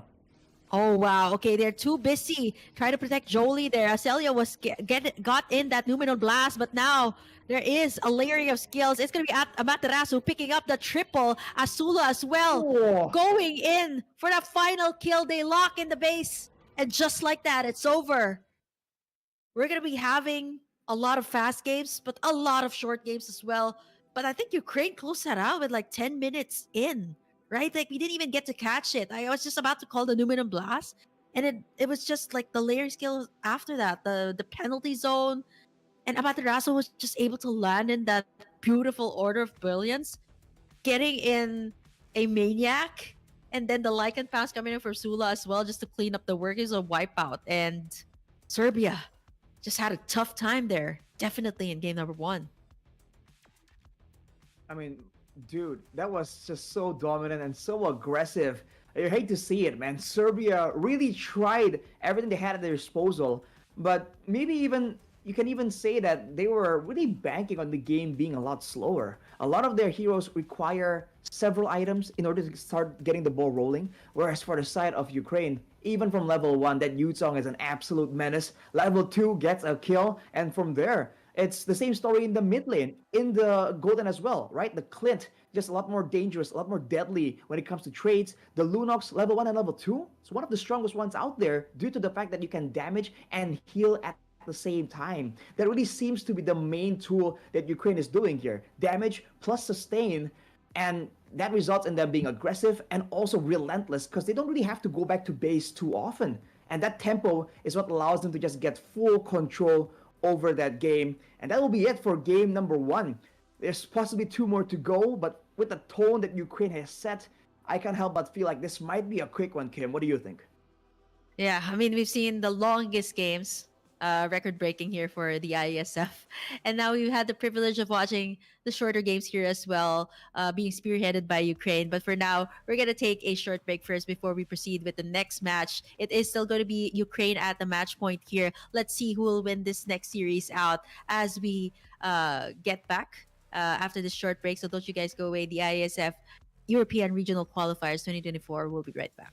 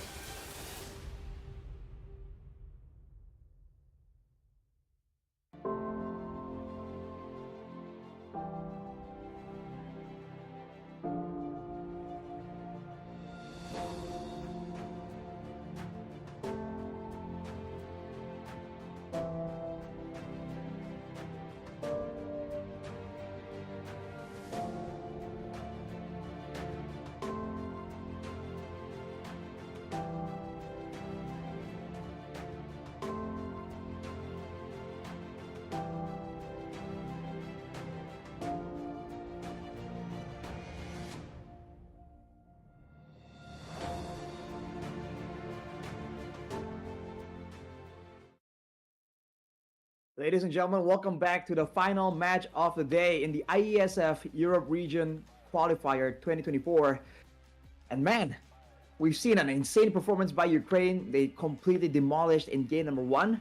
But can we see two? Or will Serbia provide a resistance in the next game and make it a competitive best of three series like we saw in game number one? At this point, we've seen everything, in between, right? We've seen like the shortest games, the longest games, and everything in between. So at this point, nothing's impossible, right? But from the looks of it, I gotta say, man, it really seems like Ukraine just has a better grasp on the fundamentals, on how they wanna play this out, what kind of plan they have going into it, all the way from the beginning towards the end as well. And a certain mystical caster told me that I'm kind of feeling the 2-0. So I don't know, Kim. What do you think? Yeah, I don't know about that caster though. I definitely have no idea who he or she is, but I'm looking The at this. mystic caster. Yeah, no idea, no idea. Doesn't ring a bell. Doesn't ring a bell at all. But looking into this matchup between these two, right? Like for the first game, I'm not gonna lie though. Like there's a lot of hesitation from the side of Serbia, right? Like I think they gave way too much to Ukraine. Like they gave way too much advantage. I mean, they already lost that XP lane battle in very early on, right? And the gold lane was a bit of like a 50-50, right? Like it was not the Mhm. usual gold lane that you'd see. And they kind of gave away all of those gold platings so fast. So I wouldn't be surprised if like Ukraine got that much of an advantage, right, in the game. So let's see. Let's head into the draft as we have a A plot twist! chip. Wow! Yeah, No, probably not. FPR. Okay. Yeah. Well, it's It probably isn't. yeah. Well, let's see. Let's see. We'll confirm that later. I think I know what you're talking about. But yeah, it's a chip and a Carmilla, and then you got a Zushin and a Yuzong. Wow.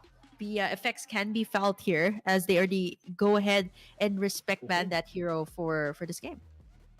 Yuzong definitely a big problem, but it's not the only problem. But if Serbia really feels like the EXP lane is where the trouble begins, which it usually is, right? It's a lane that's kind of isolated, but you have a lot of indirect impact. In the jungle, in the roaming position, you have direct impact. In the EXP lane, you have indirect impact on the rest of the map, that is for sure. And on the other side, unconfirmed for now, we do have that X-Work being banned out, and I really felt like it was really used, instead of being used more as a frontline bully kind of, that can kind of poke down heroes, slow them down, go for big moments. It's kind of used more like an assassin, right? You're just waiting around. You're tankier than usual. You're survivable, so you can't be zoned away. And when the going gets tough, when the neutral objective gets that much lower, you come in spinning with a Last Insanity, get a good burst of damage, or you're immune to card control anyways, and you can get that retribution. That is how it's supposed, I think, to have worked for Serbia, but it didn't because the lanes were losing too much, and so the Yeah. jungle wasn't even a factor, right? It got invaded so early on, it got negated completely, and now with the appearance of the Zask, the immediate question is where? Yeah. I think that's it. Flexibility, right? That is what everybody's going for in the draft. But this means that, Serbia can steal away the Roger that was used up in game number one for the side of Ukraine. And then you got the Terizla here for the side of Serbia and pair it up with the Ooh. Vexana this time. Great amount of pokes, anti-team fights as well. So Serbia, there was a lot of hesitation in those factors for game number one. So hopefully this time, by having this kind of like first two picks, they can be a little bit more proactive when it comes to taking in those initiatives. I think they can be proactive, but I guess it's also a great deterrent to the diving potential, right? I mean, we saw that in the final moments of that previous game. It seems like Serbia had a plan. They were trying to make something happen, but before they know it, they got completely overrun. And what better way to stop that aggressive, like steamroll approach by going for this Vexana? They can just add another person, the Eternal Guard technically, get a massive knockup, and can still terrify the whole team if that spell lands on the right moment.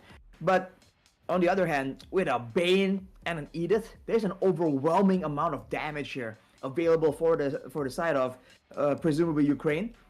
And when it comes to the synergy, even in the fights, they have more ways to go about this, right? I think the slows are going to be really felt by Serbia if they're trying to move in and out. Mhm. I think Serbia will be forced to go for a very all-in type approach right here. Whereas for the side of Ukraine, they have the slow coming in from the deadly catch. They have the slow from the nightmaric spawn, presumably, and they can go in and out with this Edith, right? They can just commit or just land a spell and dash out. So the flexibility is not just in the heroes, it's also in the composition and the possible playstyles, as opposed to Serbia, who doubles down on this Lolita. I think it's at this point, right? Like there's like the Serbia wants to go for like place after place. Like we didn't see that wombo combo of like the penalty zone and the Numenon blast, but now we have to see like more of like what I'm also concerned of is also the slows, right? Slows and control that Turkey has in the team fight. Like Serbia has all of these team fight capabilities, but Turkey just has all the amount of heroes that can kind of stop that, right? So Turkey, it's still going to be the same last two bans that they have. They also take away the Roger here for Serbia. I think they're gearing up like this might be like a Bane. Again, like it's super complicated, right? Like sometimes Bane can be in the XP lane, can be in the mid lane. So I think Serbia is just taking out all the viable options because for the side of Ukraine, they also went for this type of glass cannon composition for game number one. So I wouldn't be surprised if they go for exactly that. Serbia locks in or bans out the D-Rot here for the last one. And I think they really don't want to add up to the amount of bursts that they already have. Julian was the last man of Ukraine in the last game, so I'm not so sure if this is going to be the case still for this one. I think the idea for Ukraine is the same thing. It's a lot of damage and survivability. The Ale for the Bane, the Dominator's Descent for the Zask, and the Primal Wrath for the Edith. The mindset here, or the aim here, is pretty straightforward for the side of Ukraine. They're still going with the same idea that they can do damage and not receive too much damage in return. And in order for that to work out well, they also need Serbia to lack that sustain as well. I think that's mainly why we're seeing the Fredrin and even the X-Bro to a degree. The fact that you can kind of have two chances at life with the Firaga armor, I feel like that's also why this X-Bro is being banned out. It's not exactly due to the potential damage or the clearing speed, because he doesn't really have a lot of that to begin with. And even the Popo and Koopa that can give the vision, that can kind of self-sustain with the Protect Me Koopa, I believe is what it's called. The shielding, right? The knock-up when you're popping your ultimate as well. They just want to make sure that whenever they do go for something decisive, Serbia will not be able to kind of delay and outplay and make it difficult and keep the approach very straightforward, very clear-cut, where the decisive plays and movements of Ukraine will allow them to just get the upper hand. And that's where we saw the Minotaur actually in the hands of Ukraine earlier. It also gives them that extra bit of sustain. But now with the Edith already in position, technically it can still be flexed and they can go for the same idea. Yeah. And if they do go for that Minotaur, man, this Yeah. card is also going to get completely shut down. Oh yeah, I was Oh, there thinking you that they go. will go. Yeah. Yeah, it was gearing up for that. Like immediately when I saw the four heroes, I was like, they definitely need to have someone who can front more, right? Like the Edith is more of like a single target. So now how will they answer out to this? They need a jungler. The Julian was banned out earlier. So will they go for that? And if you think about it, dive, will you counter it out with more dives? Because there's already a whole lot of slows to begin with. Or will you go more for like, assassins here for the side of Serbia? So I guess we'll have to find out when we head into the game. We're just not told, I guess. I was Yeah, thinking it's a surprise. burst damage. I think burst damage and Yeah. maybe single target crowd control, because you have big tools already. Numenon Blast, penalty zone. If you get like short spammable crowd control on one target, right? I'm not saying it has to be like a hook, but if you can kind of stun one person, you can kind of force everyone to try and come and back that one person up. And when that happens, that's where you have a chance to go for this big penalty zone or a big Numenon Blast. So I thought that would be nice to have for the side of Serbia. All things considered, and for now, the best thing they have right here is the fact that the Bulwark can deflect all these basic attacks coming in from the Clint and technically the Edith as well with the Primal Wrath. but it's kind of easy to play around that, right? And when it comes down to the back and forth, the chase potential, Ukraine has it, man. There's a lot of slows available right here, and so Serbia, whether they want to be moving forward or backwards, it's gonna be a trudge through the mud, through and through every single time. Man, if you were the side of Serbia here, if you're the coach of Serbia here, Arashi, what do you think would be the perfect last pick? Like, maybe at this point, right, we're not so sure about the hero pool here of Serbia's jungler, but what are your thoughts? Like, what is the possible option here? You're talking about burst, you're talking about mobility. What would it be? But here you go. We finally see it. It is going to be a burst hero, like what you mentioned, Arashi, but in the form of a fighter, a Leomord here. How's this going to fare, though, up against the lineup here of Ukraine? I feel like there's a lot of damage available on the side of Ukraine. If they, oh, hang on a minute, wait a minute, wait, are the flags switched up as well? I mean, if you look at the names at least, right? I think it's still going to be Ukraine on the left side for sure. But as we're back to topic here, I feel like the Leomord is an okay pick. You can kind of chase down people and kind of force them into bad spots. So in theory, it serves the same purpose. I do worry about that burst damage. Will it be enough to go through the Domineer's Descent? Is it going to be enough to take out Molly before the Primal Wrath? That's where I think the problems lie. But aside from that, damage-wise, I think it's an okay pick with great clear that can match to Sula on the Bane as well. But I think they have to just worry about the lanes for now. Okay, so it let's see, right? Okay, so this is going to be the flag switch up. So Ukraine actually and Turkey are going to be on this matchup. So it's going to be really interesting too. Like we've already talked about this Turkey with the multitude of experience that they've had, then the amount of tournaments that they have as well onto their their country, right? This is already giving them a very good head start. But looking at this, it's not as aggressive as what we've seen earlier. So it's an XP lane Zas apparently for the side of Turkey, and this has been used. Actually, I've seen this before, even before the Zas was buff. And I think the answer is it has a great amount of poke. Like you pop in the Nightmaric spawn, even Lena can't even come near you, right? Like it just can't keep on poking, can't keep on pushing. And I think there was even a time that the Zas can just run on an arrival and just keep on pushing the lanes. With that being said, Wow. Turkey already off to a good start. They started off with the turtle and pick it up for themselves. Oh. Acelia, 3v2 situation here over on this side, but no casualties just yet. That's what I was talking about. By the way, the Zask is actually in the mid lane, rotated over to just get that level 4, I think. But that's what I was talking about, man.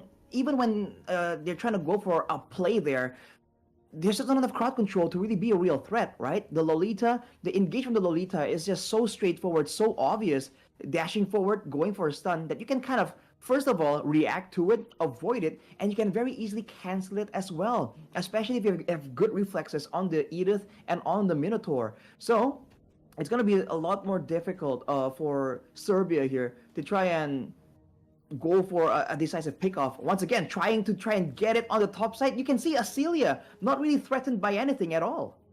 Yeah, Bambi also picking up the Sky Piercer. Very, very interesting too, coming out from the Bexana, wanting to go for instant executes here over on the top side. You see Turkey as well, gonna try to go in for these the sandwich plays, I would call it, in between the turrets, right, to ensure that their gold laner. Actually, I think at this point, right, like the Winter Blast gonna be able to get down to Eternal Guard as well. Acelia gonna take it taken down real low, and here comes the Phantom Steed. I think they're a little bit too deep in, but Amaterasu joins the party here as well. It is going to be Turkey drawing in the first blood.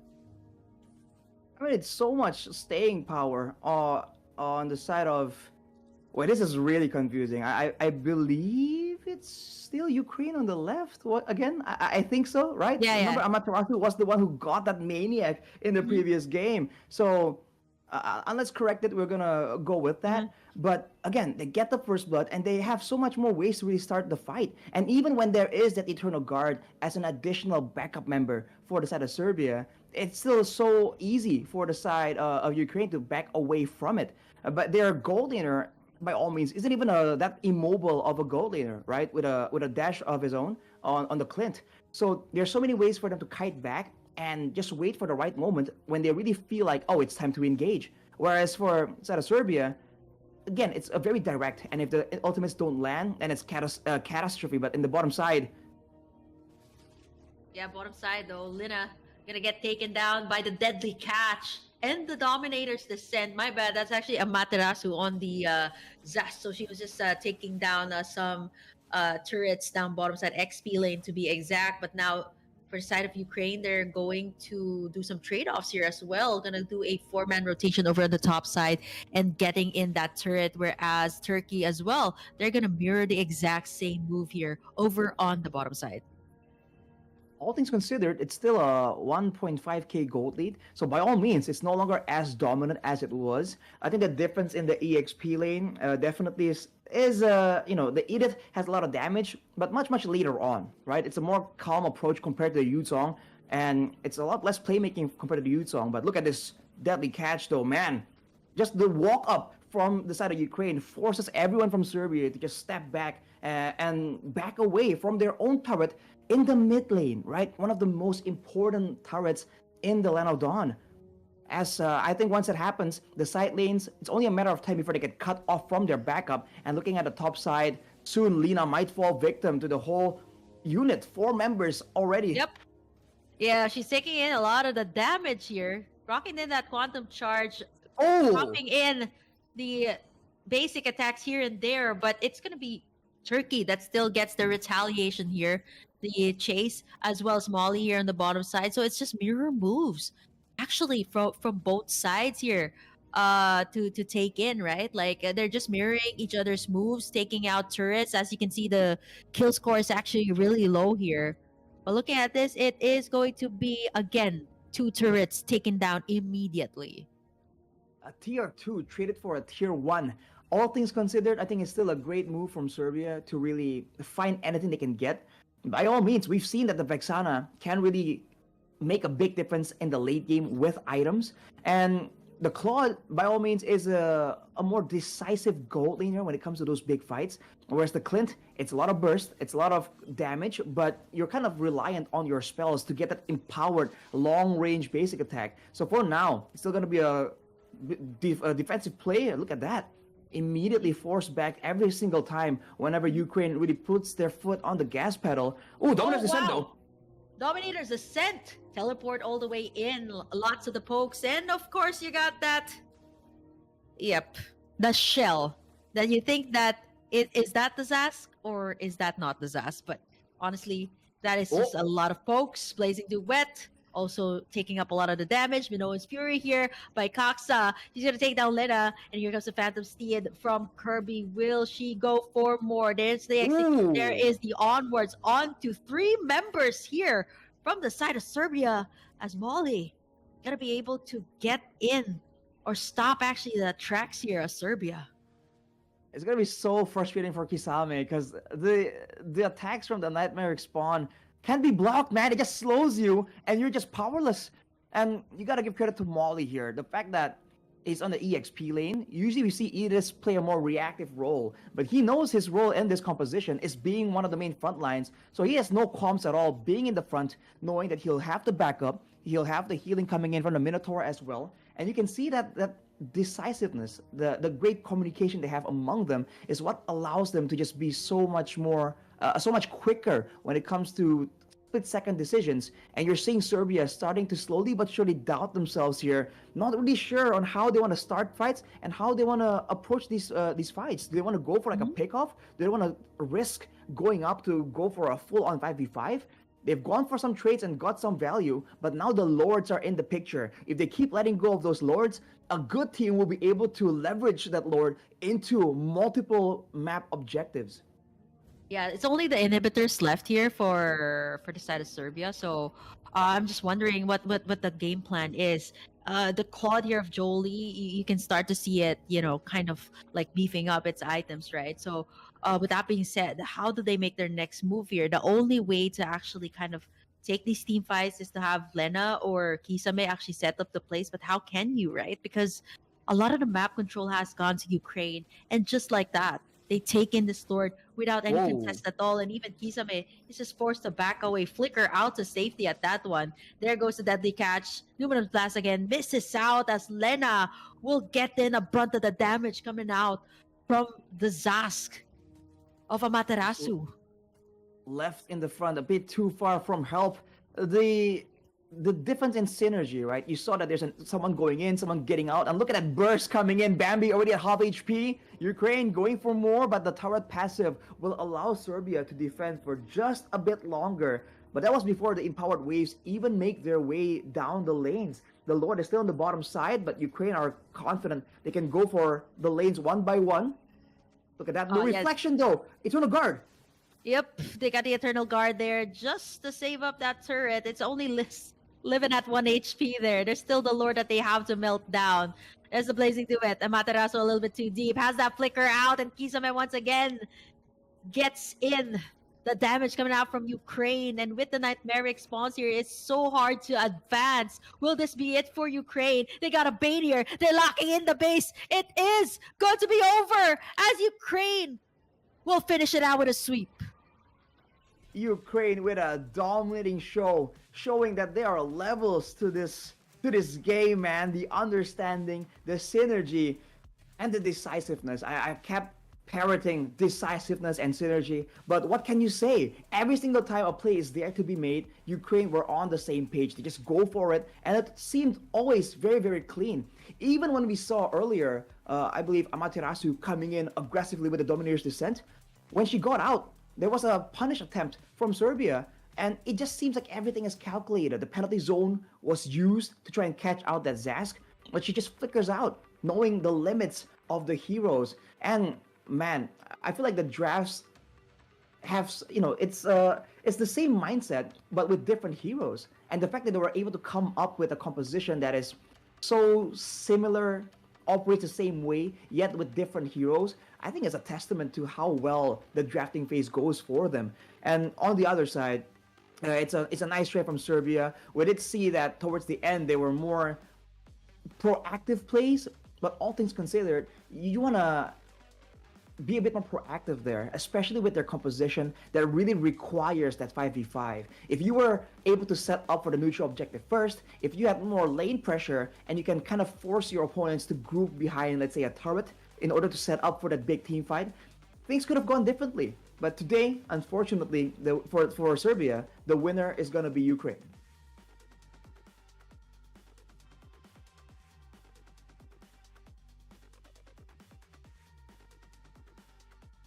Okay, we started off. I was just speechless there. Come on. I mean, today we've seen varieties of like games. Arashi, we've had the longest games here for the women's division, opening it out with like 2 back-to-back 30-minute matches, and now we close it off. Of course, again, with a similar fashion, the shortest matches that we've had here for IESF. And of course, Arashi, we still have one more day to go. It's still going to be tomorrow, one last day here for the women's division for the European regional qualifier. So don't you guys go away. Stay tuned for the next round of MLBB matches, because now Burger Kim and Arashi will be bidding you guys goodbye as we say, see you guys tomorrow.